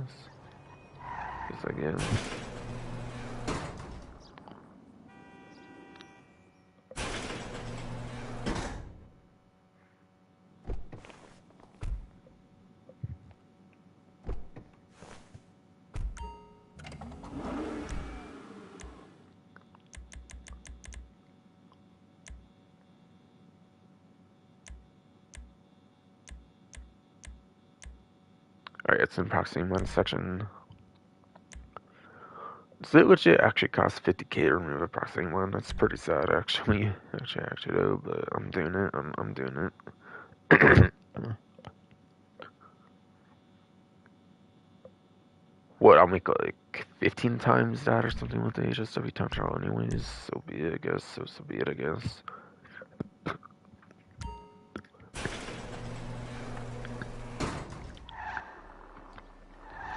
Since it is, after all, in the free times money it is, yes, after all, every time is a 1 year piece, so yeah, I should be making like something like 15 times what I just spent there. Anyways. Call me at the place tonight. Yeah, this should apparently be giving me the 7 million, which is pretty cool. Pretty cool. Because the fact it's on 3 times, of course. Daddy Totes needs to get me. So last vehicle I need to touch this at all, basically. And yeah, it lets me start a new officially, like I said it would with the Stinger TT. You can at least use it though when you take off the coins, I'll give him credit for that, but it's kind of stupid, you have to take those off. And not just outright disable them during the time trial. I'm sure they do kind of sound like the weapon insignias, but they just choose to blacklist it regardless. It's so sad they took off the weapon insignias for the HSW time trial, so just because it had a weapon on it. When it was completely fine the way it was before on the HSW time trials though. Because I swear I never remember to be able to use a weapon on it during the time trial. When it was allowed.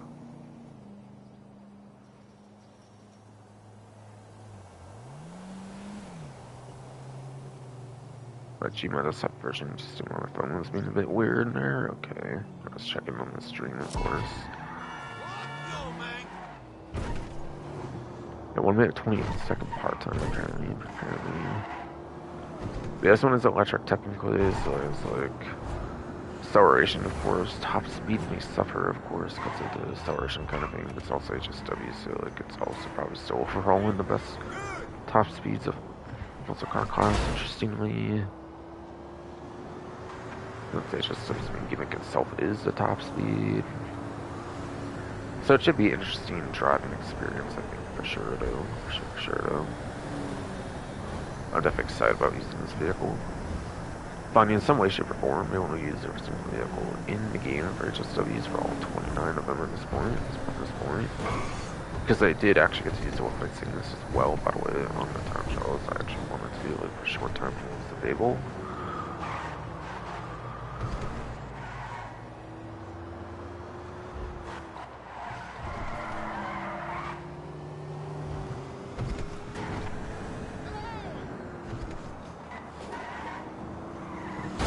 Move forward. Oh, sheesh. But I made it though. Let's go. Easy clap. It's easy clap. Yeah, 753,000 for triple. Let's go. Even made a little over like the 15 times I was saying at the beginning there. Of that's removing the slip line. But yeah, that got me $7,156,697. It looks like okay. KKM.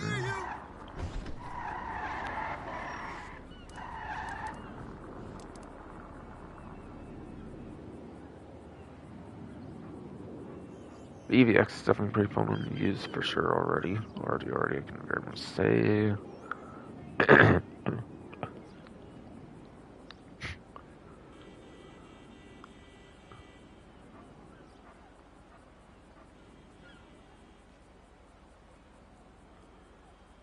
So I guess I can try to go over to May 21st, 27 bonuses. I think there might be more important stuff to cover here, actually, just in case. So yeah, Rockstar actually did those updates, like they said they were in the last event, Newswire or whatever, where they were going to change like the vehicle reselling like mechanic, and then vehicle like price reductions and stuff actually as well.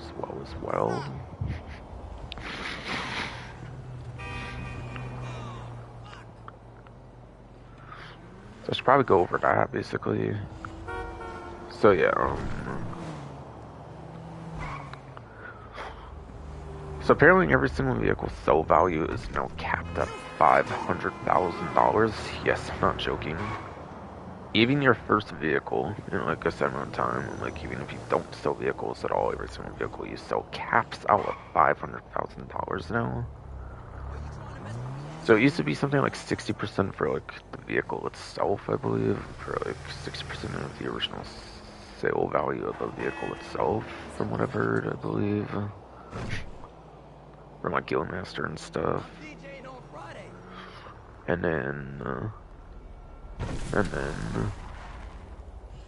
you would also get like some percent back for your modifications, I think, as well, that you would do. But now that doesn't like matter at all. Apparently, you only get like $500,000 at most for a vehicle when you sell it, which is actually pretty sad. Yeah. Yo, you standing on?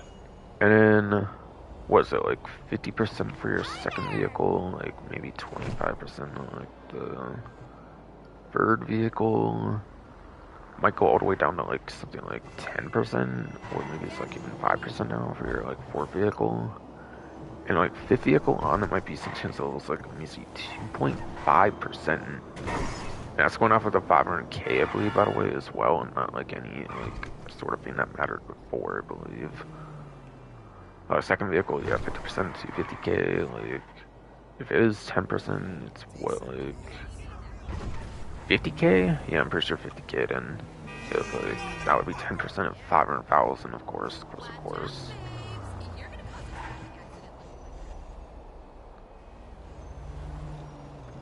5% of the like 500,000, yeah, 5% of that would be like 5,000 then. I'm pretty sure.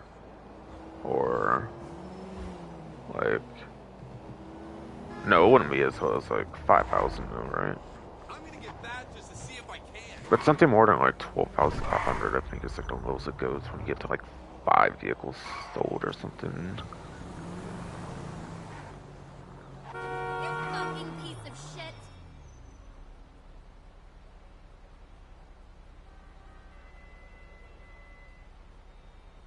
So they really managed to lower the resale values, unfortunately. Fortunately. But yeah, that was their way of combating like vehicle duplicators.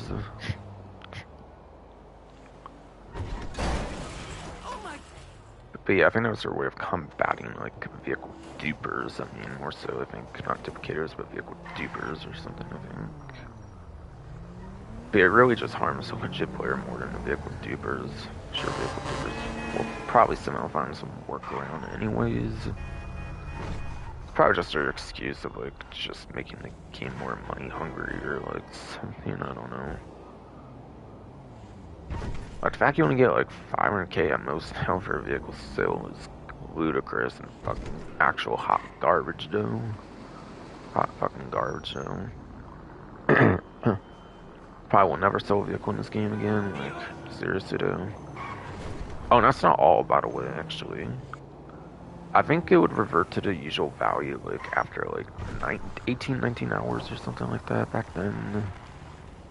So I say you sold one vehicle for full value, basically, back then. You could wait, like, 3/4 of a day, basically, I think, and you would be able to sell again for, like, a full value again. Now it's not the case, like, at all.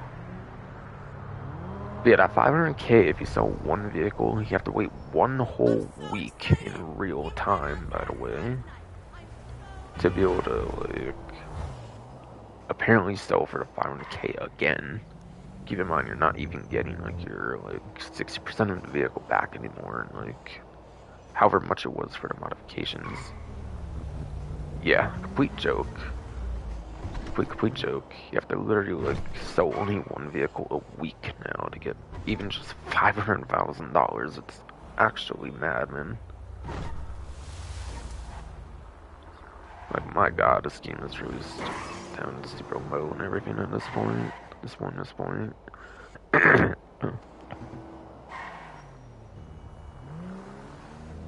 Because I can't think of like a system like with the same vehicle being sold over and over again. Like most vehicle dupers, I assume just sell the same vehicle again and again. Like a deluxe a billion times or something. I can't wait to put my feet up and watch the So to be fair, if they did that, they could probably try to work around it by like kind of like doing a couple, like few several different types of vehicles, such as so. I don't know, maybe it was like the best thing they could do, I'm not really sure, but yeah. Either way, the implementation is more garbage than it should be, in my opinion. And if GTA 6 has that shit baked in its online at like launch or something, that's gonna be absolutely fucking terrible. That's just gonna be super predatory at that point. They do have to launch their new game. Like, let's be real though. Like Guild Master said, I think it's probably like a testing grounds for how to handle 6s online, like for sure though, with some of the stuff they do, no doubt. For why they implement it like over a decade later with this game basically being as dead as it is nowadays. Like, obviously not saying it's not popular nowadays, it kind of very much is still popular at this point in its life cycle, but yeah.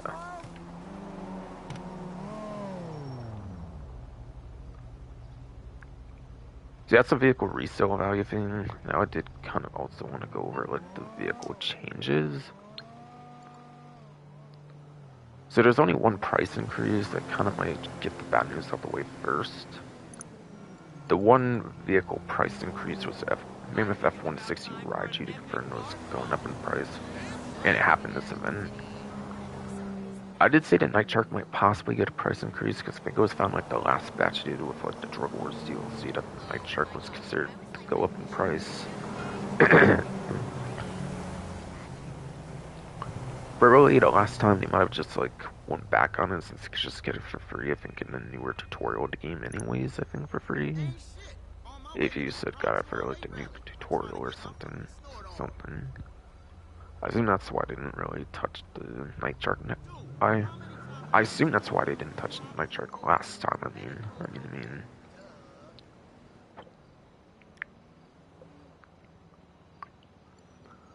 So yeah, the Mammoth F-160 Raiju on a trade price costs $6,375,000. I think it used to be like something like 5.1 or something. So somehow it still remains just like $125,000 or so cheaper than the Laser. It somehow is still cheaper than the Laser on the trade price at least. Like it used to be at least.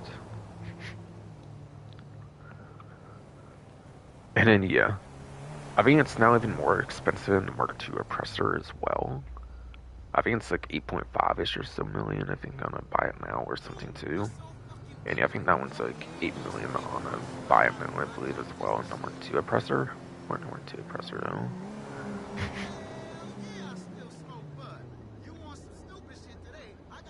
So now it's going to cost you like kind of another million-ish or so more, at least. At least so. So for people that don't have it, it will be a lot harder to get it now, or at least a bit harder to get it now, for sure.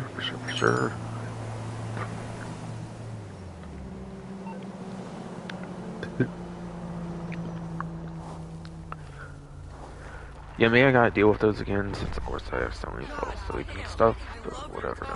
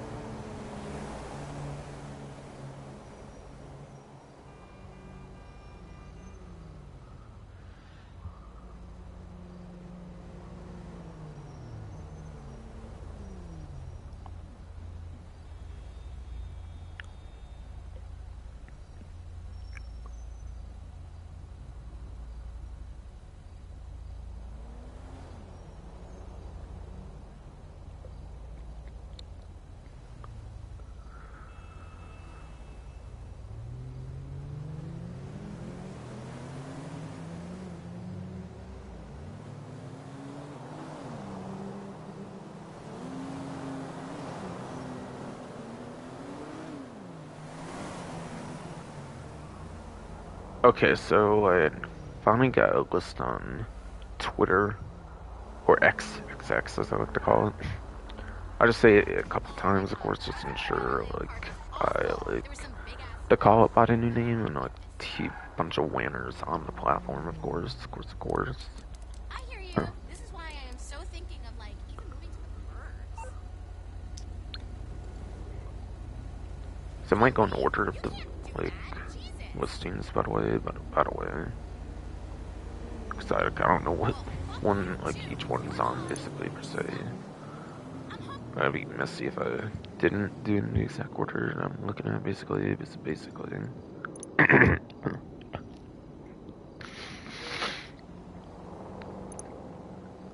Trying to remember if this one's a 2-door or a 4-door. It might be 4, actually. I could be wrong. Could be wrong, though. I think it's on 7 now for this first one I want to go over. Alright, it is actually in 2-door. Actually, never mind. So the Vapid Retinue Mark II, apparently, has been reduced from buy now of $1,620,000 to $972,000, and then trade price of $1,215,000 to $729,000. So almost a reduction of like $500,000. 486 possibly, I think, thousand, I think. And yeah, that's how you knock that trade price, by the way. One of those, like, down price, finale leader with vehicle selected, unlock trade price, ones, yes.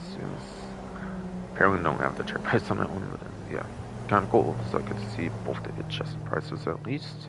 In-game.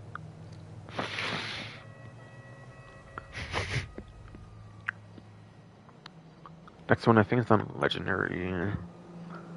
I think it was one they also hinted at was going down in price as well, like in like event details, like of the last event or something that they were doing for this event, like they said.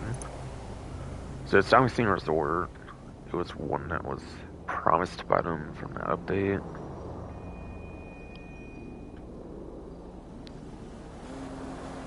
It was the Overflot in Oregon. That was one they said they were doing even before like the changes went live. I think it was like 2.1-ish or something before. That one didn't have a trade price, but yeah, 2,165,000 and 1,499,000.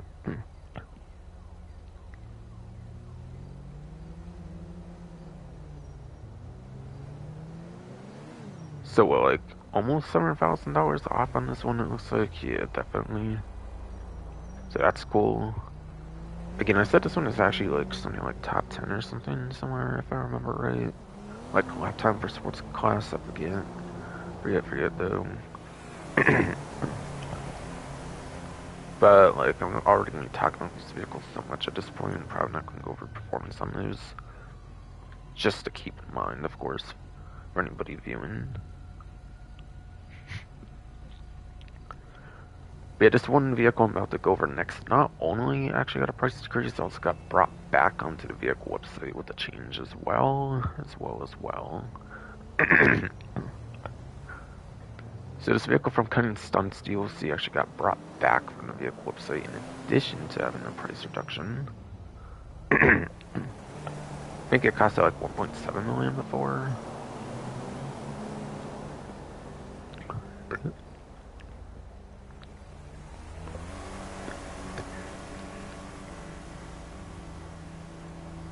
Alright, that's the special vehicle circuit one. My bad, I'm looking at the wrong part.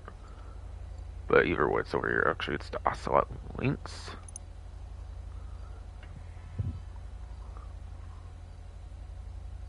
Going from 1,735,000 to 841,000.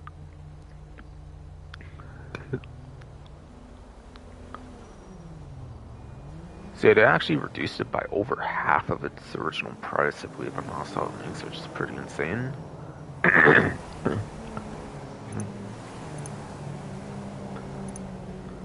And yeah, after the last 2.5-ish years or so, Dangerous Mercenaries DLC, it's finally back on the table on the vehicle website, which is cool, which is cool. But no, it did not get a lock-on jammer with that, unfortunately, either. It literally just got put with price reduction back on the website. No, it was classic, man. A Woody.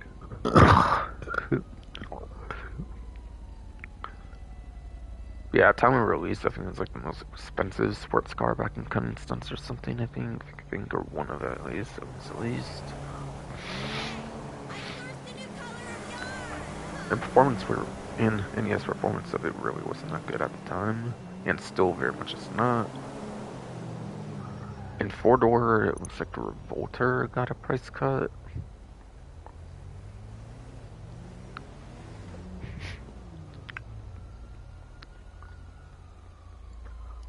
Yes, yes.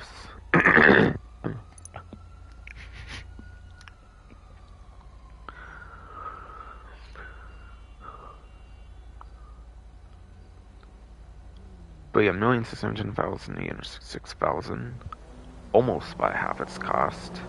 To be fair, I think this one was given for free. I think for like the guest list or something during After Hours DLC. It might have also been made for free like one other time as well or something too.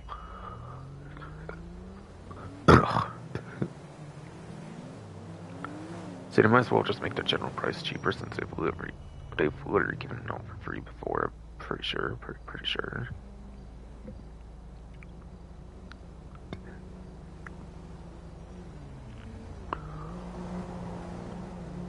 It's been 610 before, so it went down by almost half its price.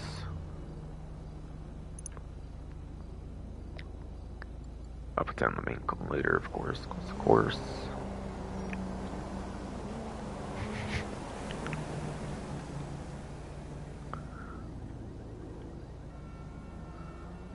Next one is a Smuggler's Run DLC supercar, I'm pretty sure.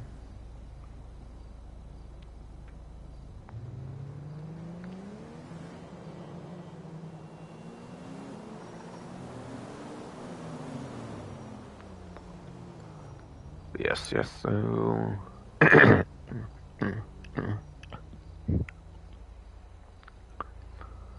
Yeah, quota cycling from 1,890,000 to 1,034,000.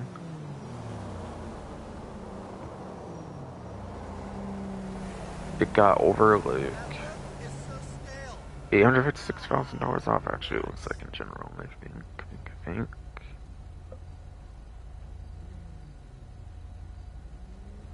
So that one got quite a price decrease, but like it's nowhere near as good as the second two HSW anyways. So like whatever though.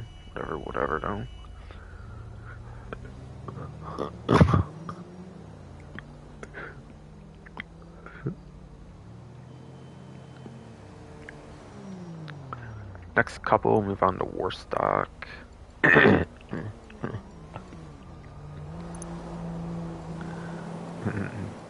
I guess I'm going to do that. I might as well pink the 2000 right now, actually. Why not? That just managed to get me to $7,141,070. I see.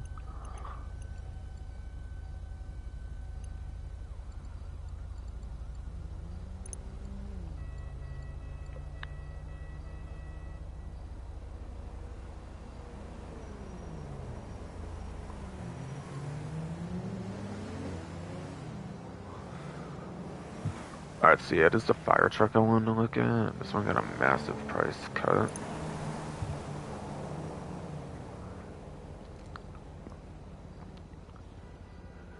If you had to buy it now price, it goes from 3,295,000,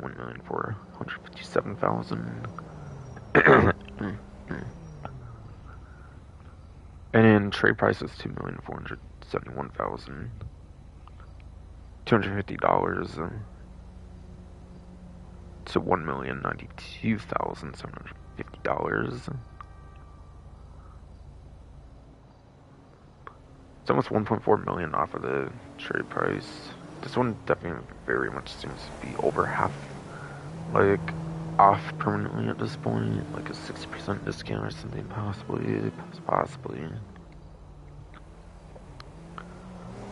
See, that one got cut pretty massively, just like the links for sure. Now this next one is one they actually said was going to be on a cut, and it was like the Warstock one, obviously, which I think makes only like one option. And that's the Brute Police Riot.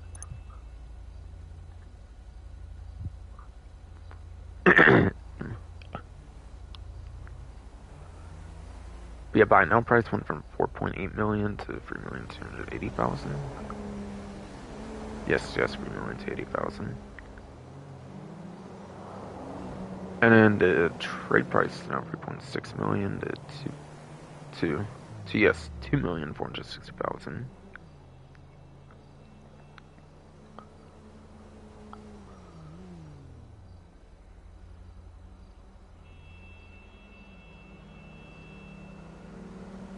I feel it's like around 30ish. I feel it's like around 30ish% off or whatever. Yeah, that definitely did not get as steep of a that very much definitely did not get as steep of a discount as the fire truck though. I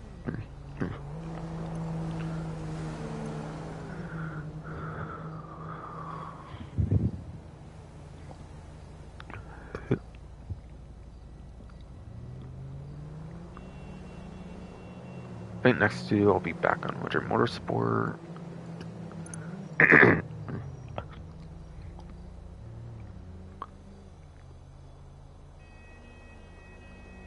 Yeah, it's a Drug Wars DLC when it looks like for the next one here, 2-door.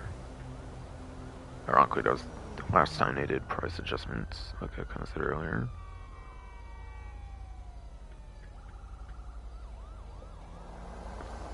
So yeah, the Team Japan Fur actually got the price cut.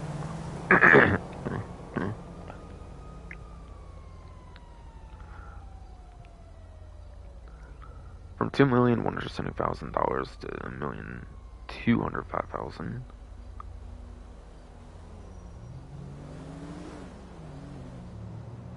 Almost $1 million off. But it doesn't quite seem to be like half off its like original price though. So like a 40-ish something percent discount, like permanent discount, it seems.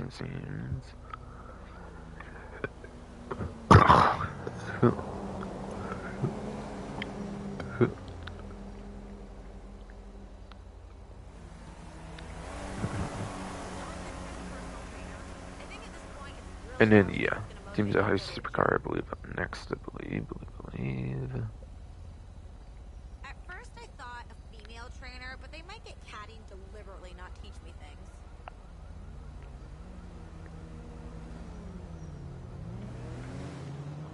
And that is the Rimac SC1.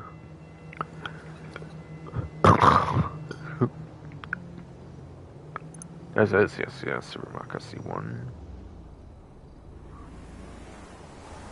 Has no trade price, but went from 1.6 million down to like 761,800. Yeah, 1,603,000 to 1,800.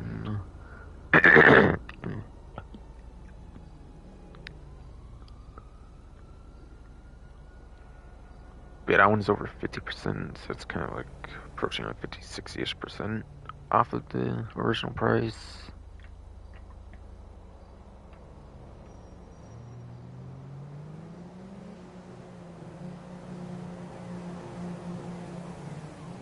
Next one, I think, is on Sovereign. The only beater for one vehicle, I believe. For right now, of course. Not in general, of course. Yes.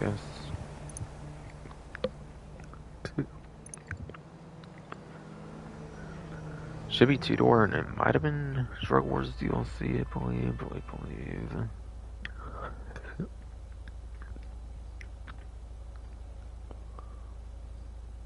Yes. Current hot ring ever in, ever on. Got a price cut.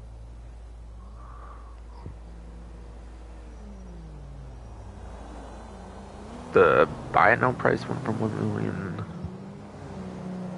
Yes, buy it now price went from 1,079,000 to 947,000. And trade price is 1,342,500. It was to now $710,250.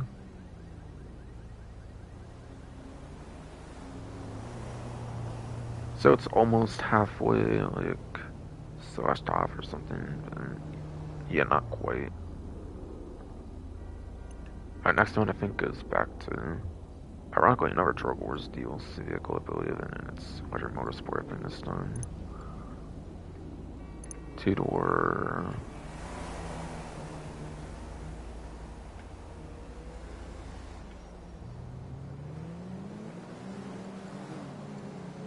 And that scene is $300 apparently. I think it's the first Money Tech one on this list too, I'm pretty sure. Pretty sure.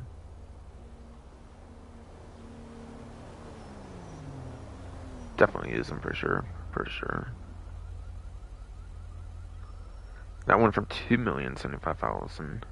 That yes, went from 2,075,000 to 1,245,000.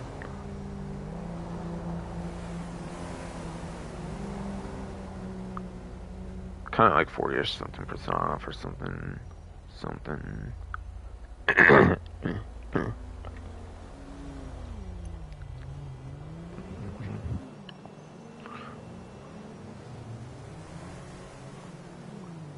Alright, so that was a third of it already, and there's like 2 more sections of the go through on the list I'm looking at. Next one's actually an HSW vehicle VR on newer platforms. I think that one's also on 7, right? I think so. It might be a 4-door.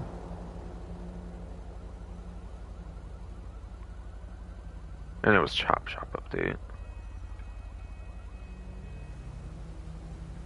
Yes, the Vivinite. What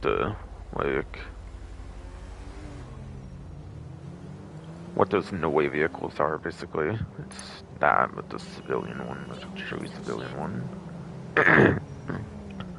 So pretty fitting, I guess, given the no-way stuff that happened in this update.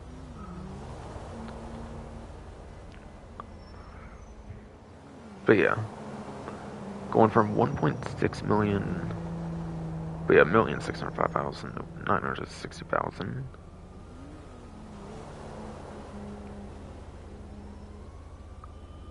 So yeah, not quite half of the vehicle or anything that went on discount like permanently, but yeah. Again, it is HSW eligible, and it's like only 900K now, which is nice. Which is nice. So if you never got the Midnight HSW before, it might be actually pretty worth going for one now. I think it's the #1 lap time as well for the HSW version, if I recall too. Not trying to comment too much on performance, obviously, because there's so many of these to cover, but yeah, might as well there, I guess.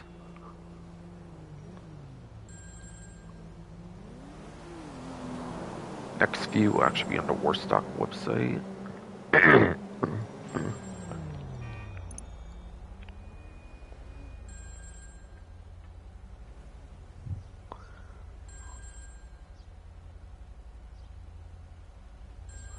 So, one from the time we've seen a heist one on discount.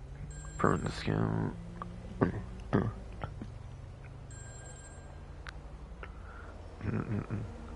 But I think not by much cheaper, if I recall.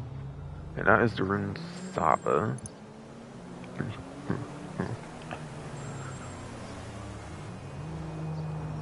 Buy it now, it was 2.4 million, and now it's like 1.9, so only about like 500K, and then trade price is 1.8.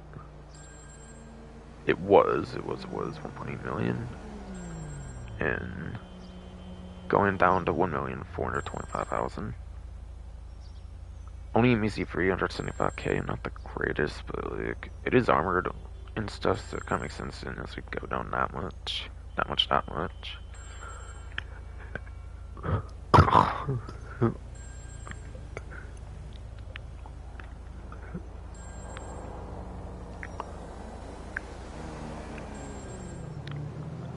think this next one is from Chop Shop, if I recall.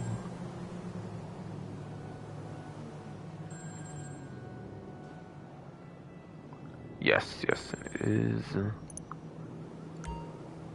Wait, what?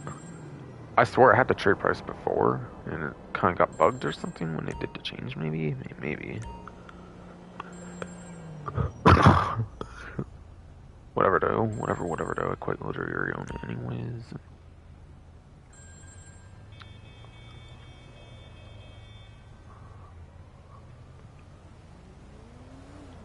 See, if I now went from 2,980,000.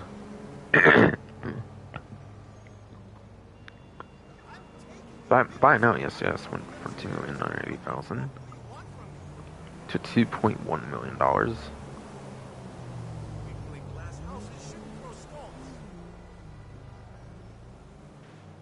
And then trade price apparently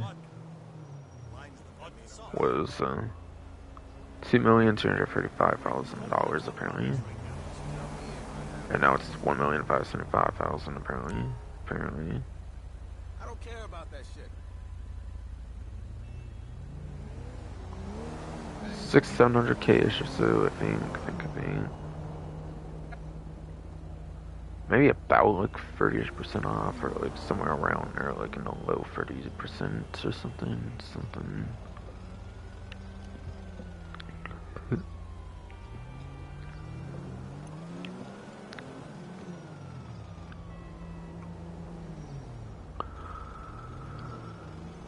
Next one's the Caprico heist one.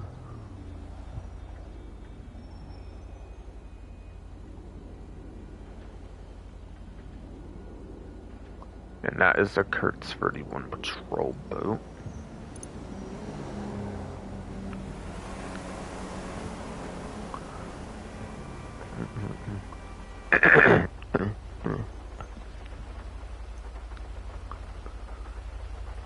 Which on buy it now price went from $2,955,000 to $1,840,000.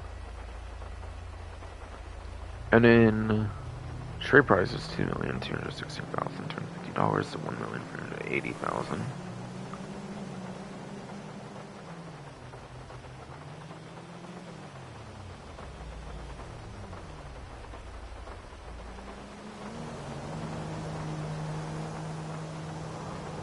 Like 900-ish K off, I believe, on that. I believe.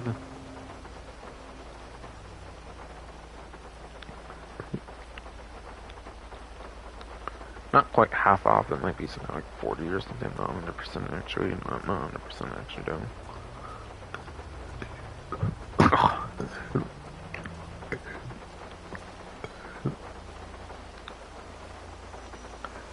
And then one extra from the last update just went on, like a permanent discount as well, and that's a Bobcat security stockade.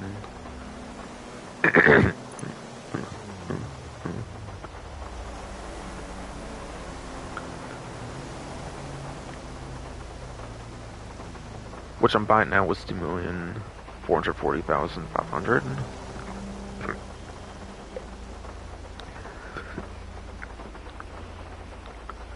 And that's now $1,850,000.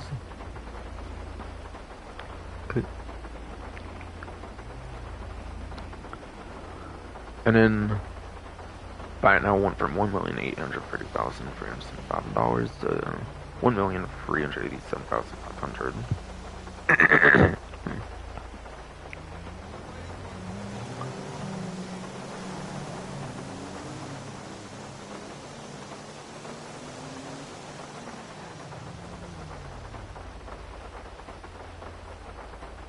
Like around 450-ish, thousand off or something.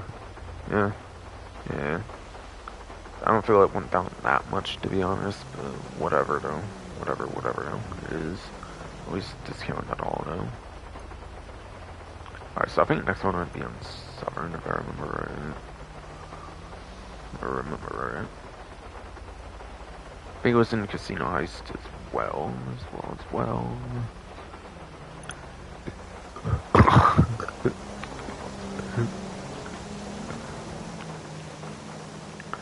I believe it's in the off-road section. Yes. Maxwell Vagrant, whatever. Very good off-road vehicle, actually. Is now pretty cheap as well, I believe.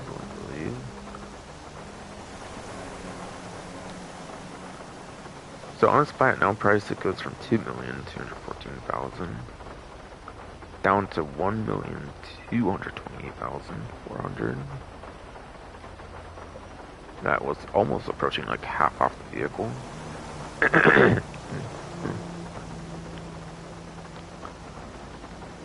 And then the trade price, whatever, apparently is 1,606,500. It was now down to 921,000.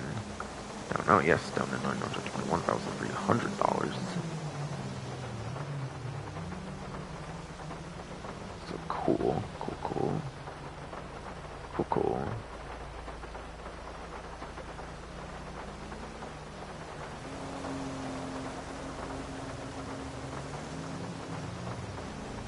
Next one I do believe is on legendary.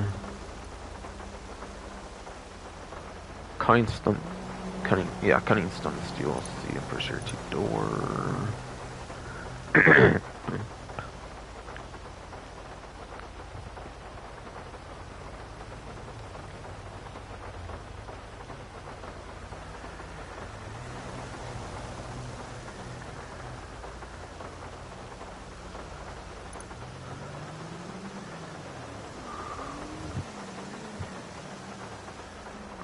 This one went from $1,995,000 to $1,097,000. So about $900,000 off.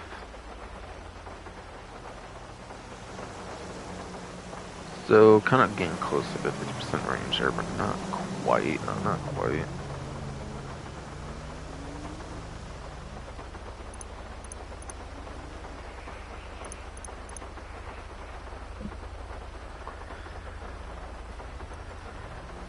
Next one I think is back to Southern.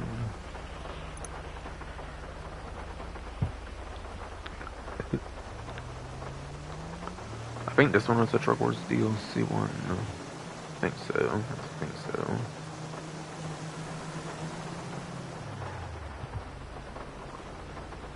I believe it should be 2-door, not 4.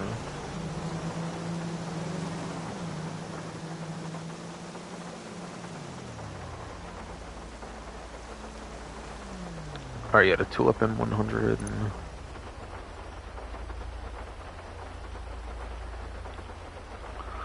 So this one used to be 1,658,000. Now it's 894,800. It's kind of going on its way towards trying to get that like halfway off, but not quite. It's like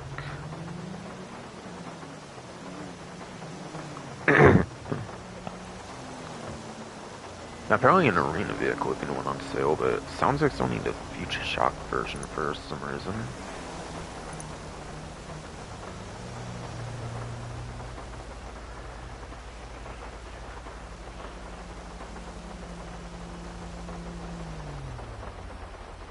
Yeah, I don't know why they only did on the Future Shock version, but apparently the Future Shock Imperator had a price cut. Like, was this one much worse than the Apocalypse and, like, Nightmare versions for some reason of, like, the armor plating or something? I'm, like, not even sure. And the front does look kind of exposed or something. Let's see if I can try to figure that out. Maybe. This one doesn't really look all armored in the front either, though, I feel, though. Yeah, I really don't get why they only chose the Future Shock one, but okay.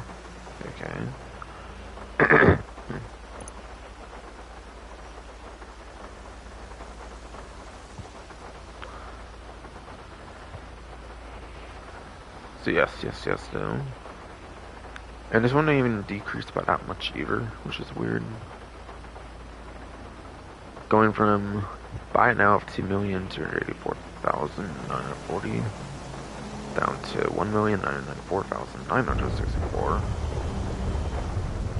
And then its trade price apparently goes from 1,718,000 down to 1,496,223. Only a little over 200k on that. It looks like what was even the point? And they only did like one variant. It's still weird. Still weird though.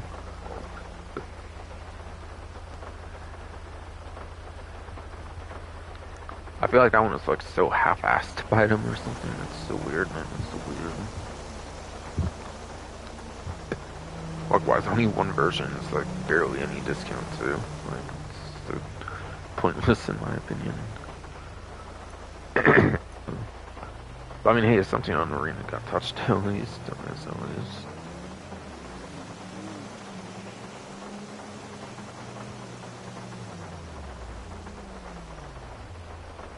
Alright, next one will be Warstock.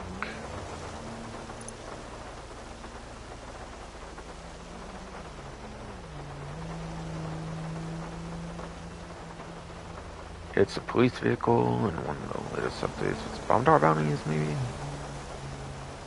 Or Sabotage, Agent Sabotage 1 or 2. Alright, yeah, I was right on my guess, actually, Bombardar bounties. I was trying to remember, but I guess I got it right, actually, some of them. Could have just been a lucky guess by me, but okay though.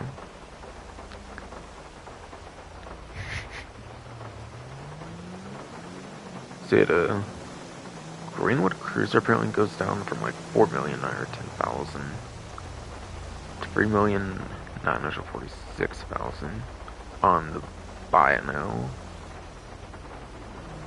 And then trade price from 3,682,500 to 2,959,500.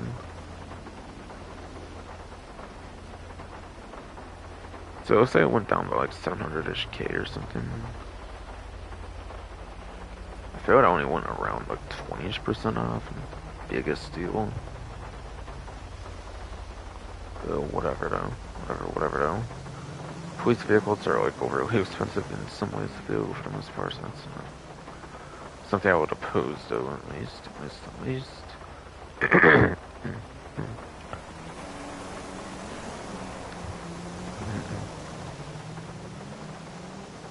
And then, yeah. I think the next one's Legendary, I'm pretty sure.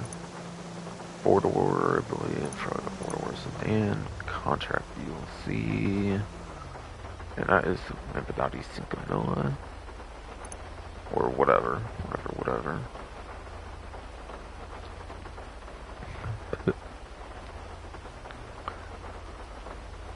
Going from 1,740,000 to 1,144,000.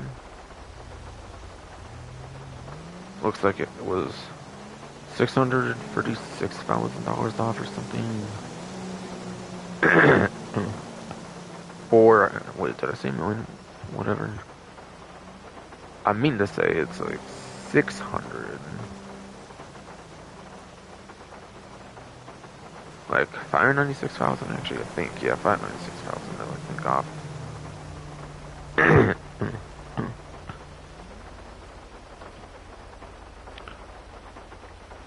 I don't know, maybe like 30ish or something off at most. I forget.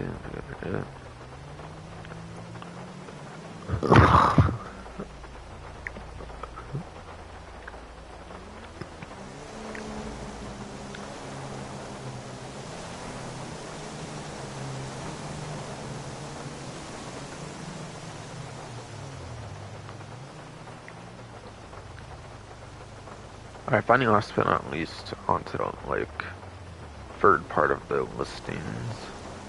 Third price cuts, basically. Looks like Southern is the next one here. Vehicle that was free during Drug Wars, I believe, like, for the Heist Challenge of Aragon.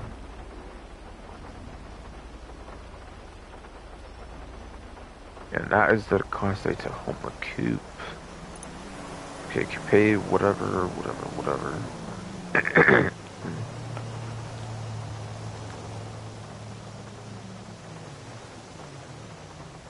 That went from 1.5 million to 950,000. Yes, so 1.5 million to 950,000. It's like 550,000.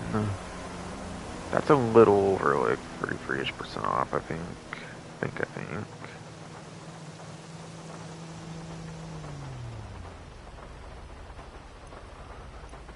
think next one's on a different site. Yes. Click legendary for the next one.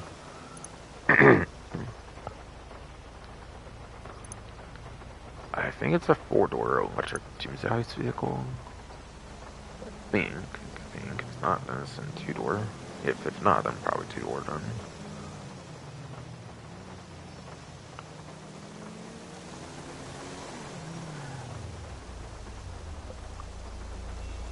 The neon doesn't look like it got price change. It's the rate and let's see what's on the site.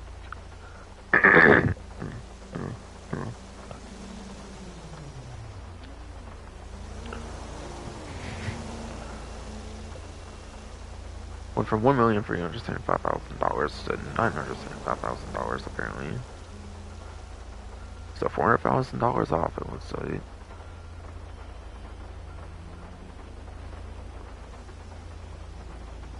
Kind of around that third waypoint basically, it seems. Like 30% off or something at most, I think.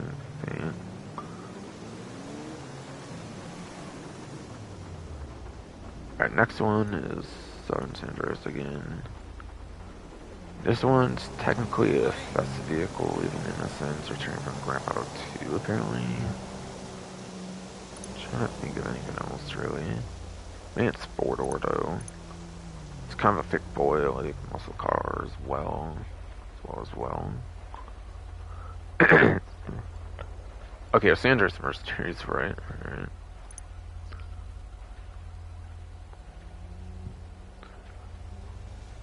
So this vehicle went from 1.5 million, or really 1,499,000 to 999,400. It's a little short of $500,000, like $499,600. So literally like right below, I think 33.3% off or something.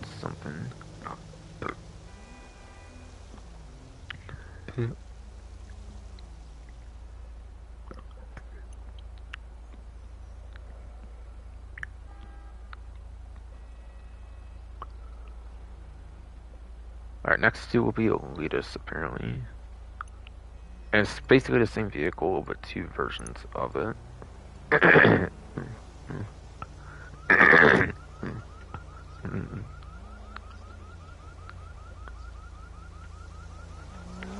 And that is the regular Super Polito alongside the Super Polito Carbon.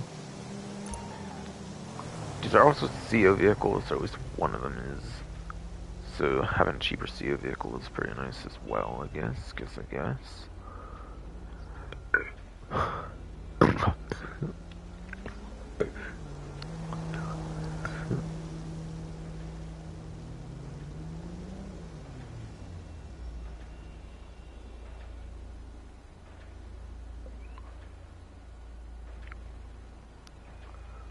So the regular Super Polito went down from 2.1 million, or 2,113,000, to 1,667,800.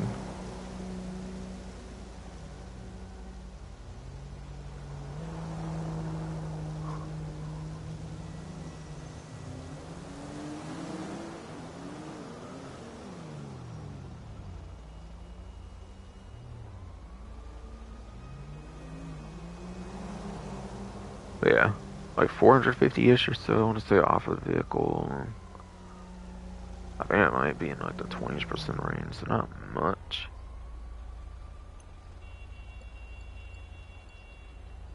And yeah, it's Polito Carbon.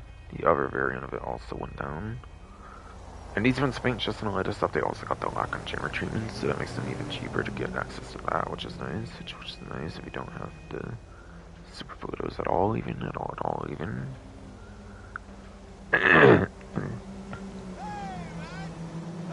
If you say turn to a personal aircraft, of course, though.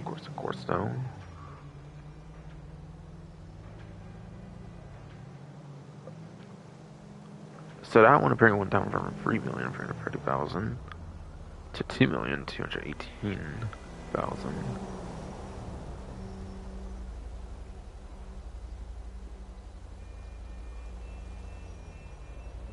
So I think that one might have went down by like over a little over 33-ish% or something. Like 33.3-ish%. Oh, interesting.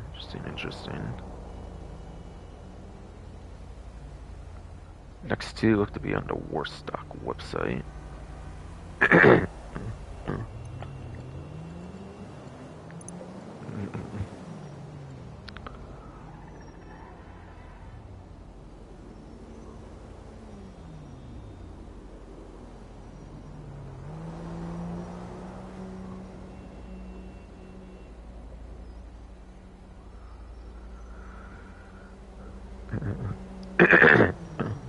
One's a special vehicle, by the way.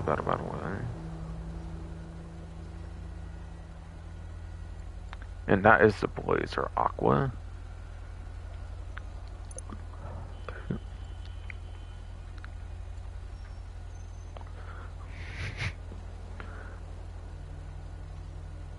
Going from on a buy it now, $1,755,600 to $753,360. And trade price is $1,320,000.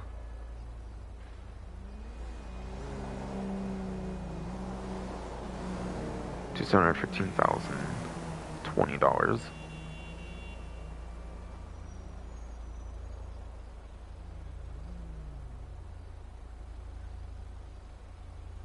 Yeah, kind of in like the 40-ish% off range, it looks like.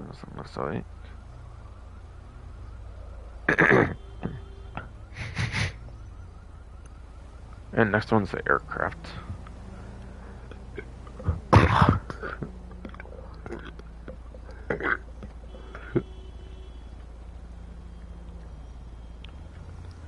And next one's an aircraft, I think, from like pretty much the largest aircraft DLC in the game, basically.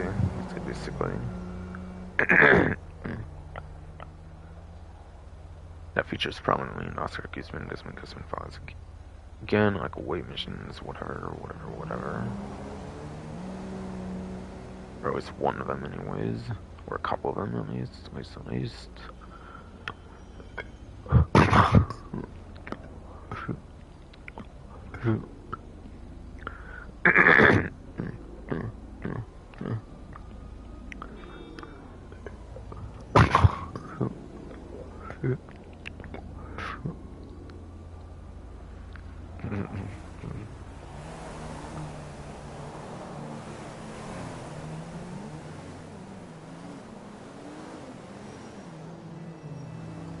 And that is the Mogul. That yes, is the Mogul. We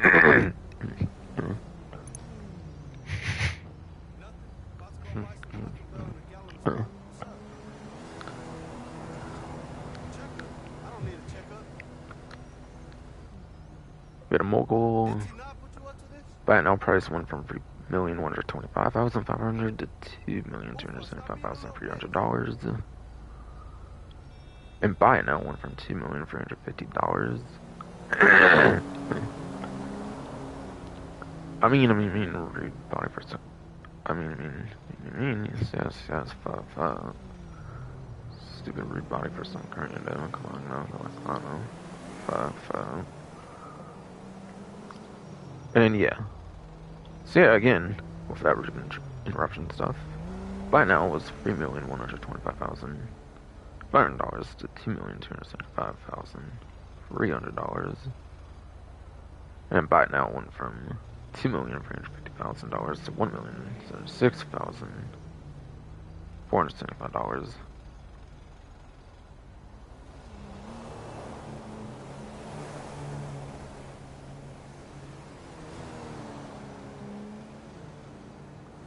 So I'm thinking it's a little over 25% off, it looks like. Looks like.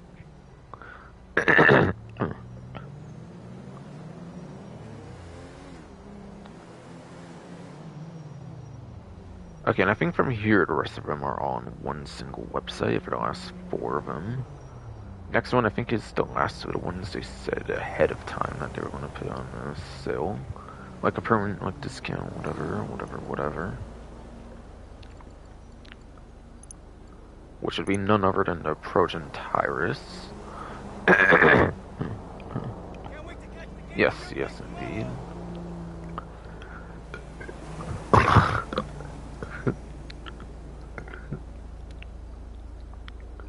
If anyone's favorite record, couldn't stand serious special vehicles. Okay, right? No.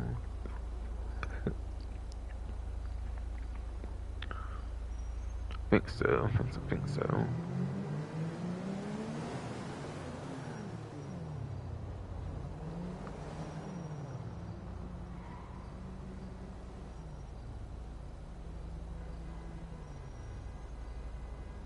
Hi. I is in fact record kind of stunts. Like I think I first said it and I said circular like as a runner up. So cool. Fuck. Hey, good looking. Hey, man.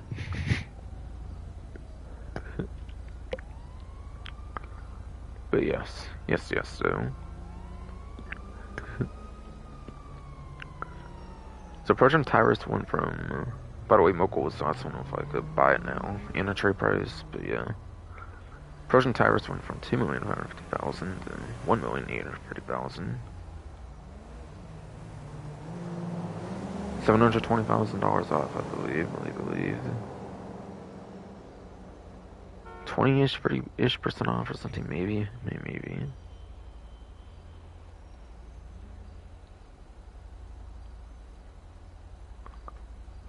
Next one's Damascene Resort DLC, pretty sure. If not, then the heist update.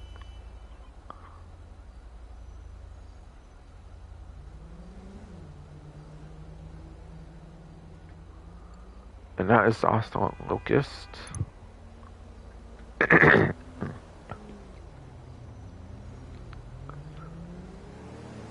Going from 1,625,000 to 978,000.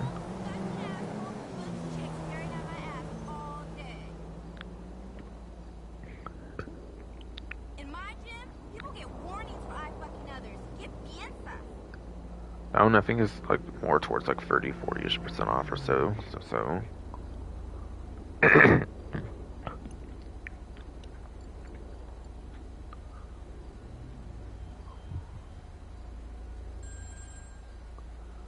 Finding penultimate like vehicle price cut is apparently for, I believe, a gun running DLC car.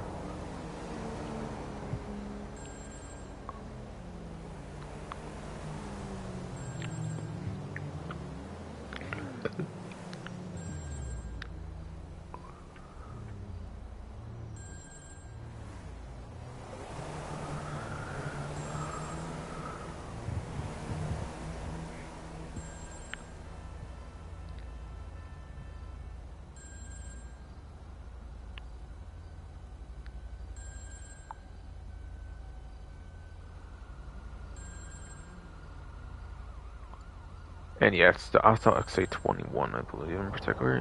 Yes.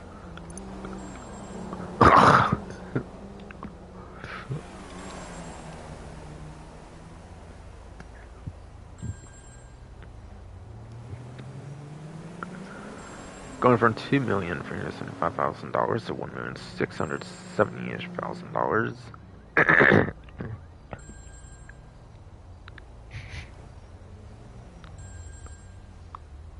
That might be like 705,000, maybe. Maybe. I don't know, maybe like a 20-ish, 30-ish percent or something. Not 100% on the discount there, but whatever though. Whatever though.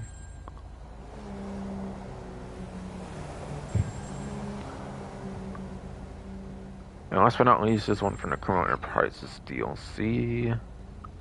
Back in like summer 2022.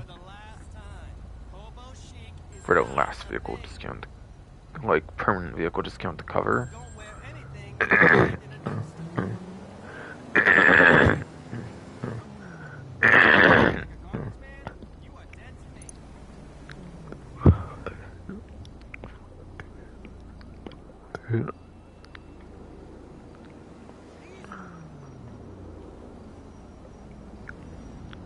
yeah, Benefactor SM722 apparently is the final one of these to go over. Going from 2,115,000 to 1,669,000.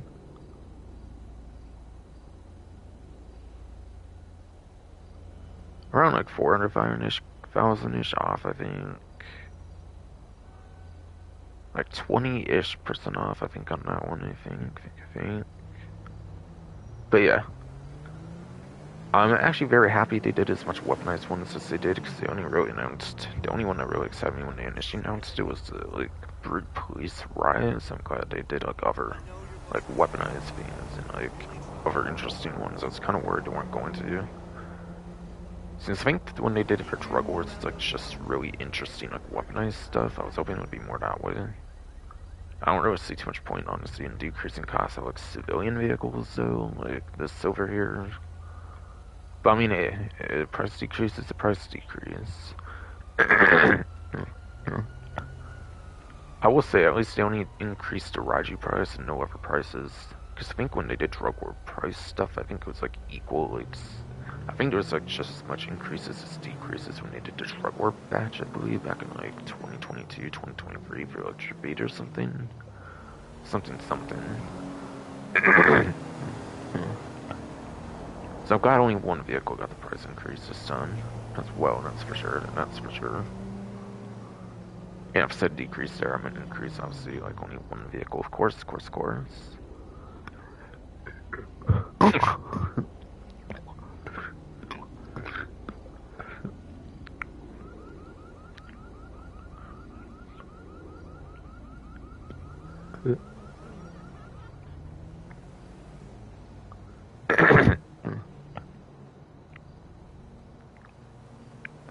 Sorry, body for some carrying is just being rude right now, unfortunately, no. Fortunately, though.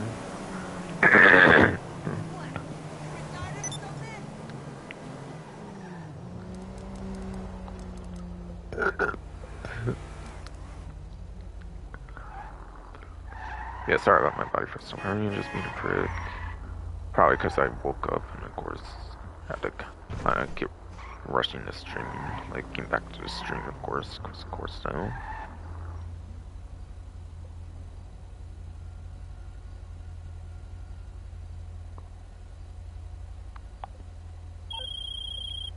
Okay, Martin, don't really care. Come on, man. By the way, I forgot to give credits, but credits to the information about the vehicle, like, price decreases, goes to Tez too, or like Tez Funds too, or whatever on like Twitter, like some, I don't know, like, I don't know if leaker is the right term for them, but like, insider or something, I might have heard as well, or something. I don't know, something interesting, I guess. Something interesting, I guess.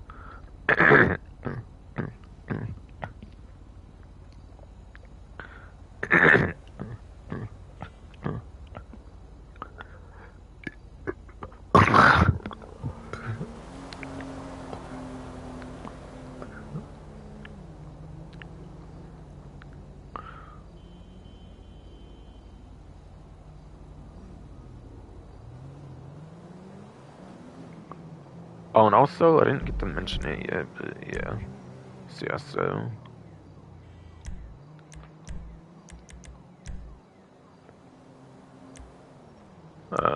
Old school hits apparently is put in the menu permanently or something. Maybe an O or something. I don't know, I heard it was in the list permanently. Did I lie about that or something? I'm so confused, because it's not in the mission creator content. Unless they're talking about the community stuff, actually. Maybe. Oh yeah, it's actually there permanently, it looks like. That's cool. It's there in addition to the race stuff, if you want to ever go back to it, which is nice, which is nice. Albeit I don't think it'll be on times money or anything anymore. And to pay even on like 4 times is kinda meh. People say. I don't entirely disagree, to be honest, but yeah. So apparently that's currently available in the game, supposedly. At least I'm told to choose possibly Vault in the future or something. Something.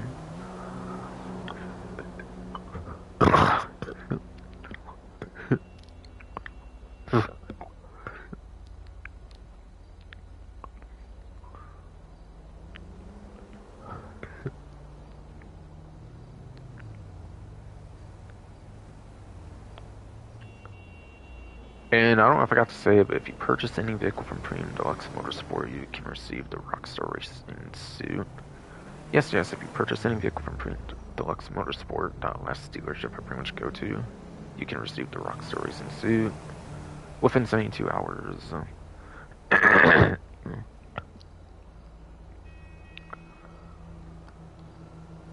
If you purchase any vehicle from the Luxury Autos, you can receive the LS Customs car seat jacket within 72 hours. And if you get any vehicle featured in the LS Car Meet, you can receive the Blue Banshee T within 72 hours.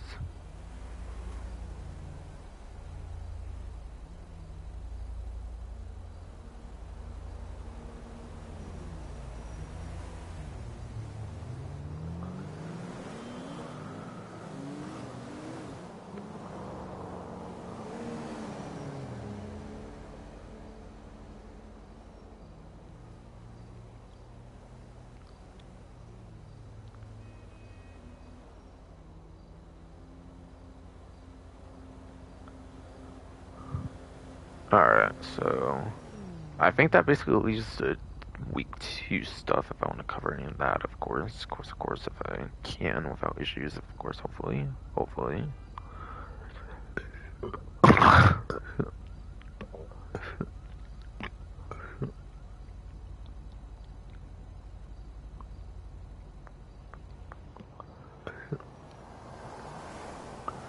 And also that clothing stuff I was mentioning lately, actually, for the dealership stuff also applies for week 2, not just week 1, by the way.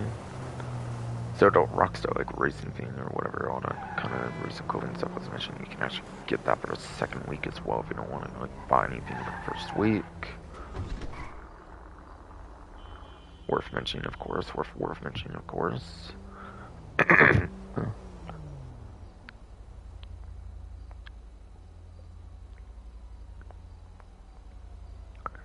Alright, so onto some week 2 stuff to try to lessen the burden if I do even decide to stream for the second week. Maybe I won't since there's so much information already covered. But maybe I will do like an hour or 2 stream or something.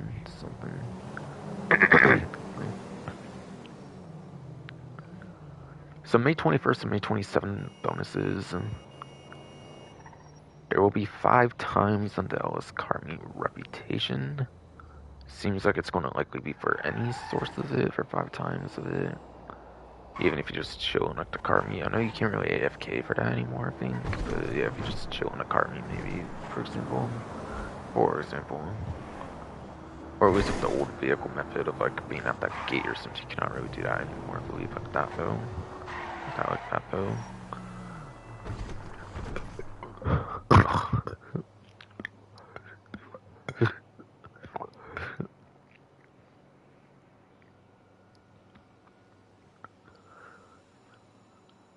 Auto shop robbery contracts will be 2 times money RP. Best way probably to go about that is doing a bunch of union depository contracts.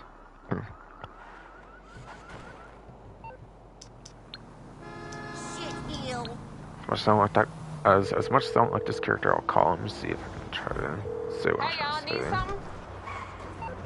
But you can cancel a contract job if you don't get union depository and keep re-rolling the jobs, basically. As long as you don't have like a cooldown to wait. I think you only do like once every like while, legitimately at least. I know there's illegit methods to kind of bypass it, I think, but yeah. Like every couple hours or so, I think you can only do like 1 or so of the depository contract. That's easily the best one. You'll get like 600k. Talk soon, alright?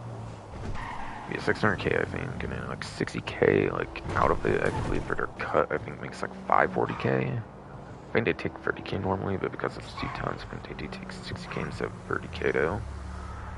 But 540k pretty easily though, like for an easy mission is pretty good, pretty good.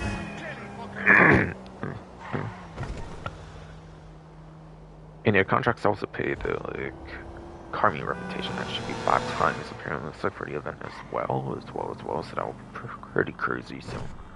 So yes, that'll be pretty crazy.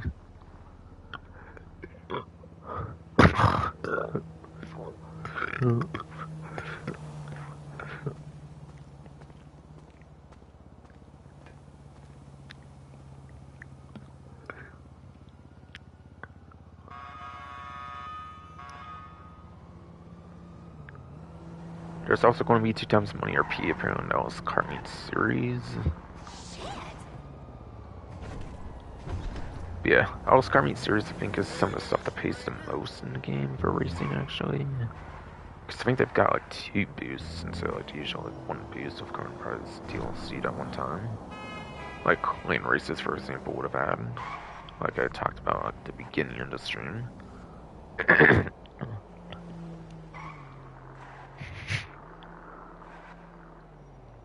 So assuming 2 50% boosts, I think that would basically double up basically.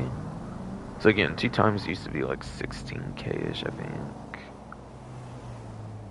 And it is a 2 times thing, so like something maybe like 32, 33k or something. 8-10 minutes on his races or something. And obviously it's still going to be better since it's a competitive game mode to play with other players and hope to place first place or podium at least, hopefully.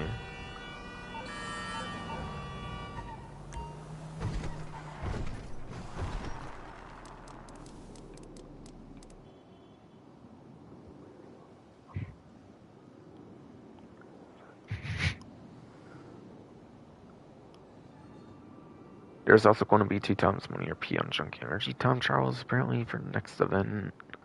So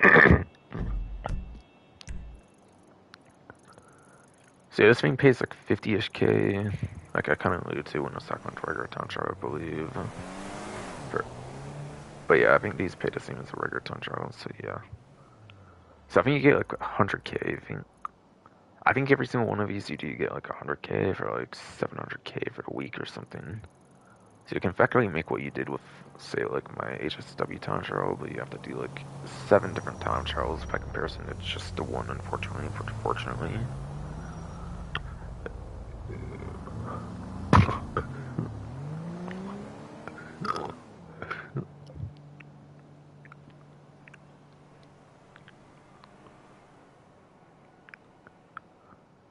There's also going to be 2 times as well in the RC Bandito ones, actually.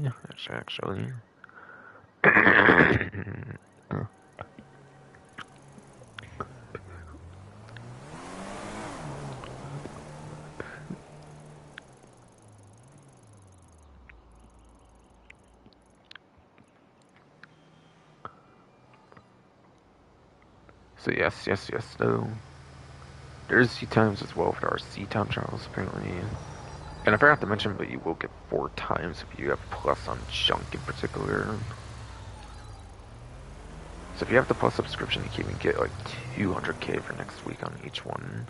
To get like 1.4 million, I think, for each of the 7. Yeah, no matter what, our C Bandito ones are just 2 times. Since it's not in the Plus subscription. And these will, of course, be 700k if you do like all 7 for the week or something for next week. Next week.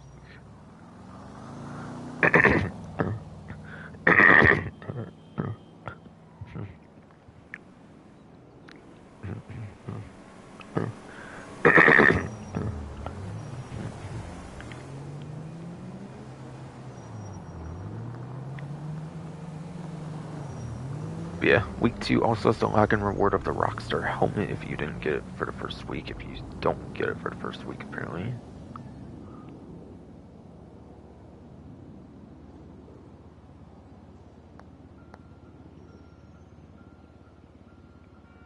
And then it looks like the weekly challenge for the second week is going to be a little different.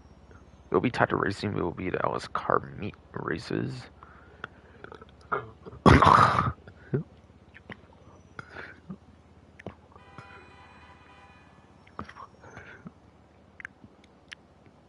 just got my box set of classic Congress games from the 80s. But yes. So as I was trying to say before I got rudely interrupted by my body personal Korean nonsense, so week 2's weekly challenge will be very similar to the first week's weekly challenge.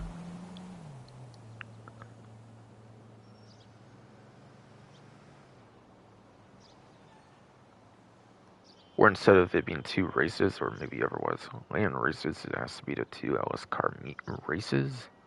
So like street pursuit races or something, maybe possibly drag or drift races too, I'm not 100%.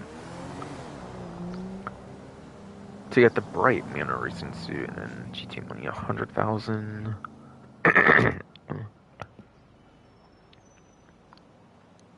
I'm actually not sure if they gave the bright racing suit before, they might have, but I think it's rarer than the dark. I do think the bright Manor racing suit is rarer than the dark one if I remember right. Regardless though. And yeah, just use your 100,000 sets for bright Manor racing suit, of course though.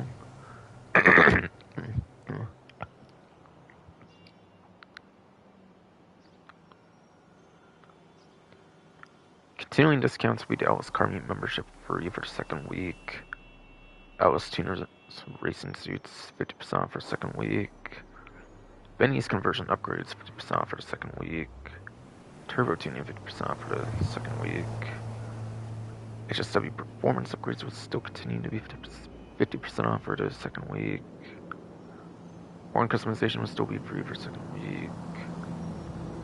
Blue and yellow tire smoke customization will still be half off for the second week, and I think all the other discounts will be unique for the second week.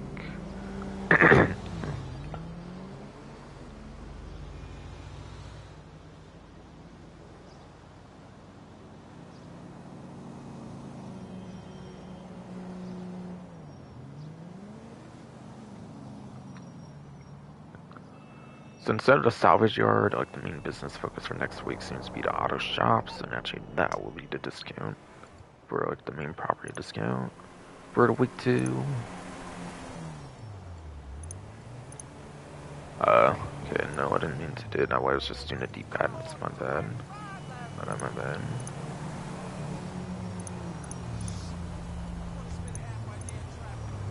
Just do it different than I usually do. By mistake.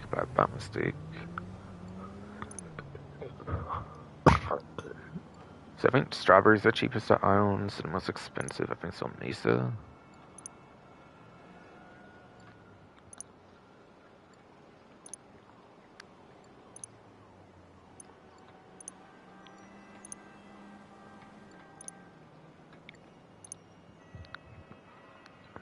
So you'll get like 40% off of 1,920,000, which will probably still, of course, be like over a million, but in like the low $1 million point, I'm guessing for like 40% off.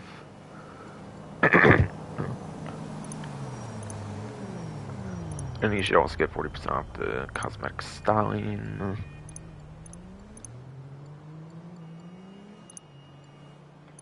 The cosmetic tint should also be that much off as well.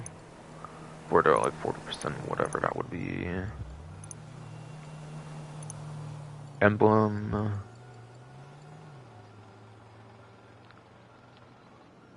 Emblem stuff should be on discount, of course.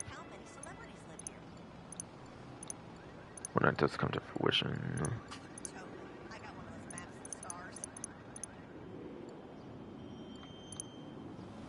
Staff members should be on discount.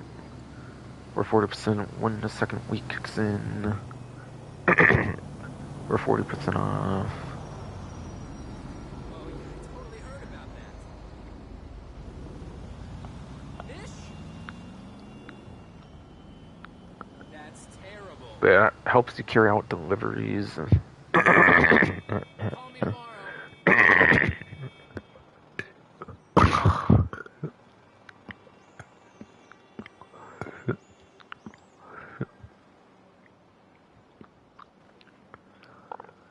But yes, though, I mean, they do help you out with, like, carrying out deliveries.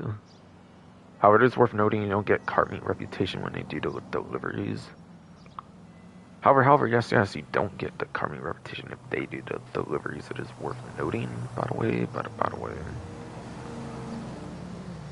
So they're not too useful because of the fact they don't get you to Carmine Rep. They added like contract DLC onwards where you can get some Carmine Rep when you do the like vehicle sales for like the auto shop, like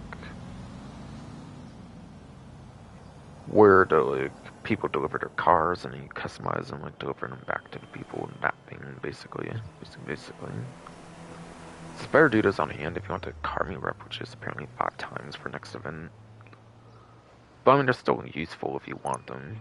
If you cannot be bothered, I suppose.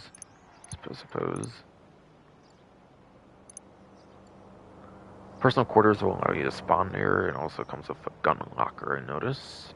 Notice. Other properties very much have gun lockers. To be fair, but yeah. Why not?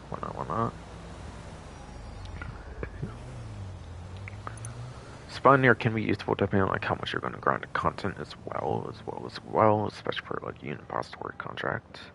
So yeah, personal quarters can definitely be very worth it. And then you can get a second car with the car lift. Absolutely want to be worth getting that for sure.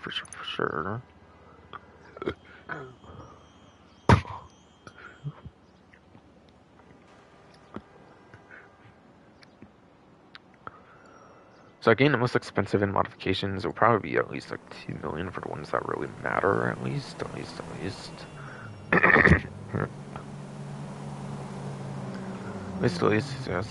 Fuck. Or yes, the modifications that do matter though. Like on the most expensive, it'll probably still be like 2 million, I'm gonna guess. On the 40% off around there, like early 2 million.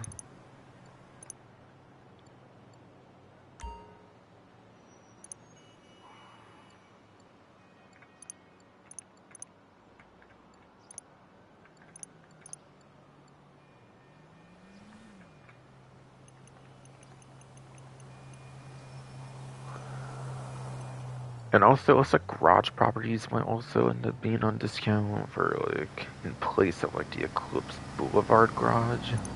I assume when you say garage properties, it's going to be the ones on like Dynasty 8. I assume it will be Dynasty 8, the garage properties, to kind of continue some Dynasty 8 discounts for the second week.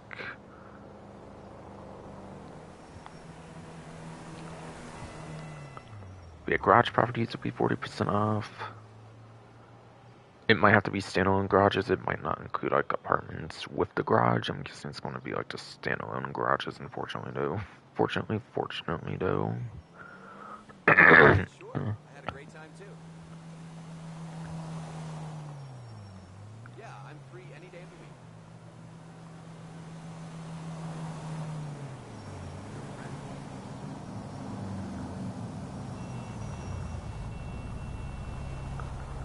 So yeah, something like this, I'm assuming is what will like be on discount, like the standalone garages. It sounds like to me. So I assume it's basically them carrying on like some Forever Dynasty 8 discounts for the second week. I don't assume it's like the like import export like 60 car garages or anything. Of course.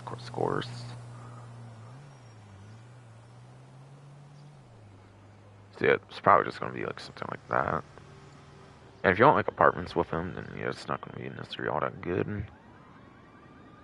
They're not even all that like overly expensive nowadays either. These are like 20 for 2 properties too, so like, eh. If that is in fact what you're doing for the second week, that's not that good, unfortunately though.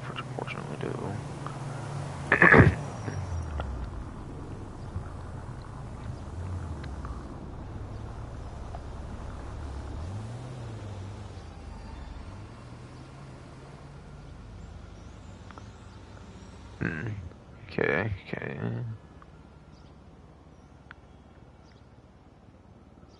So actually the Banshee GTS will be on discount for second week as well, by the way. It looks like.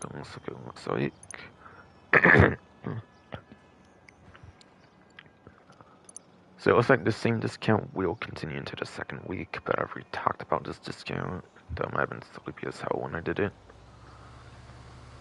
It's single digits for both lifetime top speed regardless of HSW or not, I'm pretty sure. I believe I said. So yeah, it's very good. HSW or not, it is a very solid vehicle. For the second week it will continue apparently.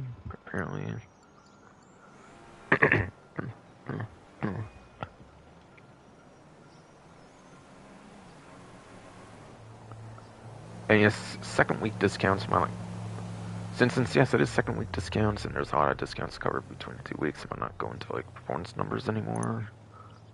By the way, and go more into capabilities of the vehicle. Like, I'll look at the performance and I'll just basically say how it is, I guess. I guess.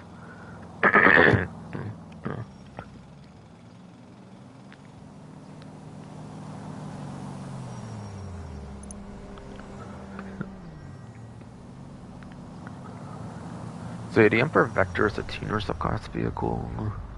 Being an auto shop focused second event, that makes sense that they would pretty much do the Vector. Okay.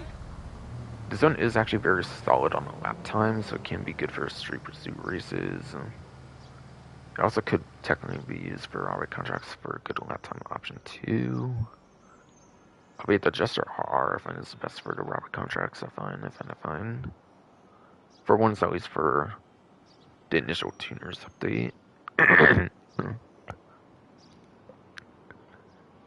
And from what I hear for the robbery contracts, you only can use ones from like the original tuners update, not the like later tuners, like the RR like wide body, for example. You probably won't be able to use that, for example.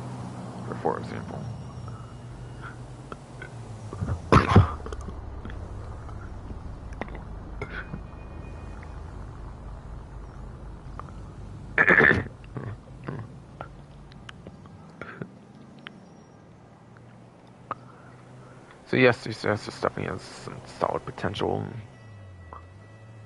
It is a pretty good one for street pursuit races, even if it has kind of fallen off by the wayside with the just RR, like wide body being a thing now, basically. But it's definitely still like a top 5, top 10, I would guess for sure on the lap time. For the like street pursuit races, all that kind of stuff. It does a pretty atrocious top speed though, I will say though.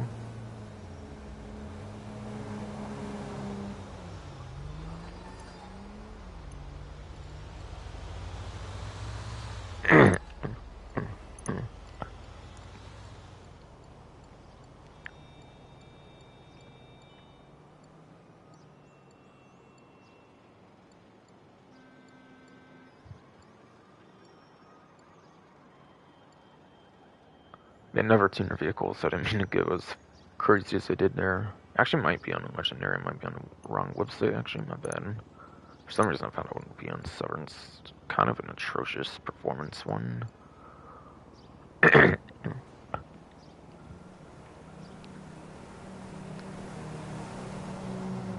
We had a Cypher though.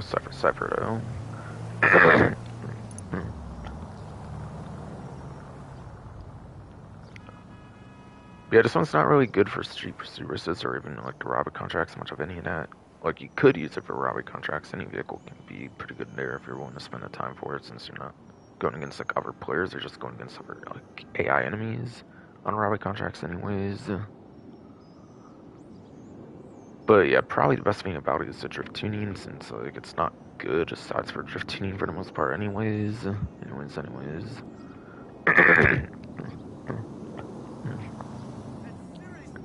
Like, literally, when this vehicle first came out, it was actually a prize ride, which just shows how bad it was when they were literally offering it for free when it first came out, even.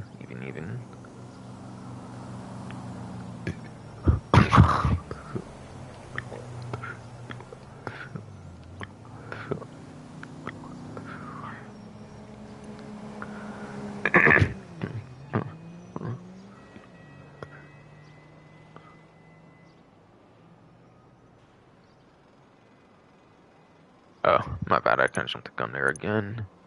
Still on Legendary Motorsport, apparently.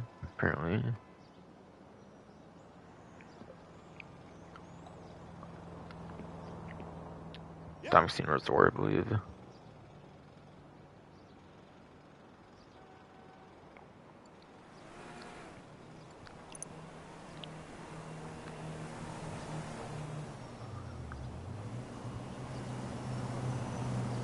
Spam phone call, just great, apparently. I refuse to answer since it's saying it's spam.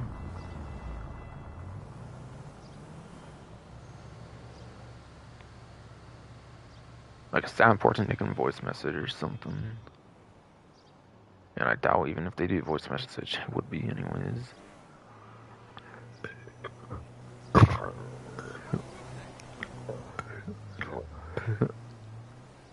Son, I didn't pay for 6 years at UCLS so you can sit around in your underwear and play Xorbio all day. You need to contribute to good. Hey, man.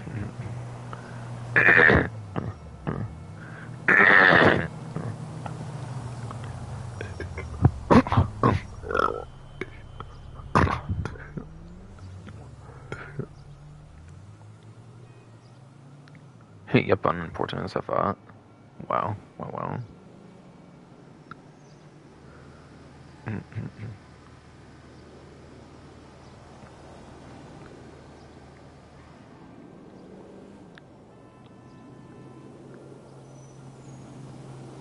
But yes, though. Being a Paragon R. The Paragon S ended up coming out later on in, like, what Bond Our Bounties, and it's just basically a better, like, successor to it, basically. And plus, there's the Armored one that came out in the same update that you get for the Casino Story missions. That's just better for the Paragon R, so... Yeah, it's not too much point to get this one, honestly.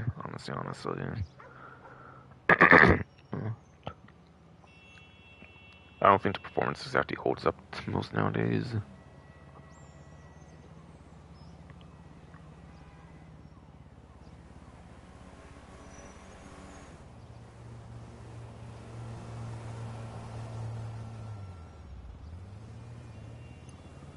Alright, so there's a Felon GT even in the game right now on the website. Might be another 5 vehicles for Simeon's. Simeon's might not be in a vehicle website that will be getting some discounts. Felon GT. Ugh.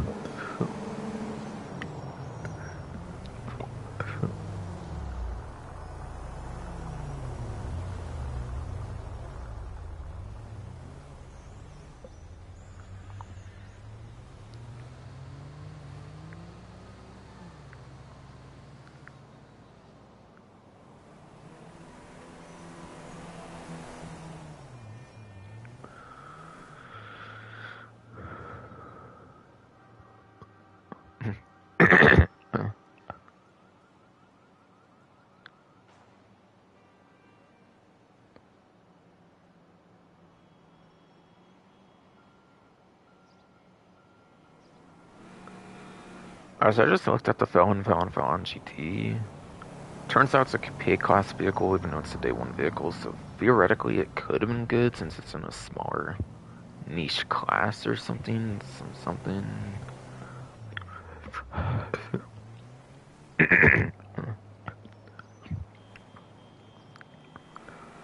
But it's actually one of the worst of them. Or it's not one of the worst of them per se, but like...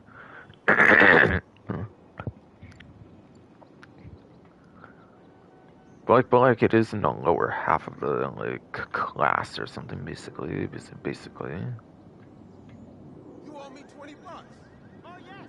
Yes, it is in the lower half of the class, yeah, for the Felon GT, and it's in the coupes, which is a pretty niche class, so there's only like 20 vehicles. So even though it's day 1, it fell off for that class anyways, unfortunately, even if it's a small class. The Lifeguard Emergency, apparently, will be a discount for next event. I don't really necessarily see that being all that worth it. Like, basically.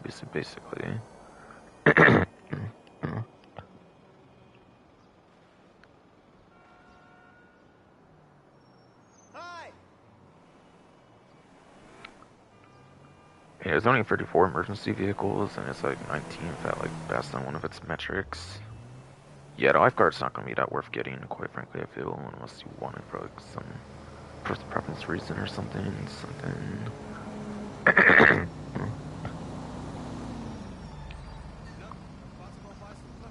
There's also the Hot Rod Blazer apparently for off-road. I assume that's definitely a removed website vehicle right now, so I assume that's probably going to be in this main dealership next event though.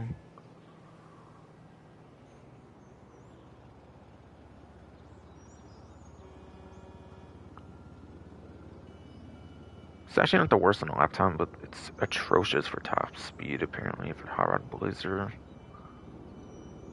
Which is that same Blazer that you get in like any like B or C, I believe, for Kill Michael or Death Wish of story mode. It's that same one you get like the end of the story mode. For that Blazer, the Hot Rod one.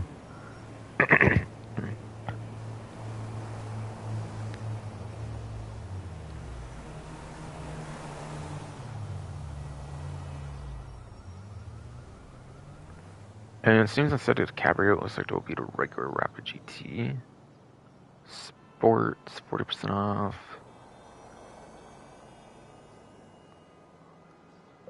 Yeah, assuming it doesn't exactly perform that great, really though.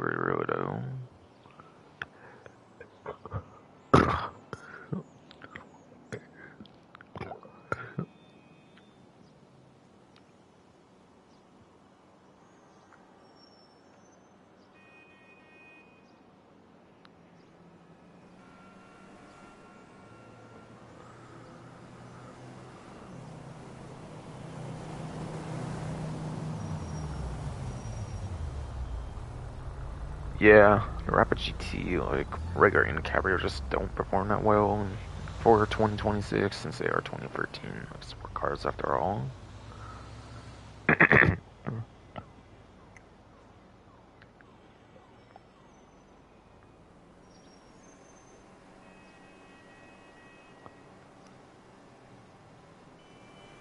We had NTF, the yes NTXF. It's below average for both its metrics apparently, so the NTXF wouldn't be that good. I think that one actually is on the website, so I think I can show what I'm talking about then. On that one.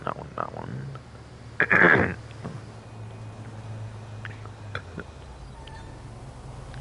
think I reached a point where I finally think one's on the website again or something.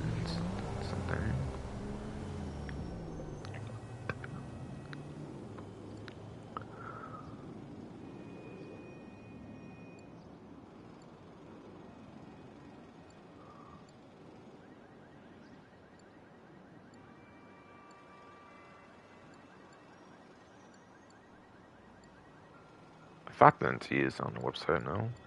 Is it a Volta vehicle? I know it's for sure on Legendary though. Pretty sure. Call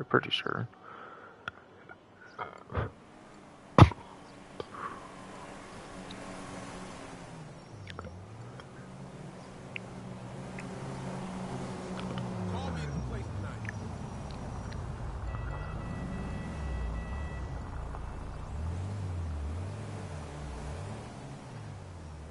I guess it's not, but yet NTXF is not going to be really good in either metric, lap time, or top speed apparently. So that definitely seems like a faulty vehicle there, because I know for a fact it's on Legendary and 2-door as well, which I was on as well.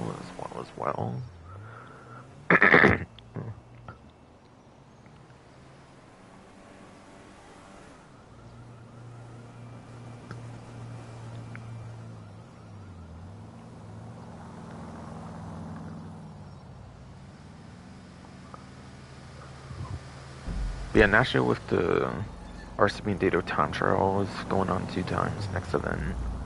Apparently the RCB and Dado itself is on a discount.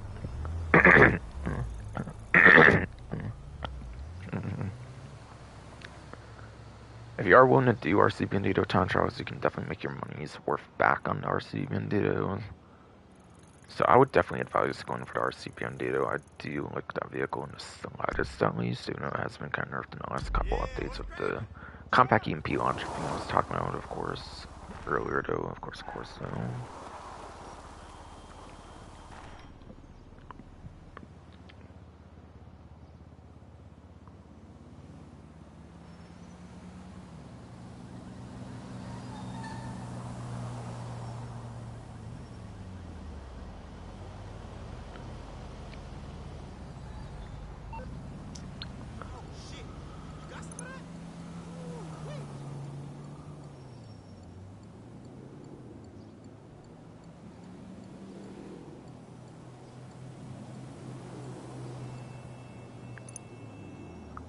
Yeah, next event, the Chernobog apparently will have a discount, which will pretty much for sure take on like $1 million, it seems, which is insane for what it is.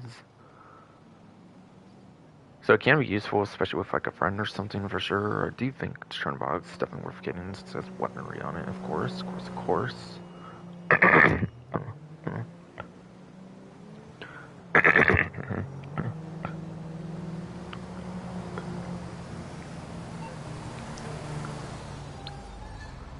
Next event seems that Torero will have a discount as well. Am I the only one who works for a living? Fucking beat!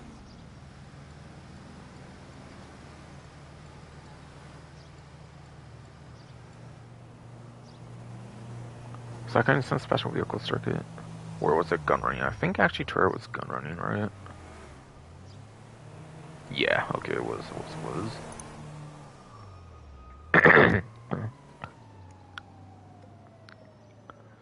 Yeah, so sports classics, I think it kind of fell off the wayside, especially with like all the good couple like sports classics and all these Safehouse and Hills DLC though.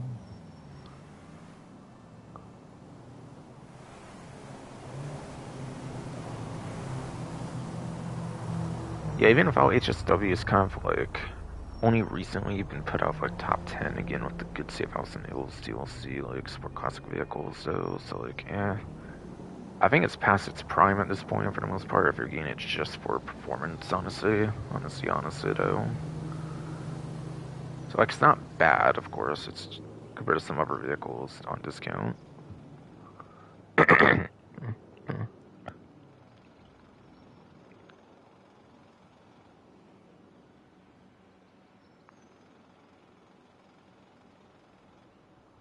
Yeah, definitely also not the greatest discount either though.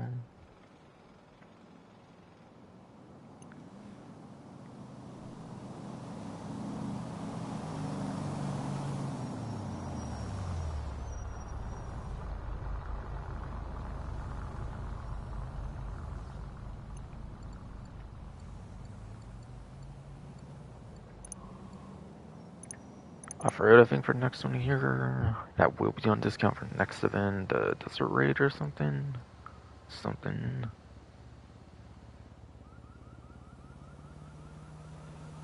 Yeah, Desert Raid's apparently on discount for next event.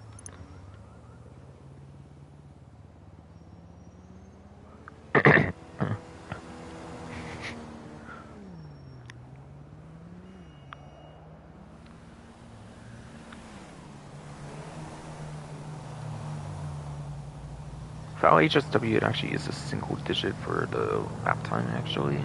So it actually can be good without HSW to account, apparently. So this one actually can be kind of nice, actually. And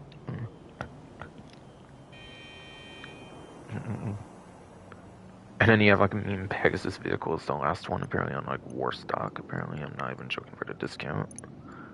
Like I think the last discount in the cover here is not like gun van related or something.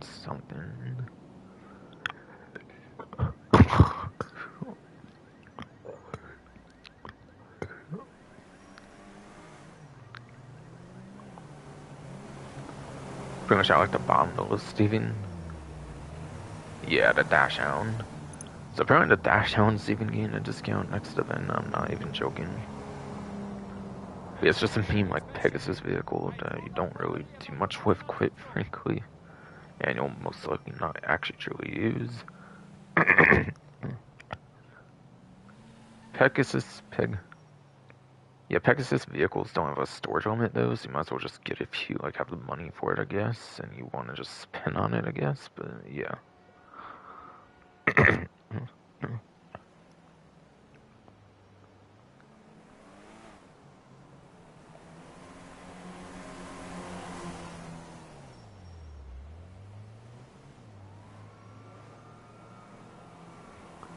Yeah, I gotta play the community like series, like the new race. I still haven't actually done that yet, and that's for week 1 here, of course. There might be a new one for week 2, so it might actually be worth hopping on for that at least. Yeah, I meant to do the community jobs, my bad. Yeah, left parenthesis PB, right parenthesis Hot Ring Deluxe returns. The like left bracket Suga, like right bracket. Hot Ring Bananarama returns, it looks like. Hot Ring Circuit hyphen Roddy returns, it looks like. Hot Ring Super Speedway returns, it looks like. Joy Ride returns, and then Ninja's Hot Ring Rap 1.0, 1.0, 1.0 does return as well, looks like. It looks like.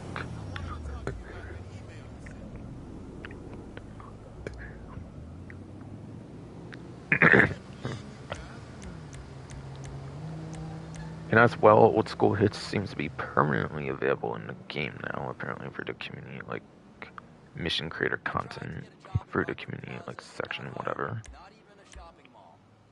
Unless they choose to vault it down the line in the future. But I guarantee it's probably not 2 times. I'm gonna guess it's just regular money on the Old School Hits though. Alright, transform race for up to 30 players for Giant Hot Ring. Interesting. Interesting.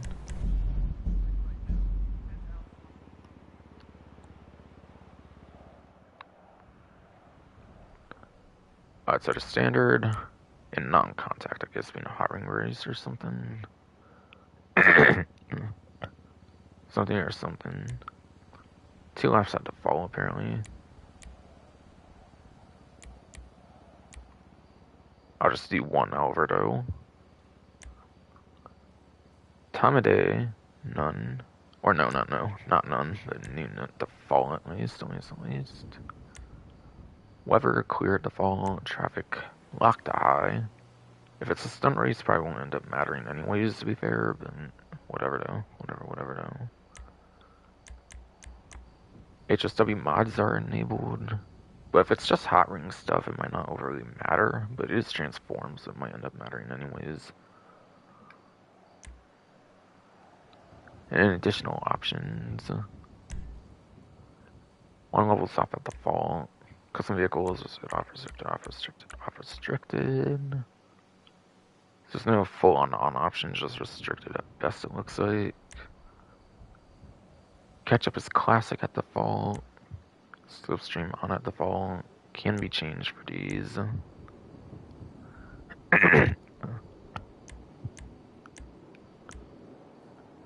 Starting grid order, default, and then boost on go is on. Can be changed. Can yes be changed.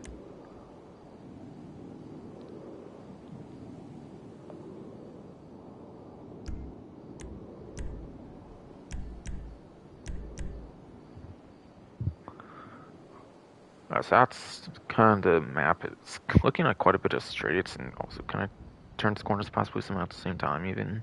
Seems like a pretty balanced course to me, actually though.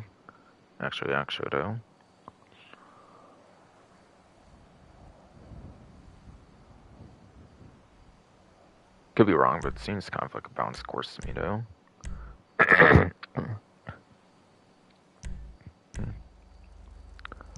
So I got the Saber.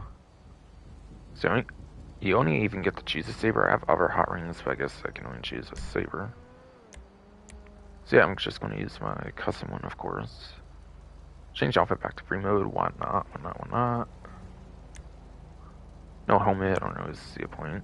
Per se.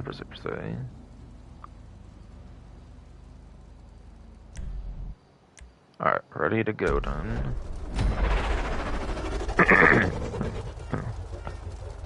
Giant with an exclamation mark for the eye. Interesting.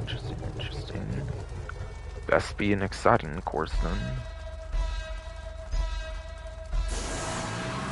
See what's so transform about this then. Has HSW enabled? Maybe there will be an option for random HSW options or something.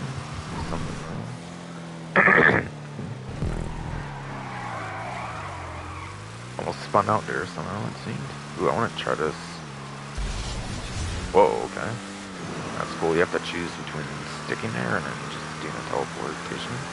Yo, okay, that's cool. And the giant hot ring beam me there. That is actually kind of cool. In the center of the course, it's like though. definitely like though.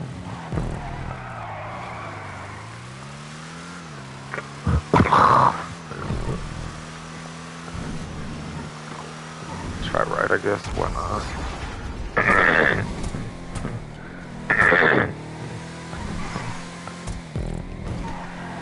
I got turned into hiring Hellfire.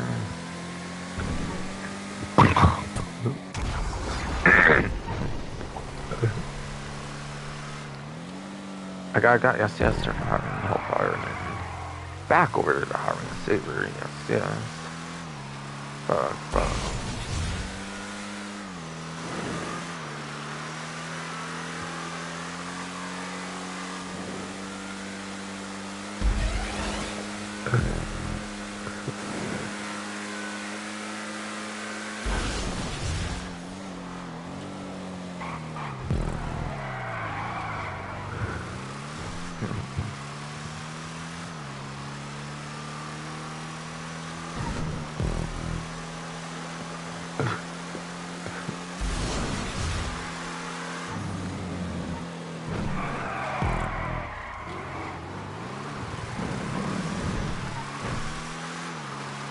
This seems to just literally stick to hot rings. It almost seems like to be the like hiring Hellfire sides for this one.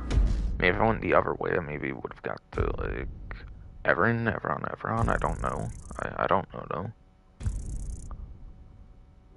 So it is a random kind of thing in a way, but still it's just on the hot rings. Makes sense given the name of the like course though.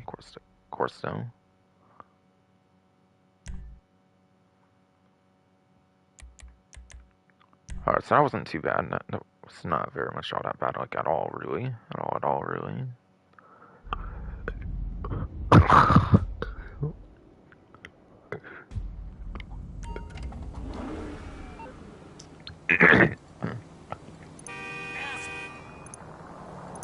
Now I've seen everything.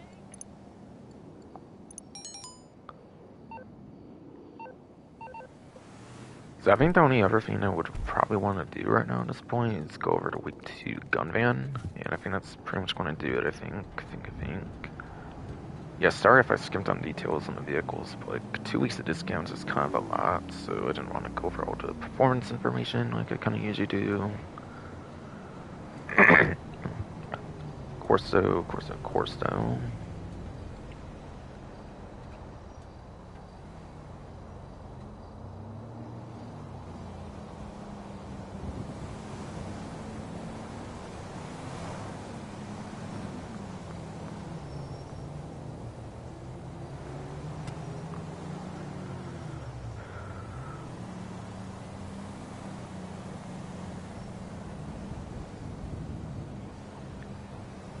Okay, so for week 2's gun van, I think I talked about precision rifle already for week 1, so I don't really need to do that again.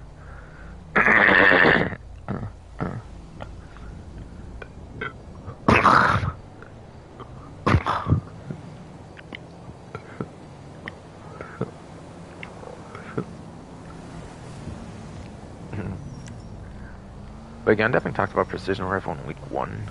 Gun vans, I don't really need to do that again, but it's the 4th sniper rifle in the game. Not counting like Mark II, so it's like a separate variation, just counting on top of like the regular one. It's technically the 4th sniper basically done.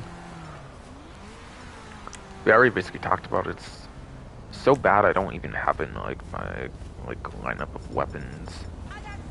Like I was already mentioning earlier. I think week 1 it was like a 40% plus discount as I was saying, but for week 2 it's just a generic like weapon on the like gun van basically with no discount attached to it whatsoever. For the week 2 basically.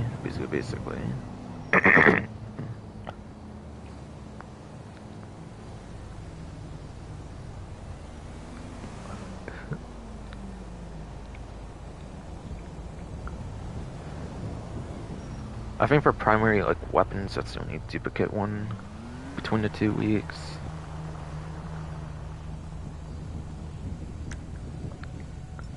Week 2 will feature the compact rifle. This is an assault rifle. This yes is an assault rifle you can use on a motorcycle. Has 100 rounds. It's more for like close mid-range. It seems more meant for drop-bys than like a primary assault rifle. Since it has a much smaller like range than the other ones, with like how much build there is to the gun, of course.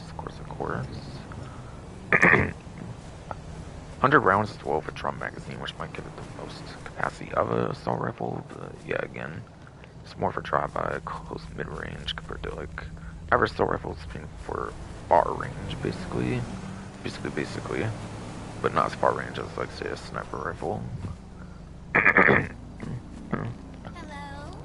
Oh, hi, sweetness. I was thinking about you, too. Want to know what I'm wearing now? Oh, stop! You are so bad. I bet you're wearing those carrier pajamas I gave you. And then the MG apparently will be there.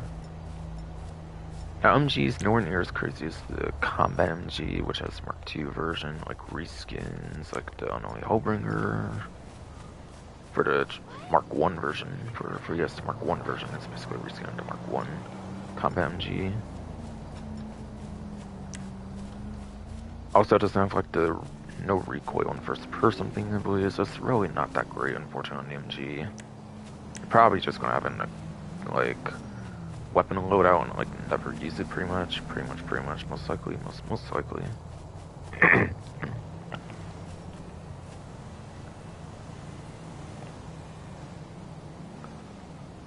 Machete is available apparently for the second week.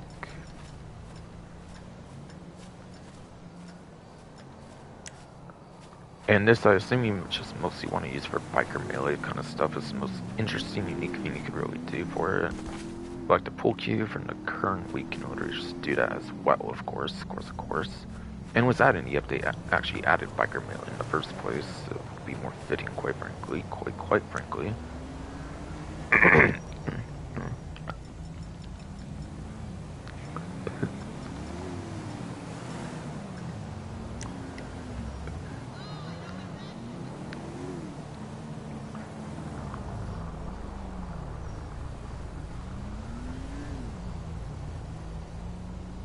And then the discount weapons, combat shotgun. This will be 30% off, but it's only going to be for the Plus members for the next event. Otherwise, you can still get it, it'll just be the more normal price for like a traditional gunman weapon. But a combat shotgun is actually a Cow Perico heist exclusive. You have to get it during like a finale, I believe, and you have to find it like the compound to even get it usually. So whenever it does show up for purchase, it is a good idea to just buy if you have no intention of like just getting it from like the Cow Perico compound during the Cow Perico heist finale. Which I don't even advise. It's like just better to do your heists quicker and make more money instead of like going out the way to search for a little inky dink shotgun that you're most likely not even going to be using in like the first place. Say inky dink, but it's really not a small shotgun. I was just kind of saying it because like, yeah, it's probably not going to be used. It's kind of just sitting in the weapon wheel pretty much on average for people, I imagine. But it is a rare, unique weapon kind of, since you cannot buy it on normal circumstances, just in special weeks where it appears at the gun van.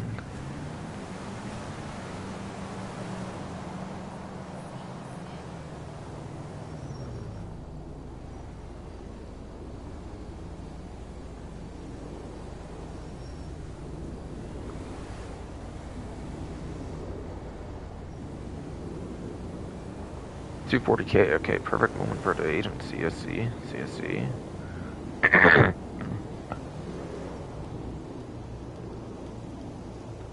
And then, yeah, the other kind of discount primary weapon is going to be a railgun, actually. So this will be quick and easy to show well. Fire 3 of these, and then I'll go with an ammo box.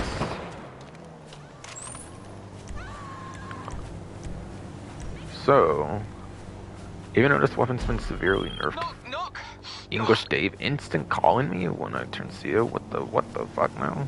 Bruh.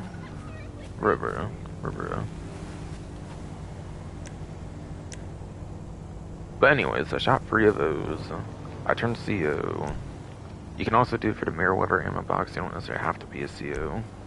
Especially if like CO limit's like full or something. But the Meriwether one has to be delivered to you, so it's not as convenient. It's just buying next to your fee like this one does. I saw the armor. I was like, they upped the ammo somehow to 1,500. What? I don't remember everything. But no, that was the armor 1,500, not the ammo. So yeah, for maybe $1,000, you can literally just fill up your railgun instantly, all the way if you need to. Like there, it's like there, it's 2,100 if I want to do the whole railgun. But doing it this way, it's only $1,000. You can even do one from like 0 to 20, and it's literally just $1,000 either way. So despite all the online nerfs the railgun got, that makes it like super crazy powerful and everything, that the nerfs don't really matter that much in the first place, which is cool. Which is cool.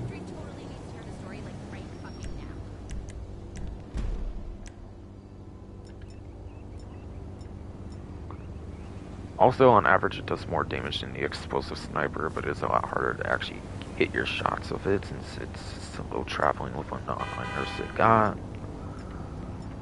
Also worth keeping in mind, basically, it's kind of better to use on closer range targets. It's sniper for farther away, I find.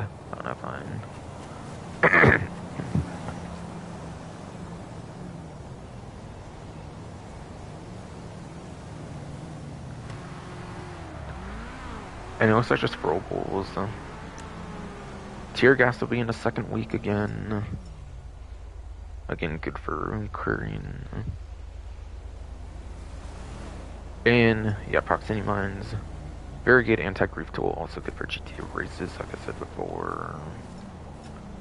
And then your basic grenade, like basic explosive rollable. The grenade is also going to be available for the week too.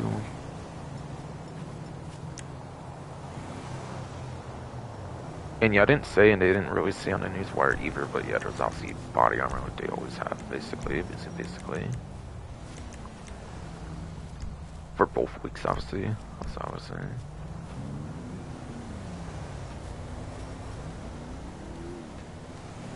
So yeah, I think I actually got to go over everything, actually, surprisingly, despite falling asleep and worrying that the stream might kind of end itself randomly, like it usually likes to do.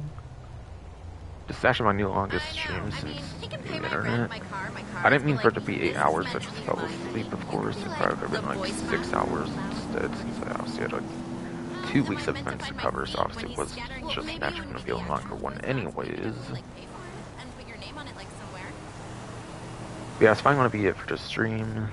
Hope that GTA 6 information on the 18th actually does end up true, because that, again, is my birthday, and that would be awesome if that happened on my birthday. So that will finally be it for the stream. And because, yeah, it is my birthday, I'll probably wait till Tuesday to do something about it if I want to release something for that, of course, if it does happen. But yeah, actually, that's finally true. Gonna be it for the stream. I hope you enjoyed.